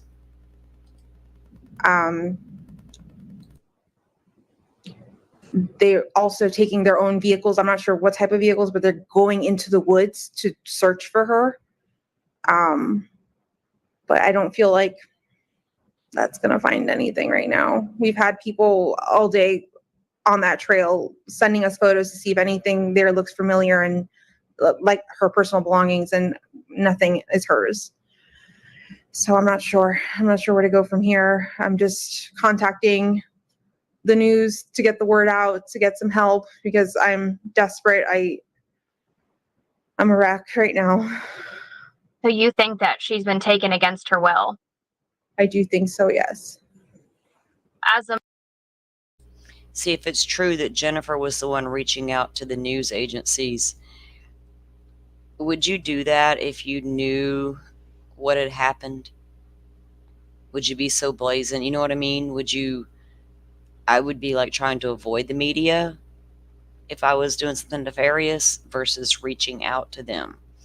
Yeah, The one I I mean, got it my just, I eye don't on know. is I that could see Dustin. it either way, honestly. Yeah. Well, Susan Smith did it. Susan Smith walked Yeah. right out there in front of God and everybody and cried like you wouldn't believe over her 2 babies that were stolen in her car, knowing the whole entire time she drove those babies in a lake, Yep. all on her own accord. But she stood Mhm. there on TV and cried and went on and on and on about how that Yep. black man stole her babies in her car. Yep. And it was all a bald-faced lie. So, yeah, you're right. Mhm. I'm like watching weirdo in the background. Like, what's he thinking while Jen's talking? You know Yeah. what I mean? Pacing back and forth. Yeah. Mm. The mom, what's your mother's intuition telling you right now? I'm trying to hope for the best, but I'm scared for her. I want her to be okay. I want her to be safe. I don't want her to come back harmed. I just want her back. Whatever that means. I just want her back. Are you getting any updates from law enforcement? I mean, yes, they're searching that small area, but have they gotten any hits on any scent or anything like that? They haven't let me know anything. They haven't updated me since I spoke to them this morning. I've contacted them to get some information or to give them some leads, but I've heard nothing back. And Jen, there's no way that she just being, a teenager was like, maybe had a fight with you or an argument with you and was like, you know what, I'm going to go hang out at so-and-so's house and teach her a lesson. Could that be a scenario? I don't believe so. We actually haven't gotten into a fight in like a few weeks or arguments or anything like that. If anything, on Sunday, she celebrated her 13th birthday with my entire family and she had the best day. She was so happy. She showed us all her gifts. She's just a happy girl and she showed it on Sunday night when she went to bed. She was so happy. So, she had the best day. I just, there was no moment in that. Now, remember, Maddie's friend said, this is what the butterfly and I were talking about. Jennifer goes on and on about how it was a great day, great party. Maddie was so happy, and everything. But the friend says otherwise. Maddie's friend said Maddie was not happy. Maddie was disappointed at the birthday party turnout. Some of her friends canceled. Then Maddie was upset because she thought she wanted would more money. Yeah, she wanted more money. And a lot of kids like money. Yeah. But I think Maddie's goal was to get as much money as she could so she could meet her goal of getting the hell out of there when she got 13. And there it was, the 13th birthday party. Everyone, please come. Everyone, bring me money. Could she lie and tell Jennifer otherwise? I think Jennifer and Stephan both knew Maddie was upset to some extent.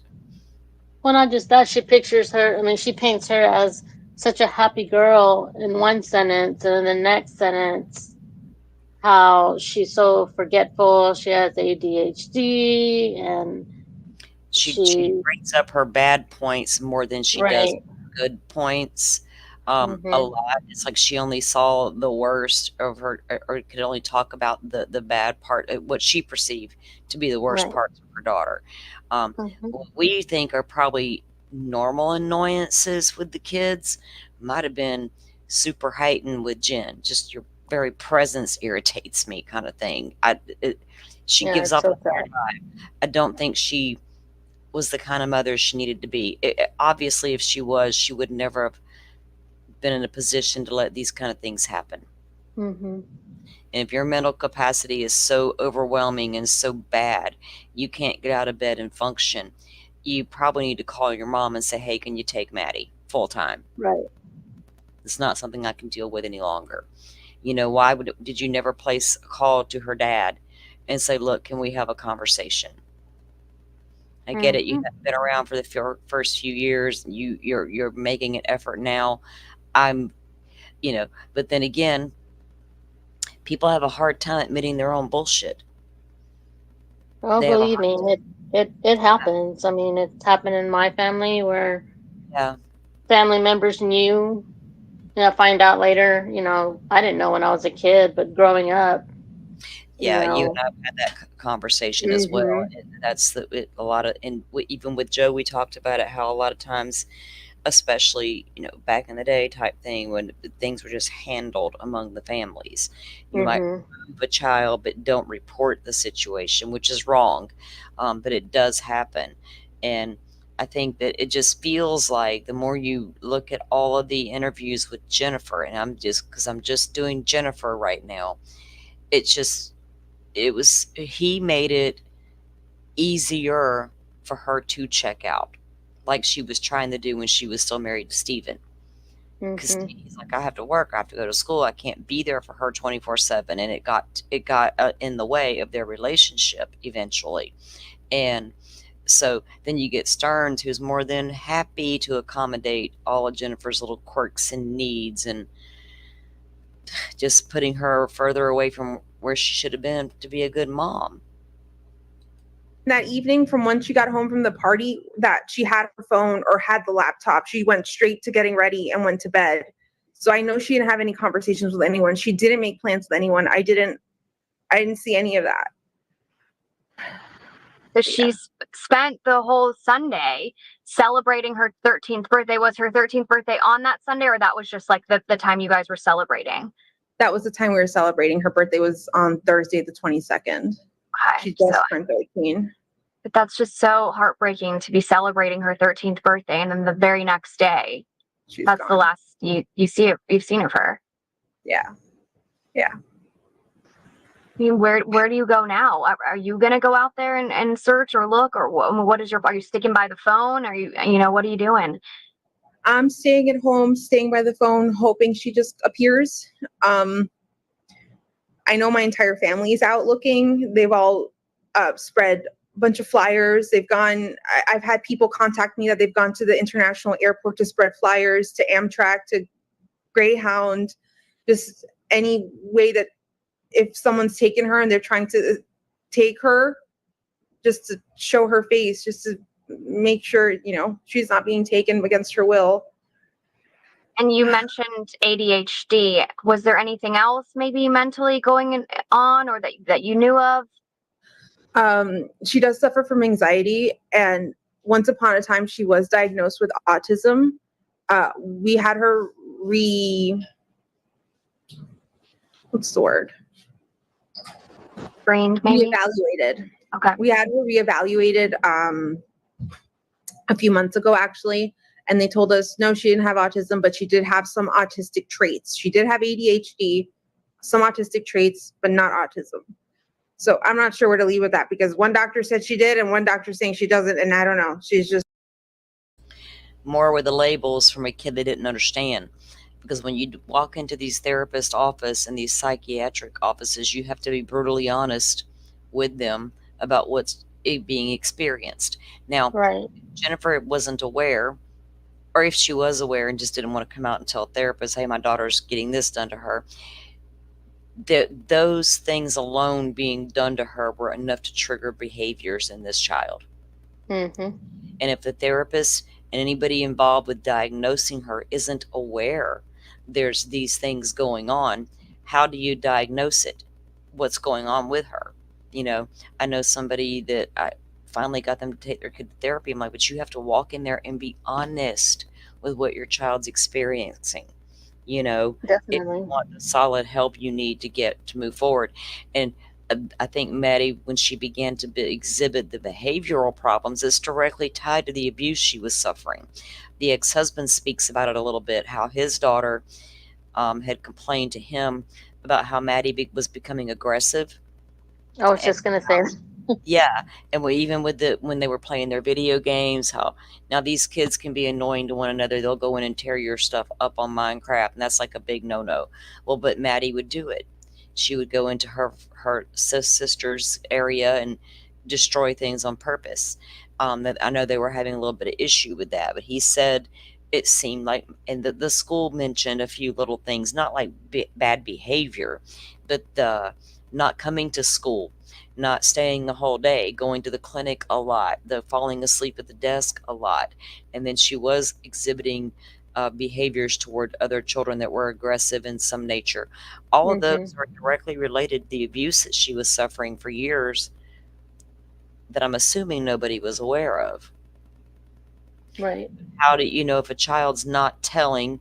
You can't blame the child for not telling, because who knows what they're being told to keep that secret. Exactly. They're being told a lot of different things. Just like the police describe in the 896 document, one of the very earliest images of Stephan with Maddie, they say we know that he came into her life when she was at least 6 years old. He puts that out there on the Reddit post.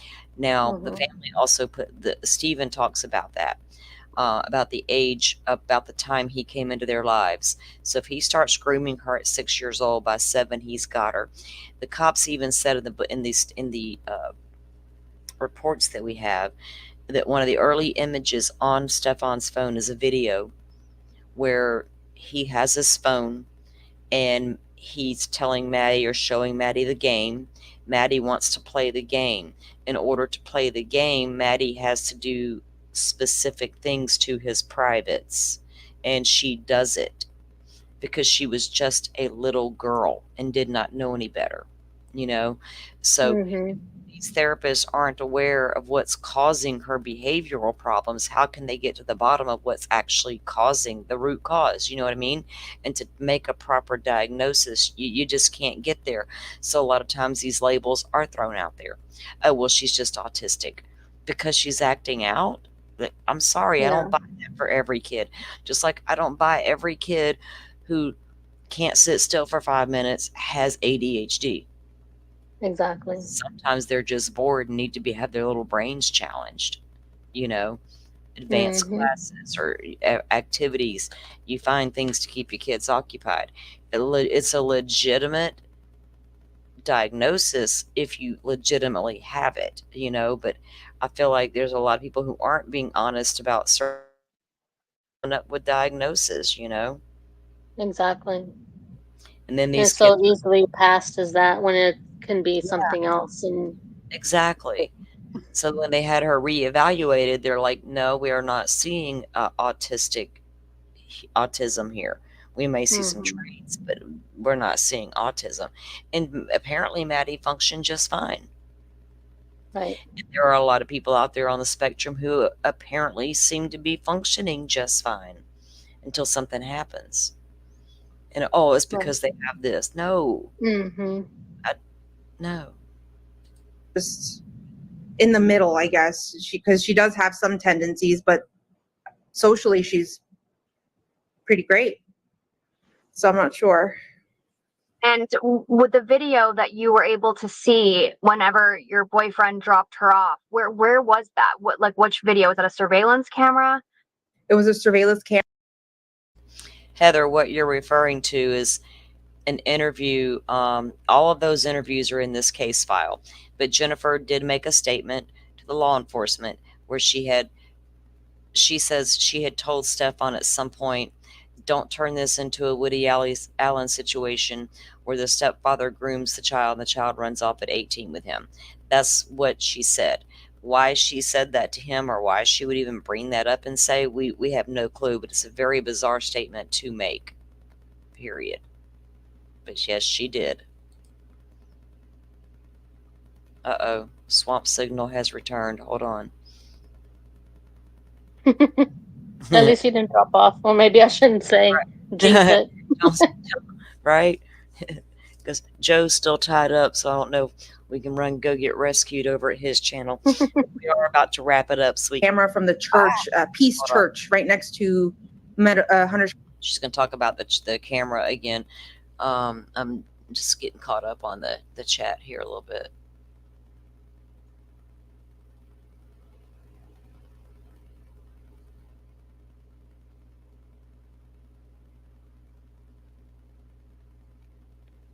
Yeah, I agree, Sleuthy. I was just reading your comment. Yeah, we did talk about that earlier. We said it can't just be medication alone. I mean, no. Therapy and But maybe they didn't want her to have therapy And because they didn't sometimes you want have to walk in that. And I'm going to her be to talk brutally about what honest. was going on there. There's times you have to walk into that bathroom, shut that door, and look yourself dead ass off in that mirror and say, what is wrong with me? Why did I just let this happen? Okay. So if I'm Jennifer Soto now, I'm in that bathroom mirror questioning myself. Why did you allow this to happen? What about you allowed this to happen? I need to fix that. I lost a child, 19 years ago. I had other kids. Don't think I didn't have to walk in that bathroom and look myself in that mirror and own my shit. Because I had other kids that needed a mom still, regardless of what was going on or how I felt or thought. And my child died of a medical episode. Nothing tragic. I mean, it's tragic, don't get me wrong, but she was murdered. So there's a difference. But even if outside of losing a child, you do things throughout your life that sometimes you absolutely need to walk in that bathroom and look at yourself and come clean with yourself. And I that's mean, when most moms do, whether it be divorce, right, whether it be health issues, whatever it may be. What was my part in this? What could I have done to make it different or better? Was there anything I could have done? Not like questioning yourself if the other person was a horrible person or if it even contains another person, but sometimes you do have to walk in there. And why did I get caught up in this? Or why did I do that? You have to do it. When you continuously ignore that image in the mirror, you're checking out of reality a little more each time. And I don't think, even now, I doubt this lady's looking in the mirror and taking a good long look. She's probably so taking medicated. accountability for what's happening. Yeah. Her part in what's happening. Is it more like a poor me, I'm a nice, empathetic person situation? I didn't mean to let that happen. Lord, don't blame me. I'm so nice situation. Yeah. I shouldn't have believed him. Whatever, Jennifer. Whatever to all y'all who constantly say stuff like that. Middle school. And do you have that video? I don't have that. They didn't show me. They wouldn't show me. It was actually my sister was the one at location, and they were letting her know what they saw on camera. Okay. But they didn't show it to any of us. Got it. Okay. Jen, is there anything else that you'd like to add?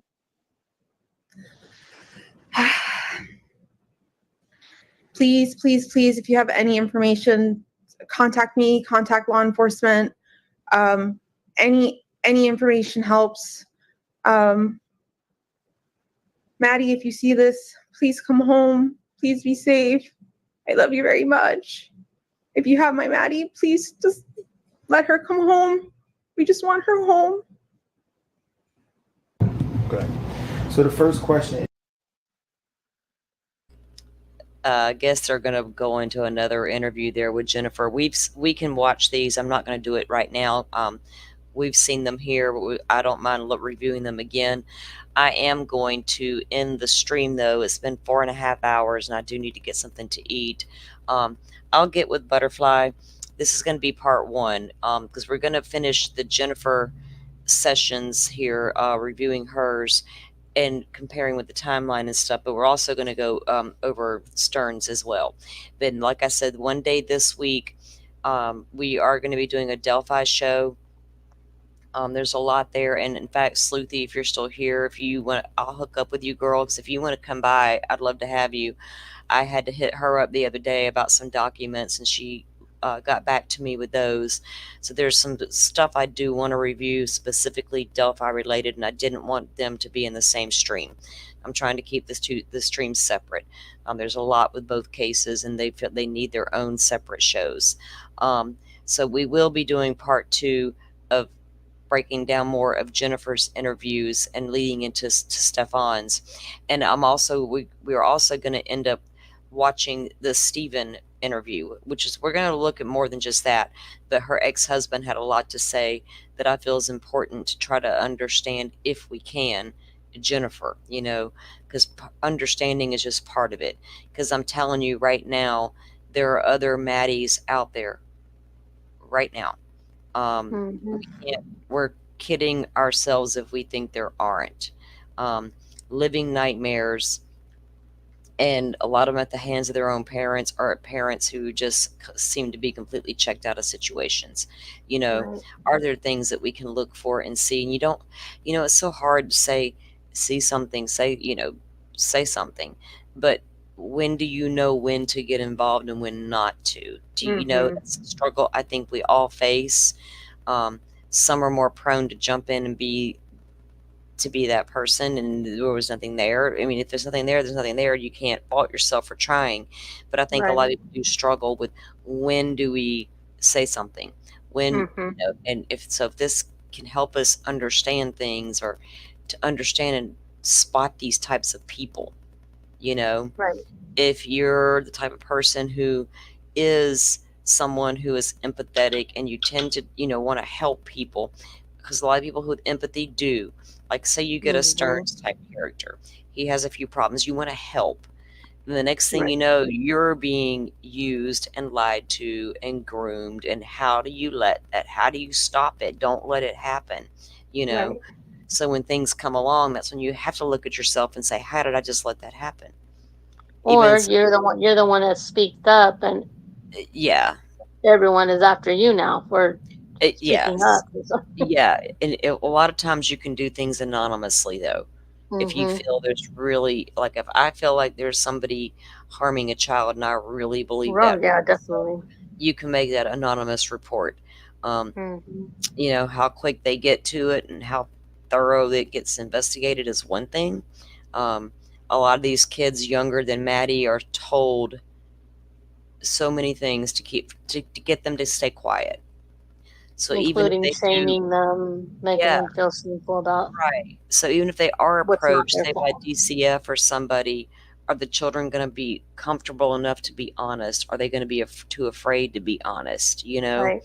There's just so many variables, that it's just hard to think about, but it's important at the same time that people do get that these people are out there and they exist, and we just have to learn Mm-hmm. to watch for them, and try to do better for these kids. And I want Maddie's voice to be the loudest in the room, not Stephan's or Jennifer's even, or how we feel about them. Um, Right. Maddie never had a voice. She did not have an innocent childhood. This man came into her life by the time she was 6 years old. Childhood was gone Right. immediately. He started grooming pretty early on. So She didn't have a voice. She didn't have anyone that no, advocated for her. no. And even the She ones was now, never a priority. no. And now it's easy, even that we heard the witnesses state, now looking back, we see this or Mm-hmm. that. And that's Right. what, it, and that's such a hard road to walk. You don't want to be that person and go, well, looking back, I should have said something. Mm-hmm. Like you said, do you want to be that person that, they all come at? But hey, sometimes it doesn't matter when it comes to kids. Let them. At me. If I'm wrong, I'm wrong. Maybe Right. we should just get to that point. Yeah, well, in Maddie's case, I don't think she would have been caring about who she's going to go live with, because she was determined to go to those woods. But you're right. Kids get told all kinds of things. Who will you live with? You'll go get sent here. They'll put me in prison. Who knows what these kids, they're threatened a lot of the times. Mm-hmm. Tell, and you're going to get a lot worse than you got last time. And Yep. that's terrifying to a child at the hands of their abuser, who knows that abuser's not playing. Just like the Yep. woman being beat. You tell your mama, you tell your daddy, you tell your sister, and you're going to get worse than that next time. And she's going to believe No, it. no one's gonna believe you. They're gonna think you're such and such. Yeah, because the second you start speaking out, I'm going to make you out to be the crazy one.